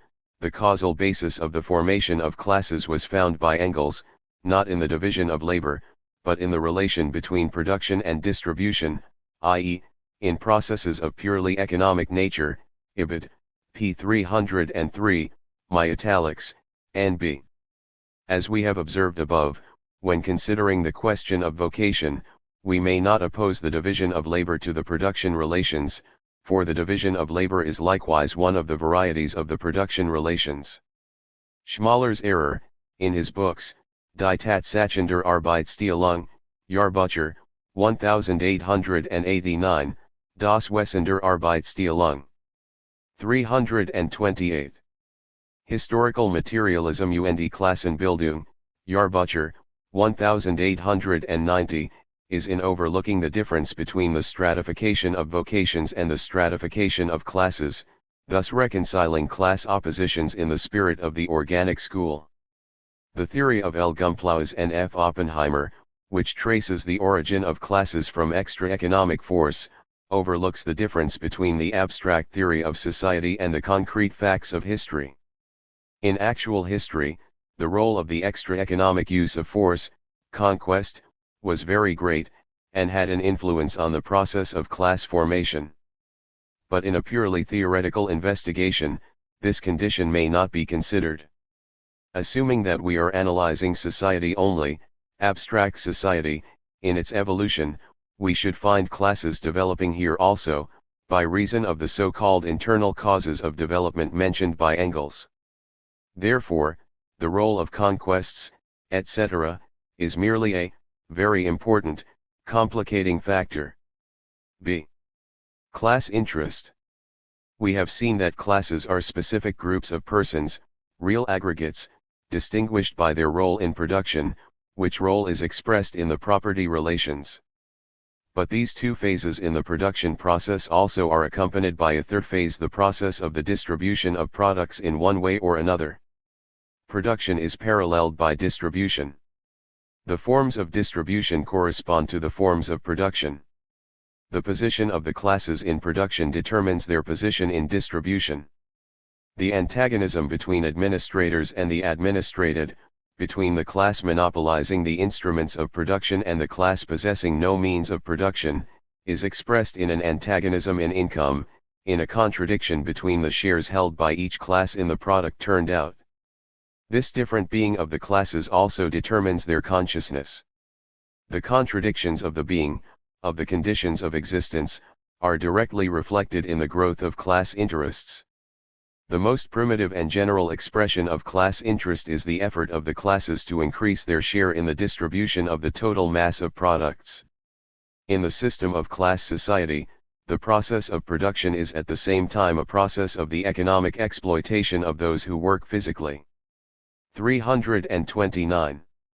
They produce more than they receive, not only because a portion of the product turned out, of values, in capitalist society, goes for extending production, accumulation, in capitalist society, but also because the working class is supporting the owners of the instruments of production, is working for them. The most general interest of the dominant minority may therefore be formulated as the effort to maintain and extend the opportunities for economic exploitation, while the interest of the exploited majority is to liberate itself from this exploitation. The first of these two efforts has an eye only to society as it exists at present, the second is a challenge to the existence of this society. But the economic structure of society, as we have seen, is fortified in its state organization and supported by countless superstructural forms. It is therefore not surprising to find the economic class interest clothed also in the garment of political, religious, scientific interests, etc.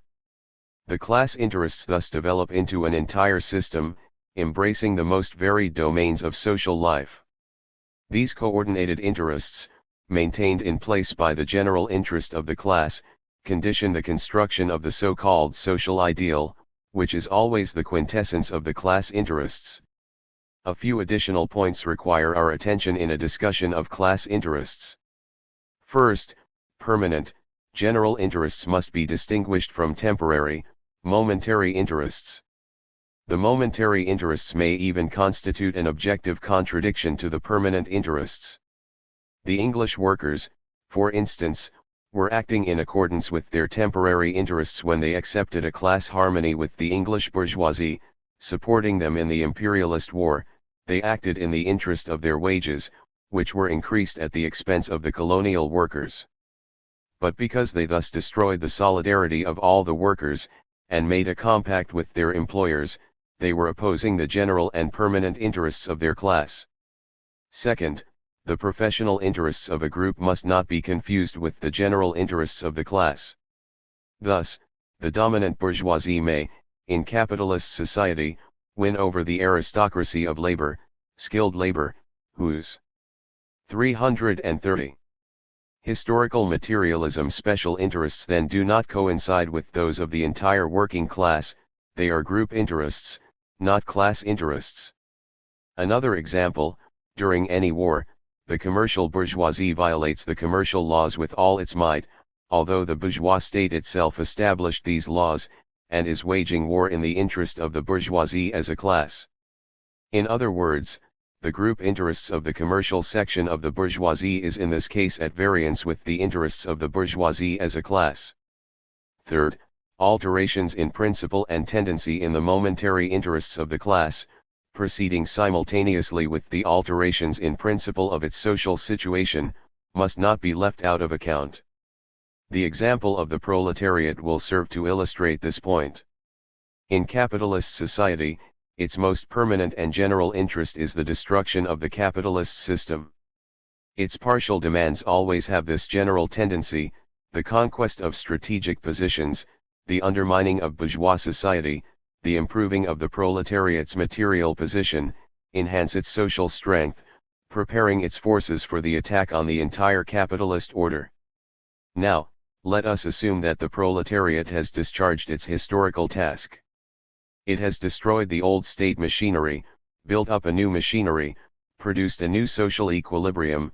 Temporarily, the proletariat assumes the place of the commanding class. Obviously, the direction of its interests has radically changed. All its partial interests, taken from the point of view of the general interests, are now subordinate to the idea of fortifying and developing the new conditions, organizing them, offering resistance to every attempt at destruction. This dialectic transformation is an outgrowth of the dialectic evolution of the proletariat itself. Honest, it has become a state power. The common element behind both these opposed directions of interest is the construction of a new form of society, whose bearer is the proletariat, a construction which presupposes the destruction of the old envelope, which had become an obstacle to the evolution of the productive forces. A new class, to be capable not only of destroying the old system of social relations, but of building up a new one, must necessarily turn its interests in the direction of production, i.e., it must not approach social. 331.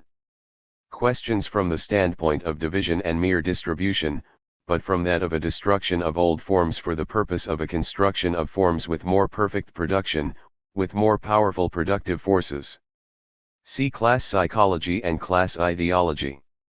The difference in the material conditions of existence that lie at the basis of the class stratification of society impresses its mark on the entire consciousness of the classes, i.e., on the class psychology and ideology.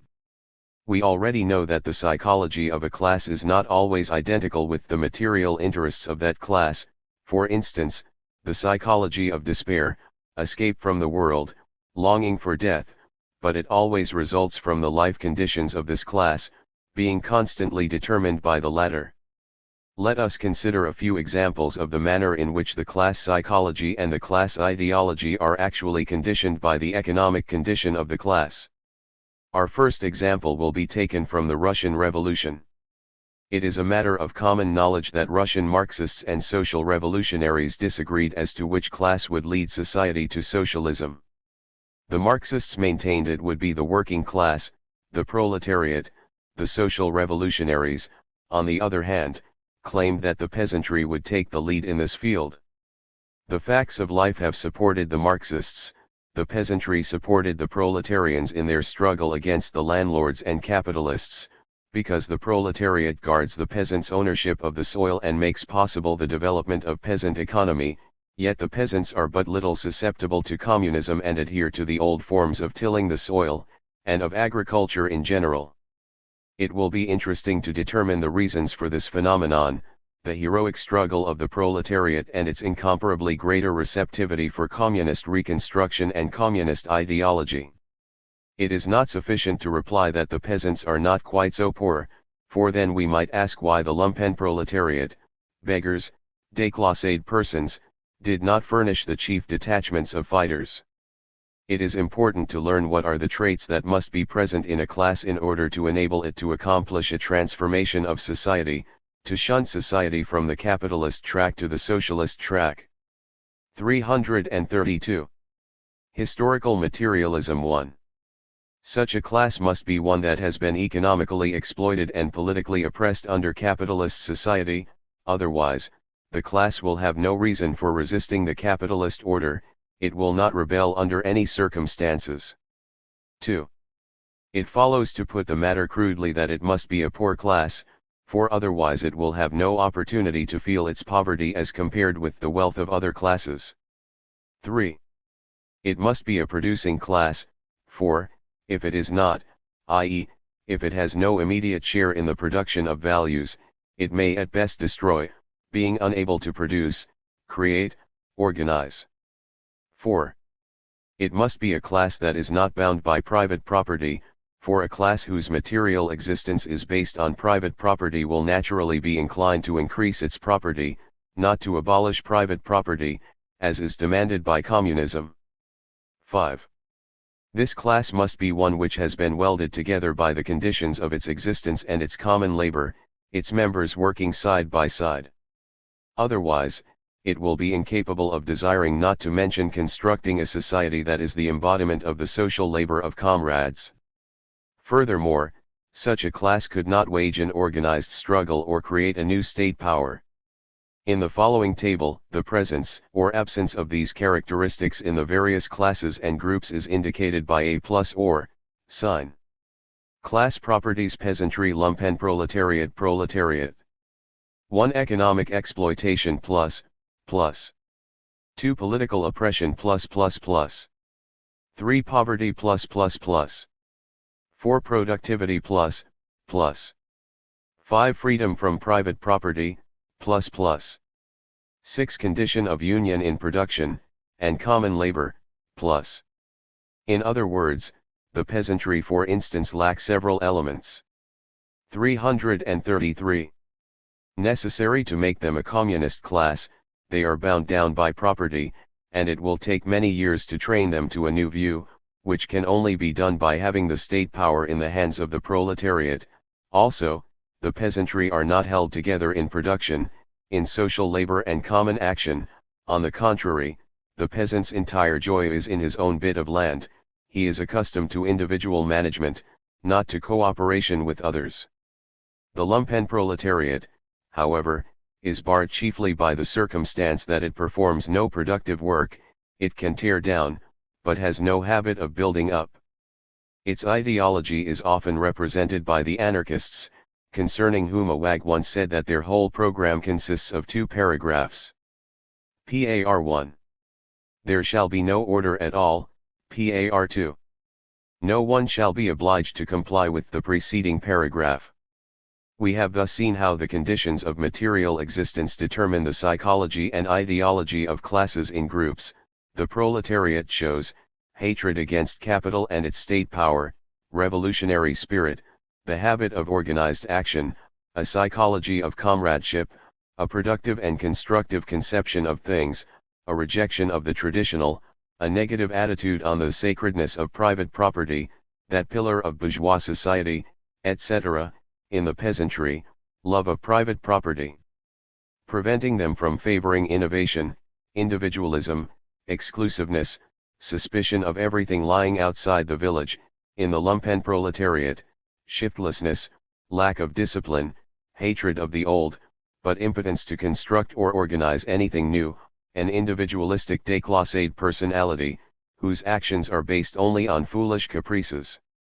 In each of the above classes, we find the ideology that corresponds to its psychology: in the proletariat, revolutionary communism; in the peasantry, a property ideology; in the lumpenproletariat, a vacillating and hysterical anarchism.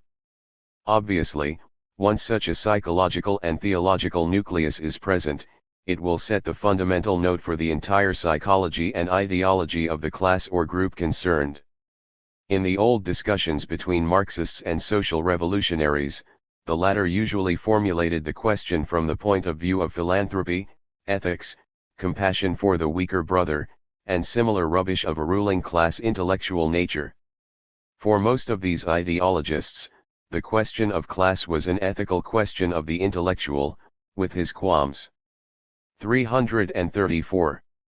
Historical materialism of conscience, who, in his desire to overthrow absolutism, which was an obstacle in his path, sought support in the peasant, so long as the latter did not set fire to the estates of the intellectual's aunties and uncles, whose confidence he wished to gain, thus compensating for his own guilt by his noble-minded assistance.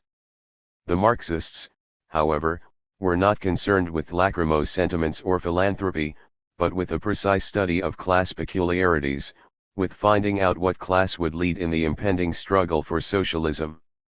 A good study, although conservative and apologetic, supporting the Black Hundred, of the psychology of the peasant is to be found in the book of the evangelical pastor A. L. Howe, Zur Psychologie des Bauerntums, 2nd ed., Tübingen, 1920. This learned Christian dominie esteems Germany's peasantry above all as its supply of bodily, mental, moral, and religious health, as the Reichswarhorde, p. 4, L. Howe means cannon fodder. The pastor, who finds among the earmarks of the firmly rooted peasantry, its homogeneous mass, its exclusiveness to the outside world, its fidelity to tradition, etc., gives an excellent description of the class psychology of the peasantry, but he is inspired with feelings of rapture with those of its qualities that we regard as the idiotism of country life, Marx. For instance, L. Howe praises the inertia of the peasantry, its aversion to innovation. As contrasted with this outspoken preference for everything that is new, the peasant unmistakably belongs to a world that reveres the old, that retains the ancient themes of life, continues to spin the old thread, to roll the old stones.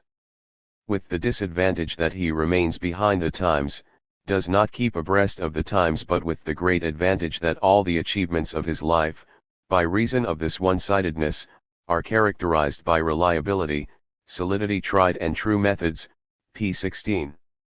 This inertia is found everywhere, in the preservation of the original settlement, of the old home, of the old farm names, baptismal names, costumes, the old dialect, the old folk poetry, the old mechanism of the soul, the old faces.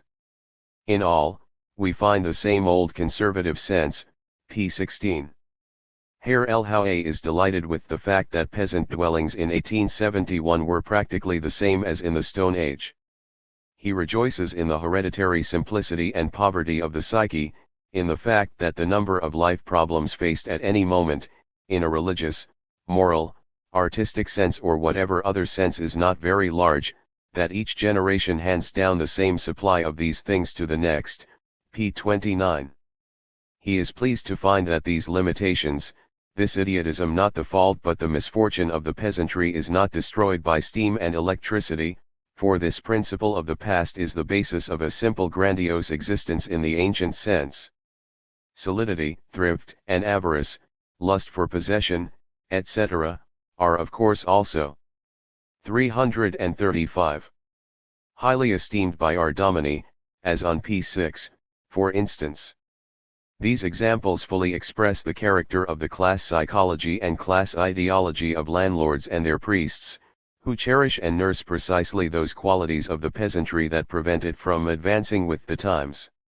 The class psychology of the country nobility, i.e., the feudal landholders, is characterized by the same outspoken conservative and reactionary spirit, which no other class possesses to the same degree.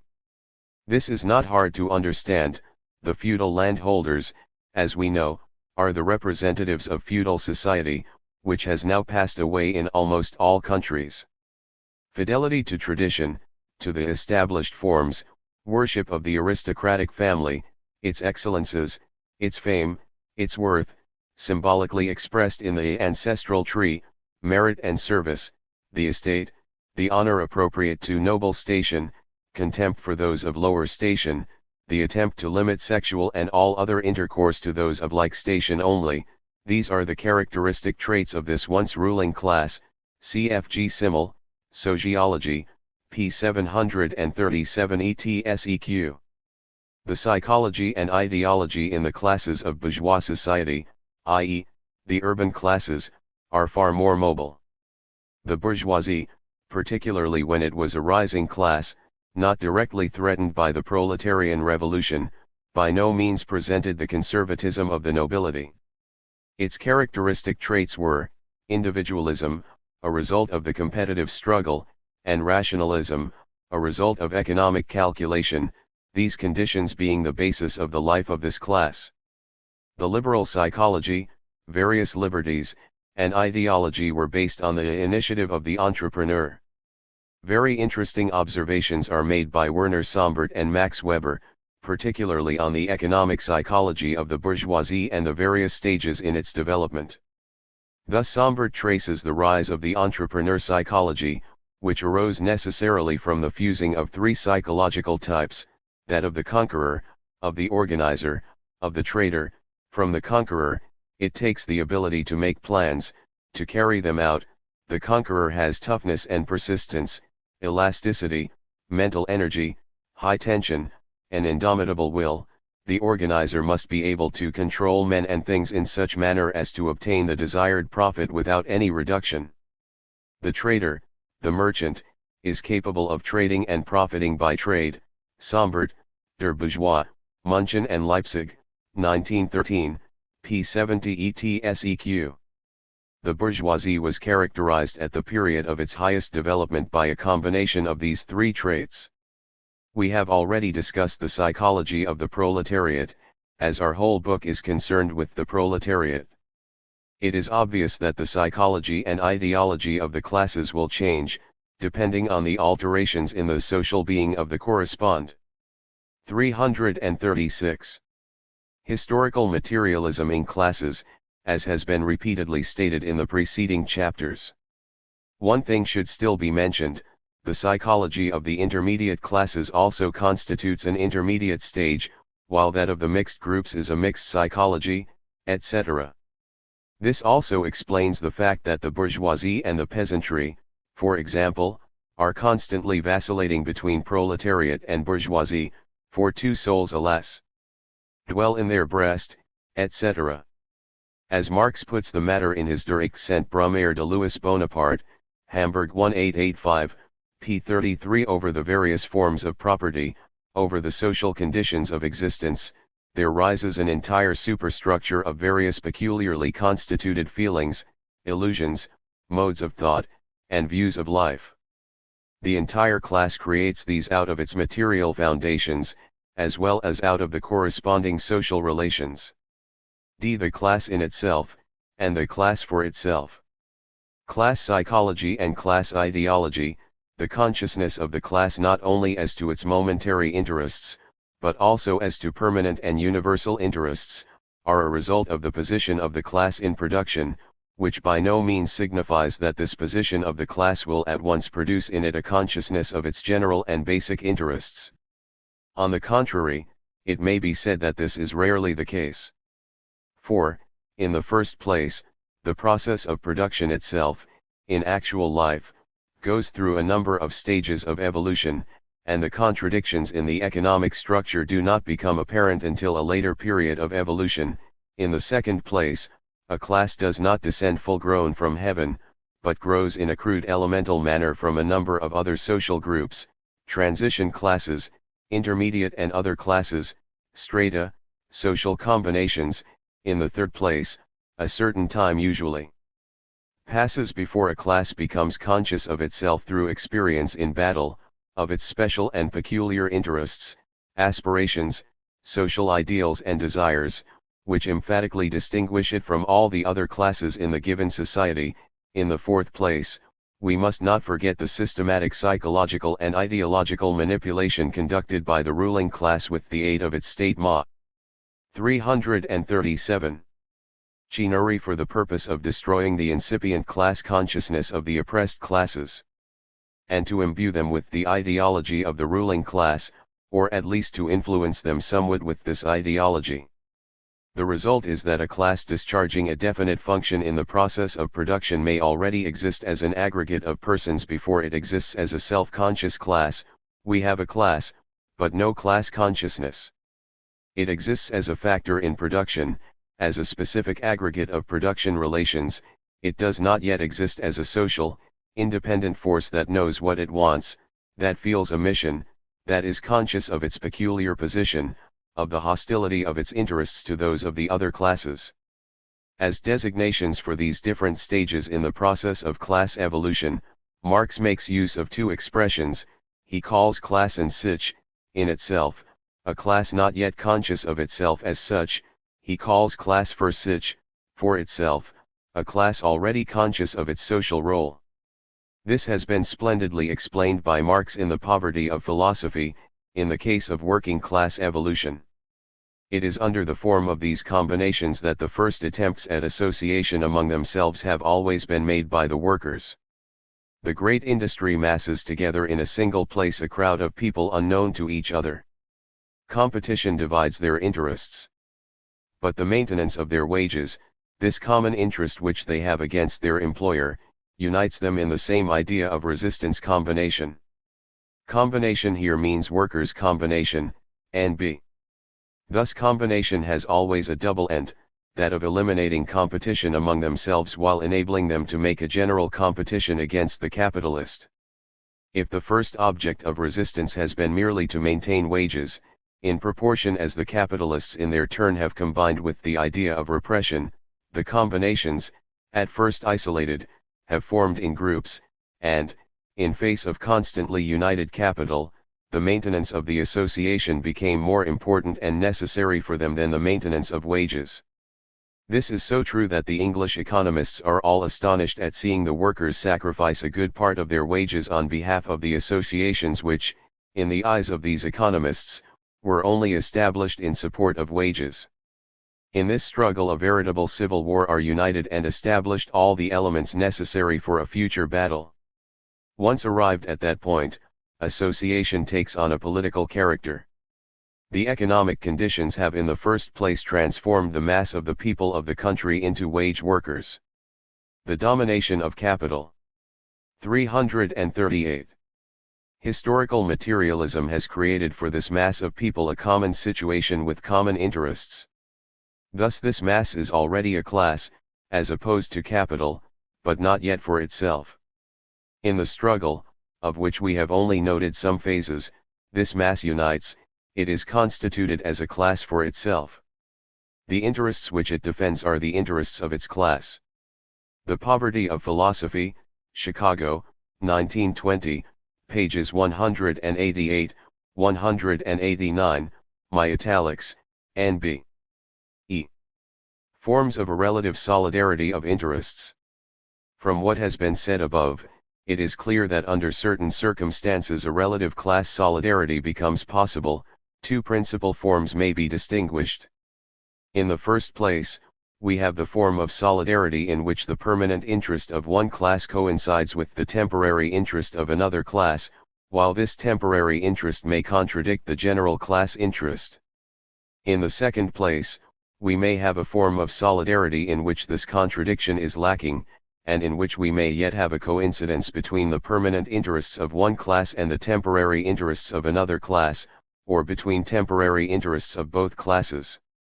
The first form may be illustrated by an example from the imperialist war of 1914 to 1918, namely, the attitude of the working classes at the beginning of this war. It is well known that in most of the great advanced capitalist countries, the workers, contrary to their internationalist class interests, rushed to the defense of their fatherlands. Their fatherlands were of course only the state organizations of the bourgeoisie, i.e., class organizations of capital. We therefore find the working class defending the organizations of its employers, which had come into conflict with each other for the division of markets, sources of raw materials, spheres of investments for their funds.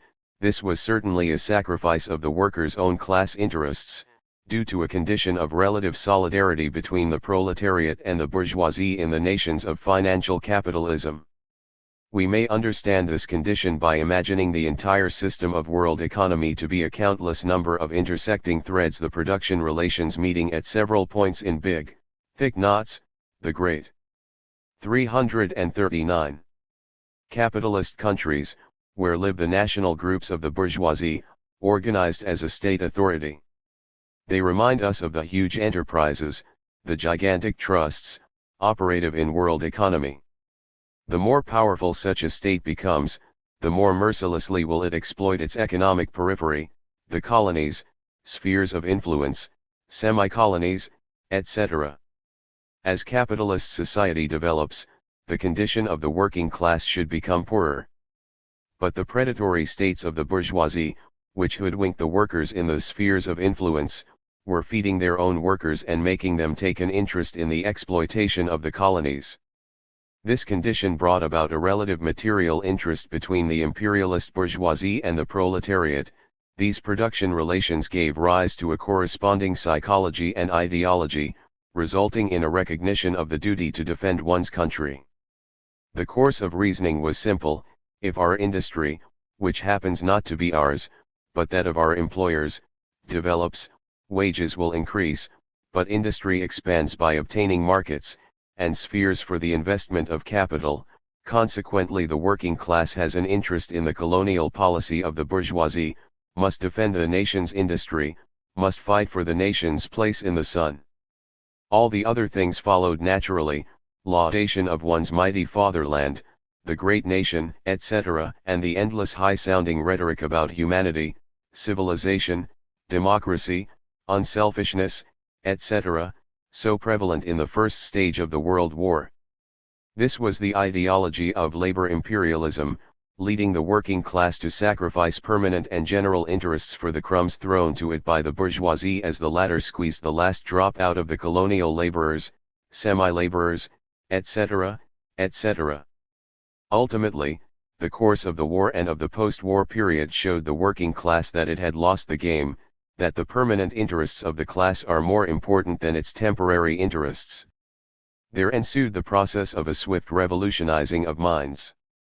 The late Professor Tikhon Baranovsky, a pseudo-Marxist, for a time a white minister, in the early stage of the Russian Revolution, for pure ethics, he always reproved Marx for his lack of ethics, his permitting himself to be carried away by class hatred, which is, of course, quite vicious.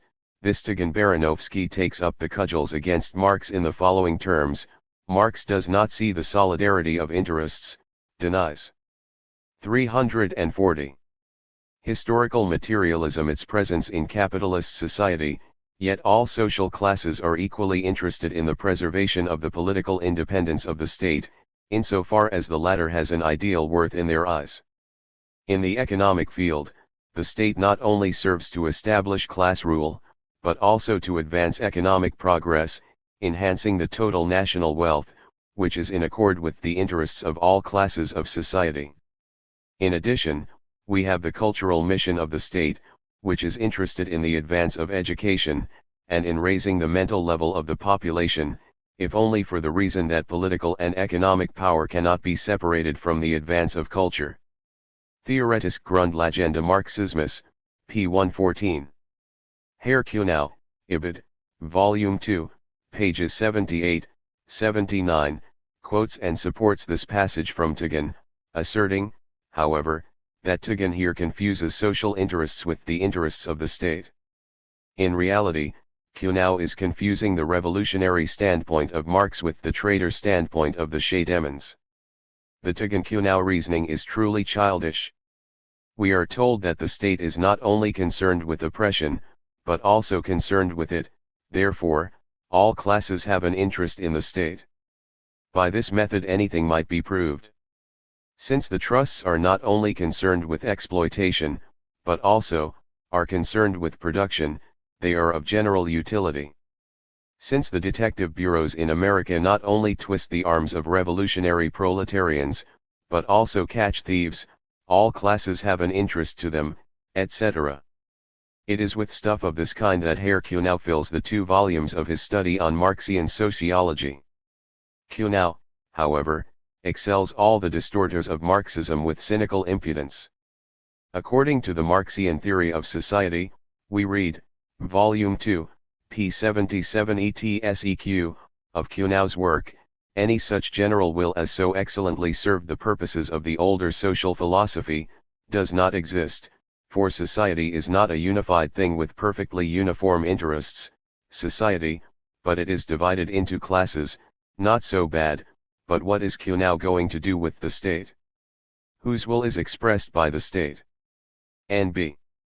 To be sure, there are also general social interests, for, since a living and working together in society is impossible without a certain order, all the members of society with the exception of those who question the existence of society at all are interested in maintaining this order, but, since they have different ideals of order, depending on their different positions within the social order, they have not the same interest in the various rules of this order, which they regard from various points of view, depending on the class angle of their vision.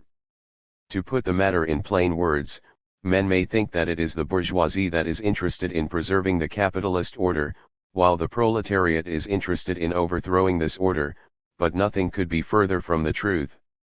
341. The wise Kuhnau sets us right on this subject. Since life is impossible without order, all have an interest in maintaining capitalism. But since the workers have a different ideal of order, let them criticize the various rules of the order so much Kuhnau will permit. But don't dare go beyond that, for then you will be one of the persons who question the existence of society at all. This is Marxism as revised and supplemented by Kuhnau. We may also take as an example that period in the evolution of the working class when it lived in a so-called patriarchal relation with the entrepreneurs in each specific industry. In view of the general weakness of social institutions, the workers had an interest in the success of the enterprise. The workers and their benefactors, their employers, afford an excellent illustration of a relative solidarity of interests at the expense of the general class interests. A certain analogy is afforded by the community of interests between slaves and slaveholders in antiquity, so long as there were still slaves of the slaves, the Roman vicarii. The slaves who held slaves were themselves slave owners, their interests thus coincided, to this extent, with the slaveholders of the first degree. In the present-day agricultural cooperatives in Western Europe we often find the peasantry working hand in hand with the great landlords and the capitalist estate owners. The peasants unite with the others in order to dispose of their agricultural products. Being sellers, they are opposed to the urban population. They desire high prices as much as does the wealthy estate owner. We are now already leaving the outlines of the first form of solidarity, since in this case a true agricultural bourgeoisie, recruited from the peasantry, differs in no respect from the hereditary agricultural bourgeoisie. The best examples of the second form of relative class solidarity, namely, where this relative solidarity is not in contradiction with the permanent interests of the classes involved, are found in cases of class attacks against the common enemy, which are quite possible at a certain stage of evolution. For example, in the first phase of the French Revolution, the feudal system was opposed by different classes, both in economy as well as in politics, the bourgeoisie, the petty bourgeoisie, the proletariat, all these groups being interested in overthrowing feudalism. Of course, this general bloc later disintegrated, and the petty bourgeoisie, in spite of its 342. Historical materialism struggles against the great bourgeoisie, which had become counter-revolutionary, simultaneously fought the incipient proletarian movement ruthlessly. Here we have a temporary class solidarity at variance with the general and permanent interests of the classes. F. Class struggle and class peace. Various gradations of interest give rise to various forms of struggle.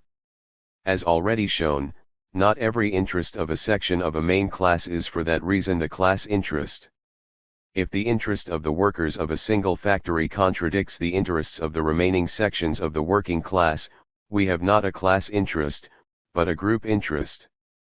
But even when we are dealing with the interest of a group of workers which does not collide with the interests of other groups, the groups may yet fail to be united, class interest being absent in the consciousness of the classes. Strictly speaking, there is yet no class struggle. The beginnings of a class interest, the germs of a class struggle, are present. A class interest arises when it places one class in opposition to another. The class struggle arises when it throws one class into active conflict with the other. Class struggle, therefore, in the true sense, develops only at a specific stage in the evolution of class society. In other phases of social evolution it reveals itself as a germ form, individual sections of the class are fighting, the struggle has not yet advanced to embrace the class as a principle, uniting the entire class, or as a concealed, latent form. Open conflict does not ensue, stolid resistance is offered, the ruling class is forced to pay attention to this resistance. Freeman and slave, patrician and plebeian, baron and serf, guild member and apprentice, in short, oppressors and oppressed, all were opposed in like manner to each other, waged an uninterrupted, now hidden, now open battle, a battle that always terminated in a revolutionary transformation of the whole society or with a common destruction of the struggling classes, the Communist Manifesto. It will be useful to consider a few more examples. Let us suppose, in a slave-holding society, that an insurrection is taking place in a latifundium belonging to a great landowner, there is plundering, damage to things and persons, etc. We may not call this a class. 343. Struggle in the proper sense of the word, it is the elemental fury of a small section of the slave class. The class as a whole is calm, a small band wages a bitter struggle, but remains isolated, includes but few in its numbers. The class as such does not come into action, one class is here not opposing another. Quite different is the case when the rebellious slaves, led by Spartacus, fought a real civil war for their liberation. Here the slave masses were carried away, this is class struggle. Or, let us consider the example of a movement for higher wages among the wage workers of a factory. If all the other workers in the country remain calm, we have only the promise of a class struggle, for the class as yet is not kindled. Let us consider, however, the case of a strike wave. This is class struggle, one class stands opposed to the other. We are no longer dealing with the interests of the group impelling another group, but with the interests of a class impelling another class. The example of the peasant serf is also interesting. Among these serfs, there was a vague, sullen discontent. This feeling may break out, but since the class as a whole continues to be held down, it does not do so. The slaves, in terror, do not fight, but mutter. This is the concealed form of the struggle, mentioned by Marx. Class struggle therefore means a struggle in which one class has entered into action against the other class. From this arises the extremely important principle that every class struggle is a political struggle, Marx. Indeed, when the oppressed class rises as a class power to oppose the oppressing class, this signifies that the oppressed class is undermining the basis of the existing order.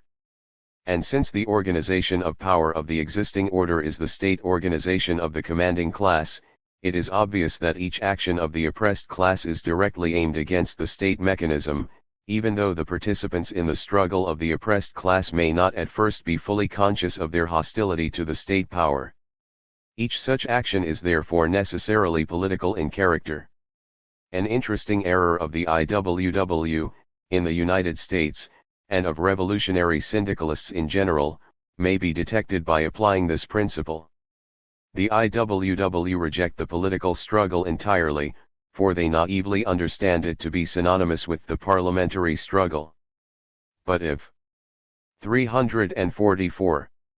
Historical materialism, the IWW should organize a general strike, or only a strike of railroad workers, miners, and metal workers, it is obvious that this strike would have an immense political value, because it would have succeeded in organizing the most important armies of the proletariat, in terrifying the bourgeoisie as a class, in threatening to cut a breach in the machinery of the organized bourgeoisie, and therefore, because this strike would be directed, in reality, against the state. Power of the bourgeoisie. This transformation of the individual episodes of conflict into the class struggle, in the case of the proletariat, is excellently shown by Marx in the Communist Manifesto. Now and then the workers are victorious, but only for a time. The real fruit of their battles lies, not in the immediate result, but in the expanding unison of the workers. This unison is helped on by the improved means of communication that are created by modern industry, and that place the workers of different localities in contact with one another. It was just this contact that was needed to centralize the numerous local struggles, of the same character, into one national struggle between classes, but every class struggle is a political struggle. Communist Manifesto, Chicago, 1912, pages 24, 25. Marx defines this transformation of the various conflicts into a class, i.e., political conflict, as follows: nota bene ad political movement. The political movement of the working class has, of course, the final object of conquering the political power for that class, which requires, of course, a previous organization of the working class to a certain point, which organization is conditioned by its own economic struggle. On the other hand, any movement in which the working class is opposed as a class to its rulers, seeking to compel them by pressure from without, is a political movement. Briefensarge, p. 240, also quoted by Kuhnau, Ibid, Volume 2, p. 59. The italicized passages are in English in Marx's letter. Both Marx and Engels, owing to their long stay in England, interlarded their letters with English words. Translator. Herr Kuhnau, in quoting this passage, interprets it as follows: at a certain stage in evolution, various social classes develop out of the economic process as a whole, with their special economic interests, in accordance with their role in this process, and attempt to put through these interests in the political life. Ibid, Volume 2, p. 59. This commentary is not quite correct, for Kuhnau suppresses the most important point, the point to which Marx gives chief emphasis, the opposition of one class to the other in principle, when each struggle is a portion of the process of the general struggle for power and for domination in society. In an exceptionally impudent article, Die Marxgeschichtsauffassung, Preußische Jahrbucher, 1920, Volume 182, Number 2, p. 157 ETSEQ, Pro. 345. Professor Hans Delbruck criticizes the theory of the class struggle, simultaneously displaying a truly titanic ignorance in matters of Marxism. On p. 165 he maintains that Marx failed to distinguish classes from castes.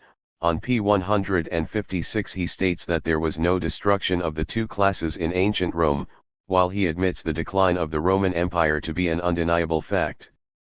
First there were civil wars, after which neither the victors nor the vanquished slaves were capable of leading society onward.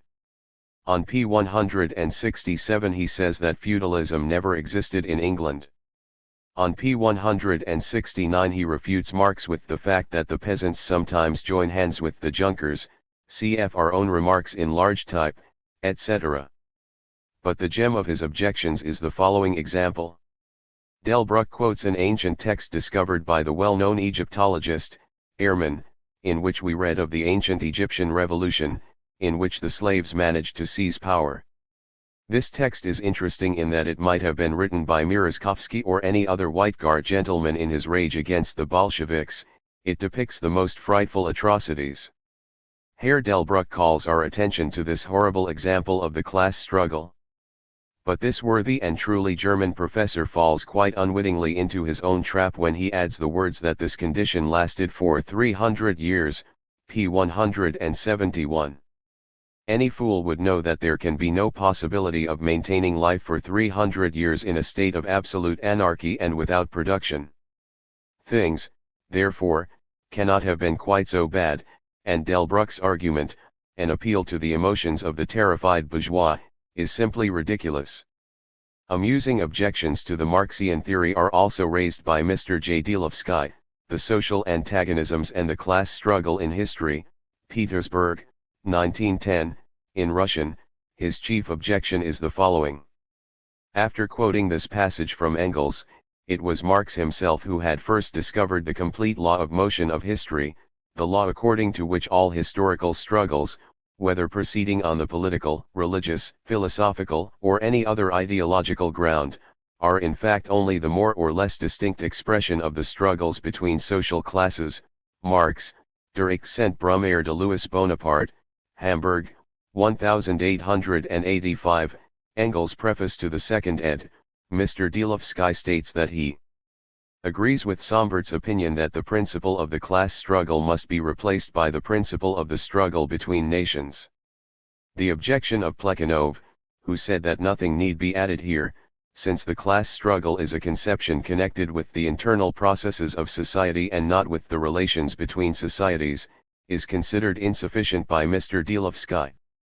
Either or, writes Mr. Delovsky, either history is based on two principles or on one. If on two principles, that of the class struggle and that of the struggle between nations, what is the law which is formulated in the second principle? But if we have only 346. Historical materialism, the principle of the class struggle, what sense is there in distinguishing the struggle within society from the struggle between societies? Or, perhaps the societies, nations, states, are likewise classes. p. 92, this statement is truly delightful. Let us look into the matter.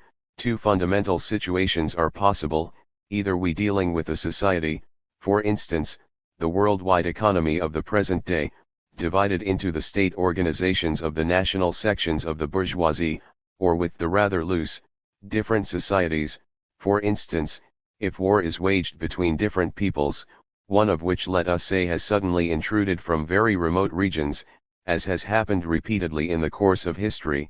The conquest of Mexico by the Spaniards is an example. In this first case, the struggle between the bourgeoisies is a special form of capitalist competition.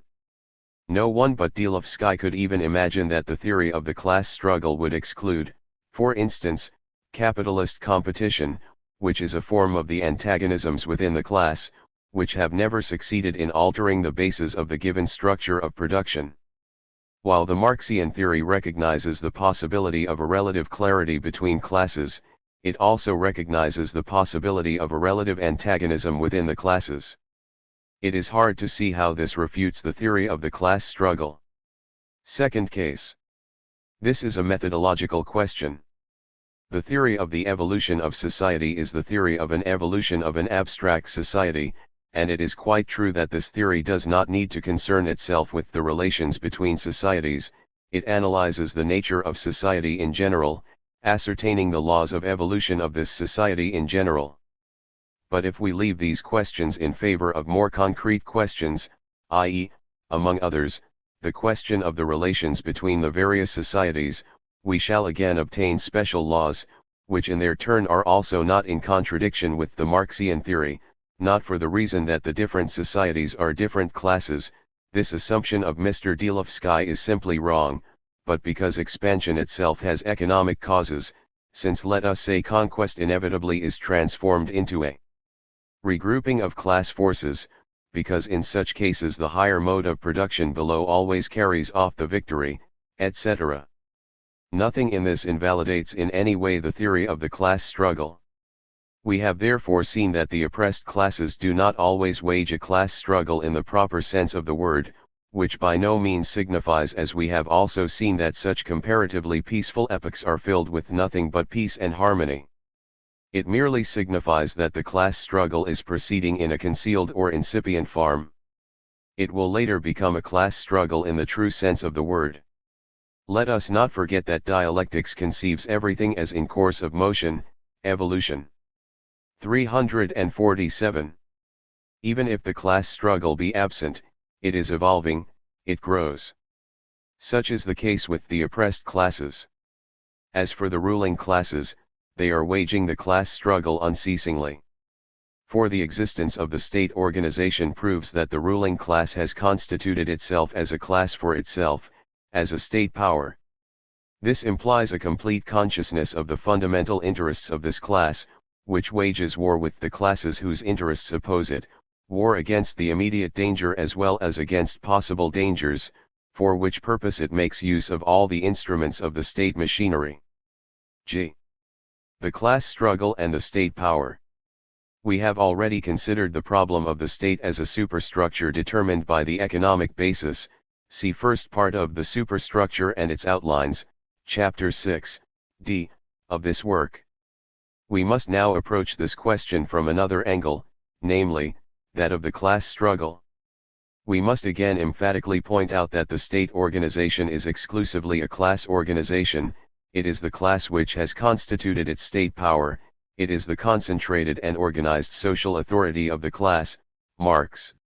The oppressed class, the bearer of the new mode of production, in the course of the struggle, as we have seen, becomes transformed from a class in itself into a class for itself.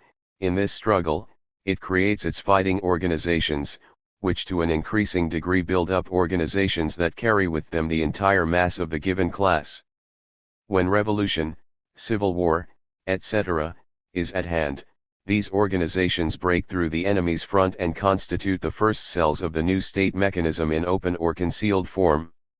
For example, in the French Revolution, the people's or Jacobin groups, the former societies of Friends of the Constitution, were at first bourgeois and now became democratic, Montagnards, sans-culottes, advocates of equality and unity. They were founded for the purpose of popular enlightenment, for propaganda rather than for action, but circumstances forced them into political action, to participate directly in the administration, when the petty bourgeoisie came to the helm. N.B. By the decree of 14th Brumaire, the Jacobins in all of France became the electors and the purifiers of the officialdom. 90 Taking Ev. 348. Historical materialism everything into consideration, it was precisely the Jacobin clubs that now maintained unity and saved the country. 91 In the English Revolution, the Revolutionary Army Council provided the men for the State Council. During the Russellin Revolution, the fighting organizations of the workers and soldiers, the Soviets, and the extreme revolutionary party, the Communists, became the fundamental organizations of the new state. Two types of arguments are used in objecting to the class conception of the state authority.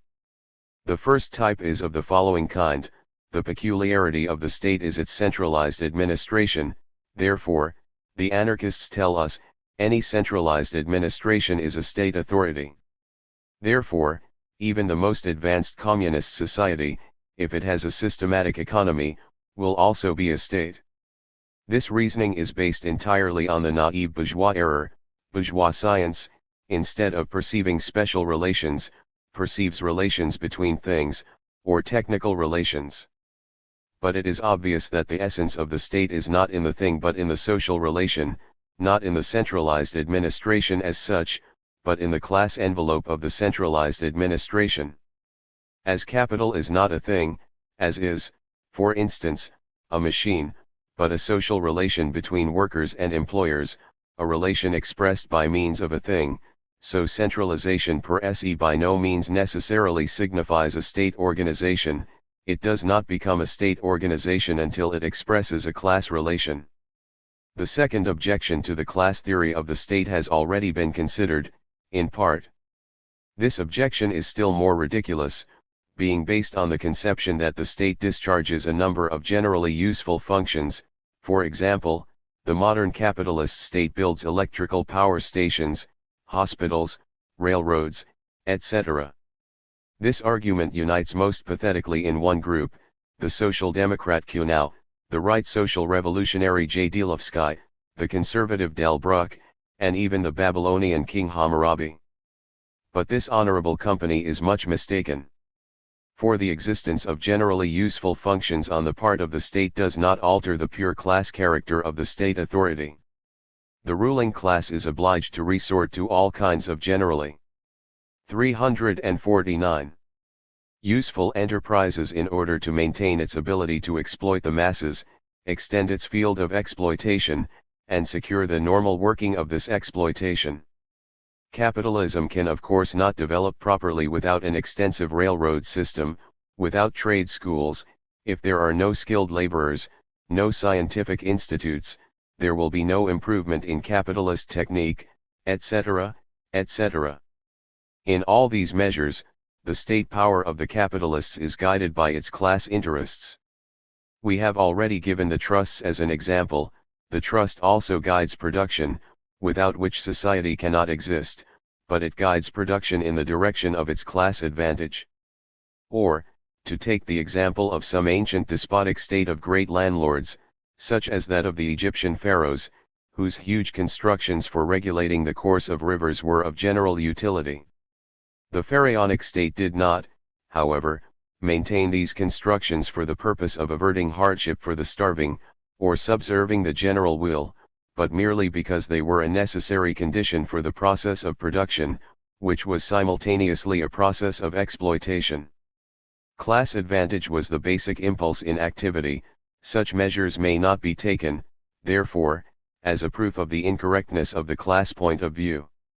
Another group of generally useful measures is called forth by the oppression of the lower classes, for example, the labor protection legislation in capitalist countries. Many hair-splitting scholars, like the Russian pseudo-sociologist, Takhtarev, therefore do not consider the state as a pure class organization, for it is based ultimately on a compromise. A moment's thought will correct this view. Does the capitalist, for instance, cease to be a pure capitalist, because his fear of strikes makes him see advantage to himself of making concessions? Likewise, the state may make concessions to other classes, as the employer, in the above example, makes concessions to the workers. But this does not signify that the state ceases to be a pure class state, an organization of a class block, i.e., becoming a truly and generally useful organization. Naturally, Herr Kuhnau does not understand this either. It is a pleasant sight to behold the impudent Professor Hans Delbruck, whom we have already mentioned, poking fun at these crack-brained distorters of Marxism. The difference between us social politically thinking persons, and you, is 350. Historical materialism only a difference of degree. You have only to take a few steps more on the path you have begun, gentlemen, and your Marxian nebula will soon be dissipated. Hans Delbruck, OPCIT, p. 172. H. Class, party, leaders. A class is a group of persons connected by reason of their common situation in production, and therefore also by their common situation in distribution, in other words, by common interests, class interests. But it would be absurd to suppose that every class is a thoroughly unified whole, all parts being of equal importance, with Tom, Dick, and Harry all on the same level. In the modern working class, for instance, there is no doubt much inequality in brain power and ability.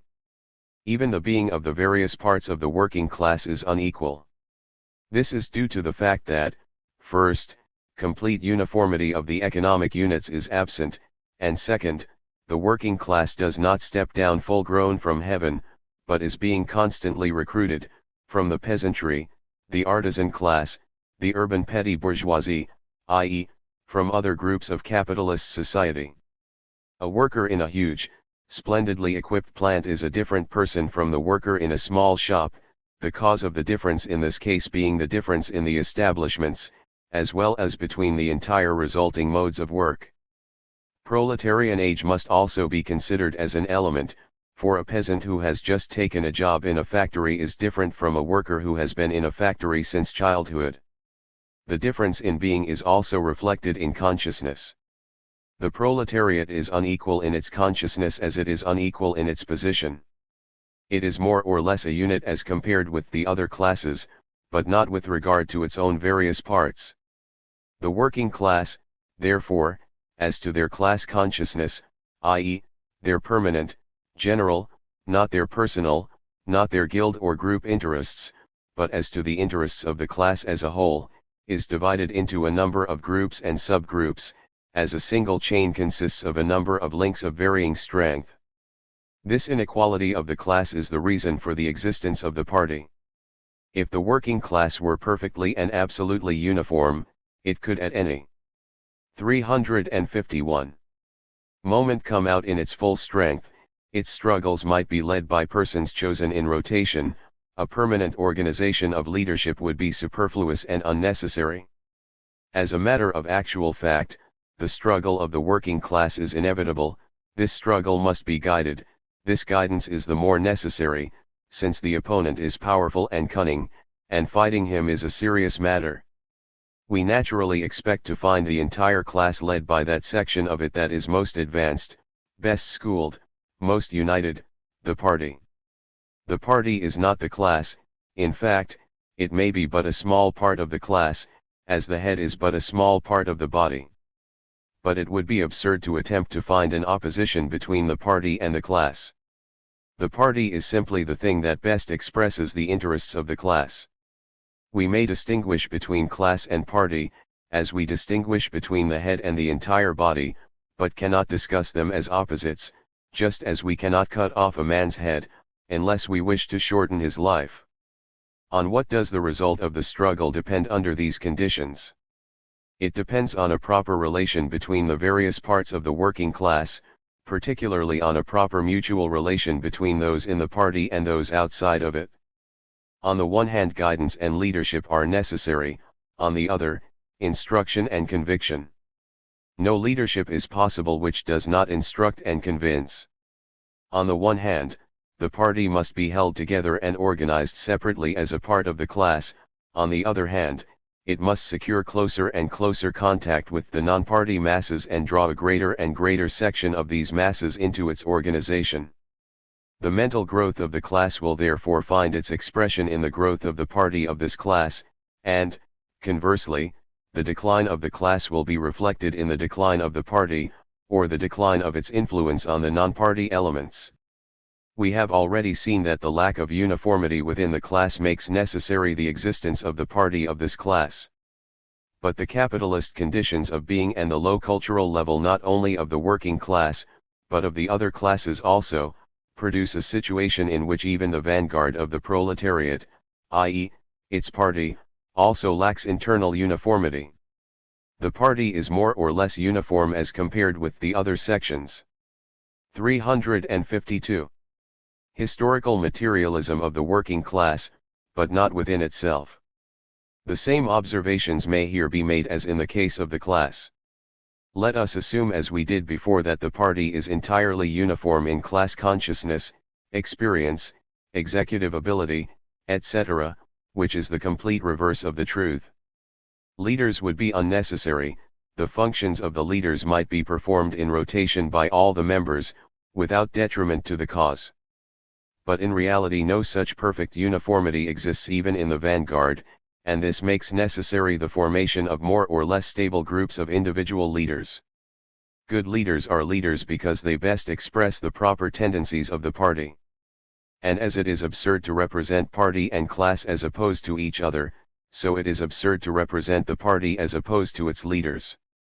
To be sure, we have done this, when we opposed the working class to the social democratic leaders, or the masses of organized workers to their leaders. But we did this and still do it in order to destroy the social democracy, to destroy the influence of the bourgeoisie, operating through these social trader leaders. But it would be absurd to attempt to transfer these methods for the destruction of a hostile organization to ourselves, and represent this process as an expression of our peculiar form of revolution. The same situation may also be found in other classes, when, in modern England, the bourgeoisie ruled through party of Lloyd George. Lloyd George's party was ruling through the persons of its leaders. The above will show the absurdity, among other things, of all the criticisms raised against the dictatorship of the Bolshevik party in Russia, a dictatorship which is represented by the enemies of the revolution as opposed to the dictatorship of the working class. It is clear from the above that the class must necessarily rule through its head, i.e., the party. It can rule in no other way. And if its head, i.e., the party, is destroyed, the class itself and the class in itself, is also destroyed, being transformed from a conscious and independent social force into a simple factor of production and nothing more. Herr Heinrich Kuhnau regards the matter differently. A party does not ask him who wishes to join it, do you belong to a certain class? Not even the Social Democratic Party. He who accepts the party's principles, demands, and its platform, in all essentials, may become a member. This platform not only includes certain economic planks, interest demands, but also, like the platforms of other parties, certain political and philosophy. 353. Cal views lying outside the economic sphere of interests, concluding italics are mine, N.B. To be sure, the basis of most parties is a certain class grouping, but in its structure each party is simultaneously an ideological formation, the representative of a specific political thought complex, and many persons join a party not because they have the same special class demands as the party, but because they are attracted by this thought complex. Die Marx-Sche Gesellschafts- und Staatstheorie, Berlin, 1921, Volume 2, p. 68. These observations by the now head theoretician of the social democracy are extremely instructive. Herr Kuhnau gaily opposes the political and philosophical conceptions in the party platform to the economic demands of this platform. But how could you, citizen Kuhnau? What has become of your Marxism? The platform is the highest expression of the consciousness in all the thought complexes. The political and philosophical conceptions are not made of whole cloth but grow up from the life conditions of these classes. They are not only not opposed to these life conditions, but, on the contrary, are their expression, and insofar as we are discussing the demands of the platform, it is obvious that the philosophical and political portion of this platform serves as the envelope for its economic portion. We may observe this fact even in Herr Kuhnau's party, the German Social Democracy. Absorbing more and more non-workers, receding further and further from the working class, by supporting chiefly the aristocracy of skilled labor in that class, the German Social Democracy has also changed the mental political thought complex of its platform, which has become much more moderate in its demands, in its ideology. It therefore favors the well-groomed pardon the word castrated Marxism of Herr Kuhnau, chooses Herr Bernstein, an old betrayer of Marxism, as interpreter of its program, and makes Herr Forlander, an idealist Kantian, its official philosopher. I. The classes as an instrument of social transformation.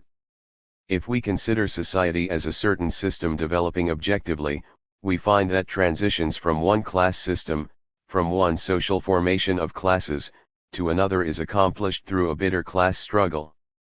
In this objective process of social changes the classes constitute the basic apparatus of transmission for reshaping the entire body of the living conditions of society. The structure of society changes through men and not. 354. Historical materialism outside of men. The production relations are as much a product of human struggle and of human activity as are flax or linen, Marx. But if we seek among the countless individual wills running in all directions, but ultimately yielding a certain social resultant, to find the basic tendency, we shall obtain certain uniform bundles of wills, the class wills. These are most sharply differentiated in revolution, i.e., in an upheaval of society during a transition from one class form to another.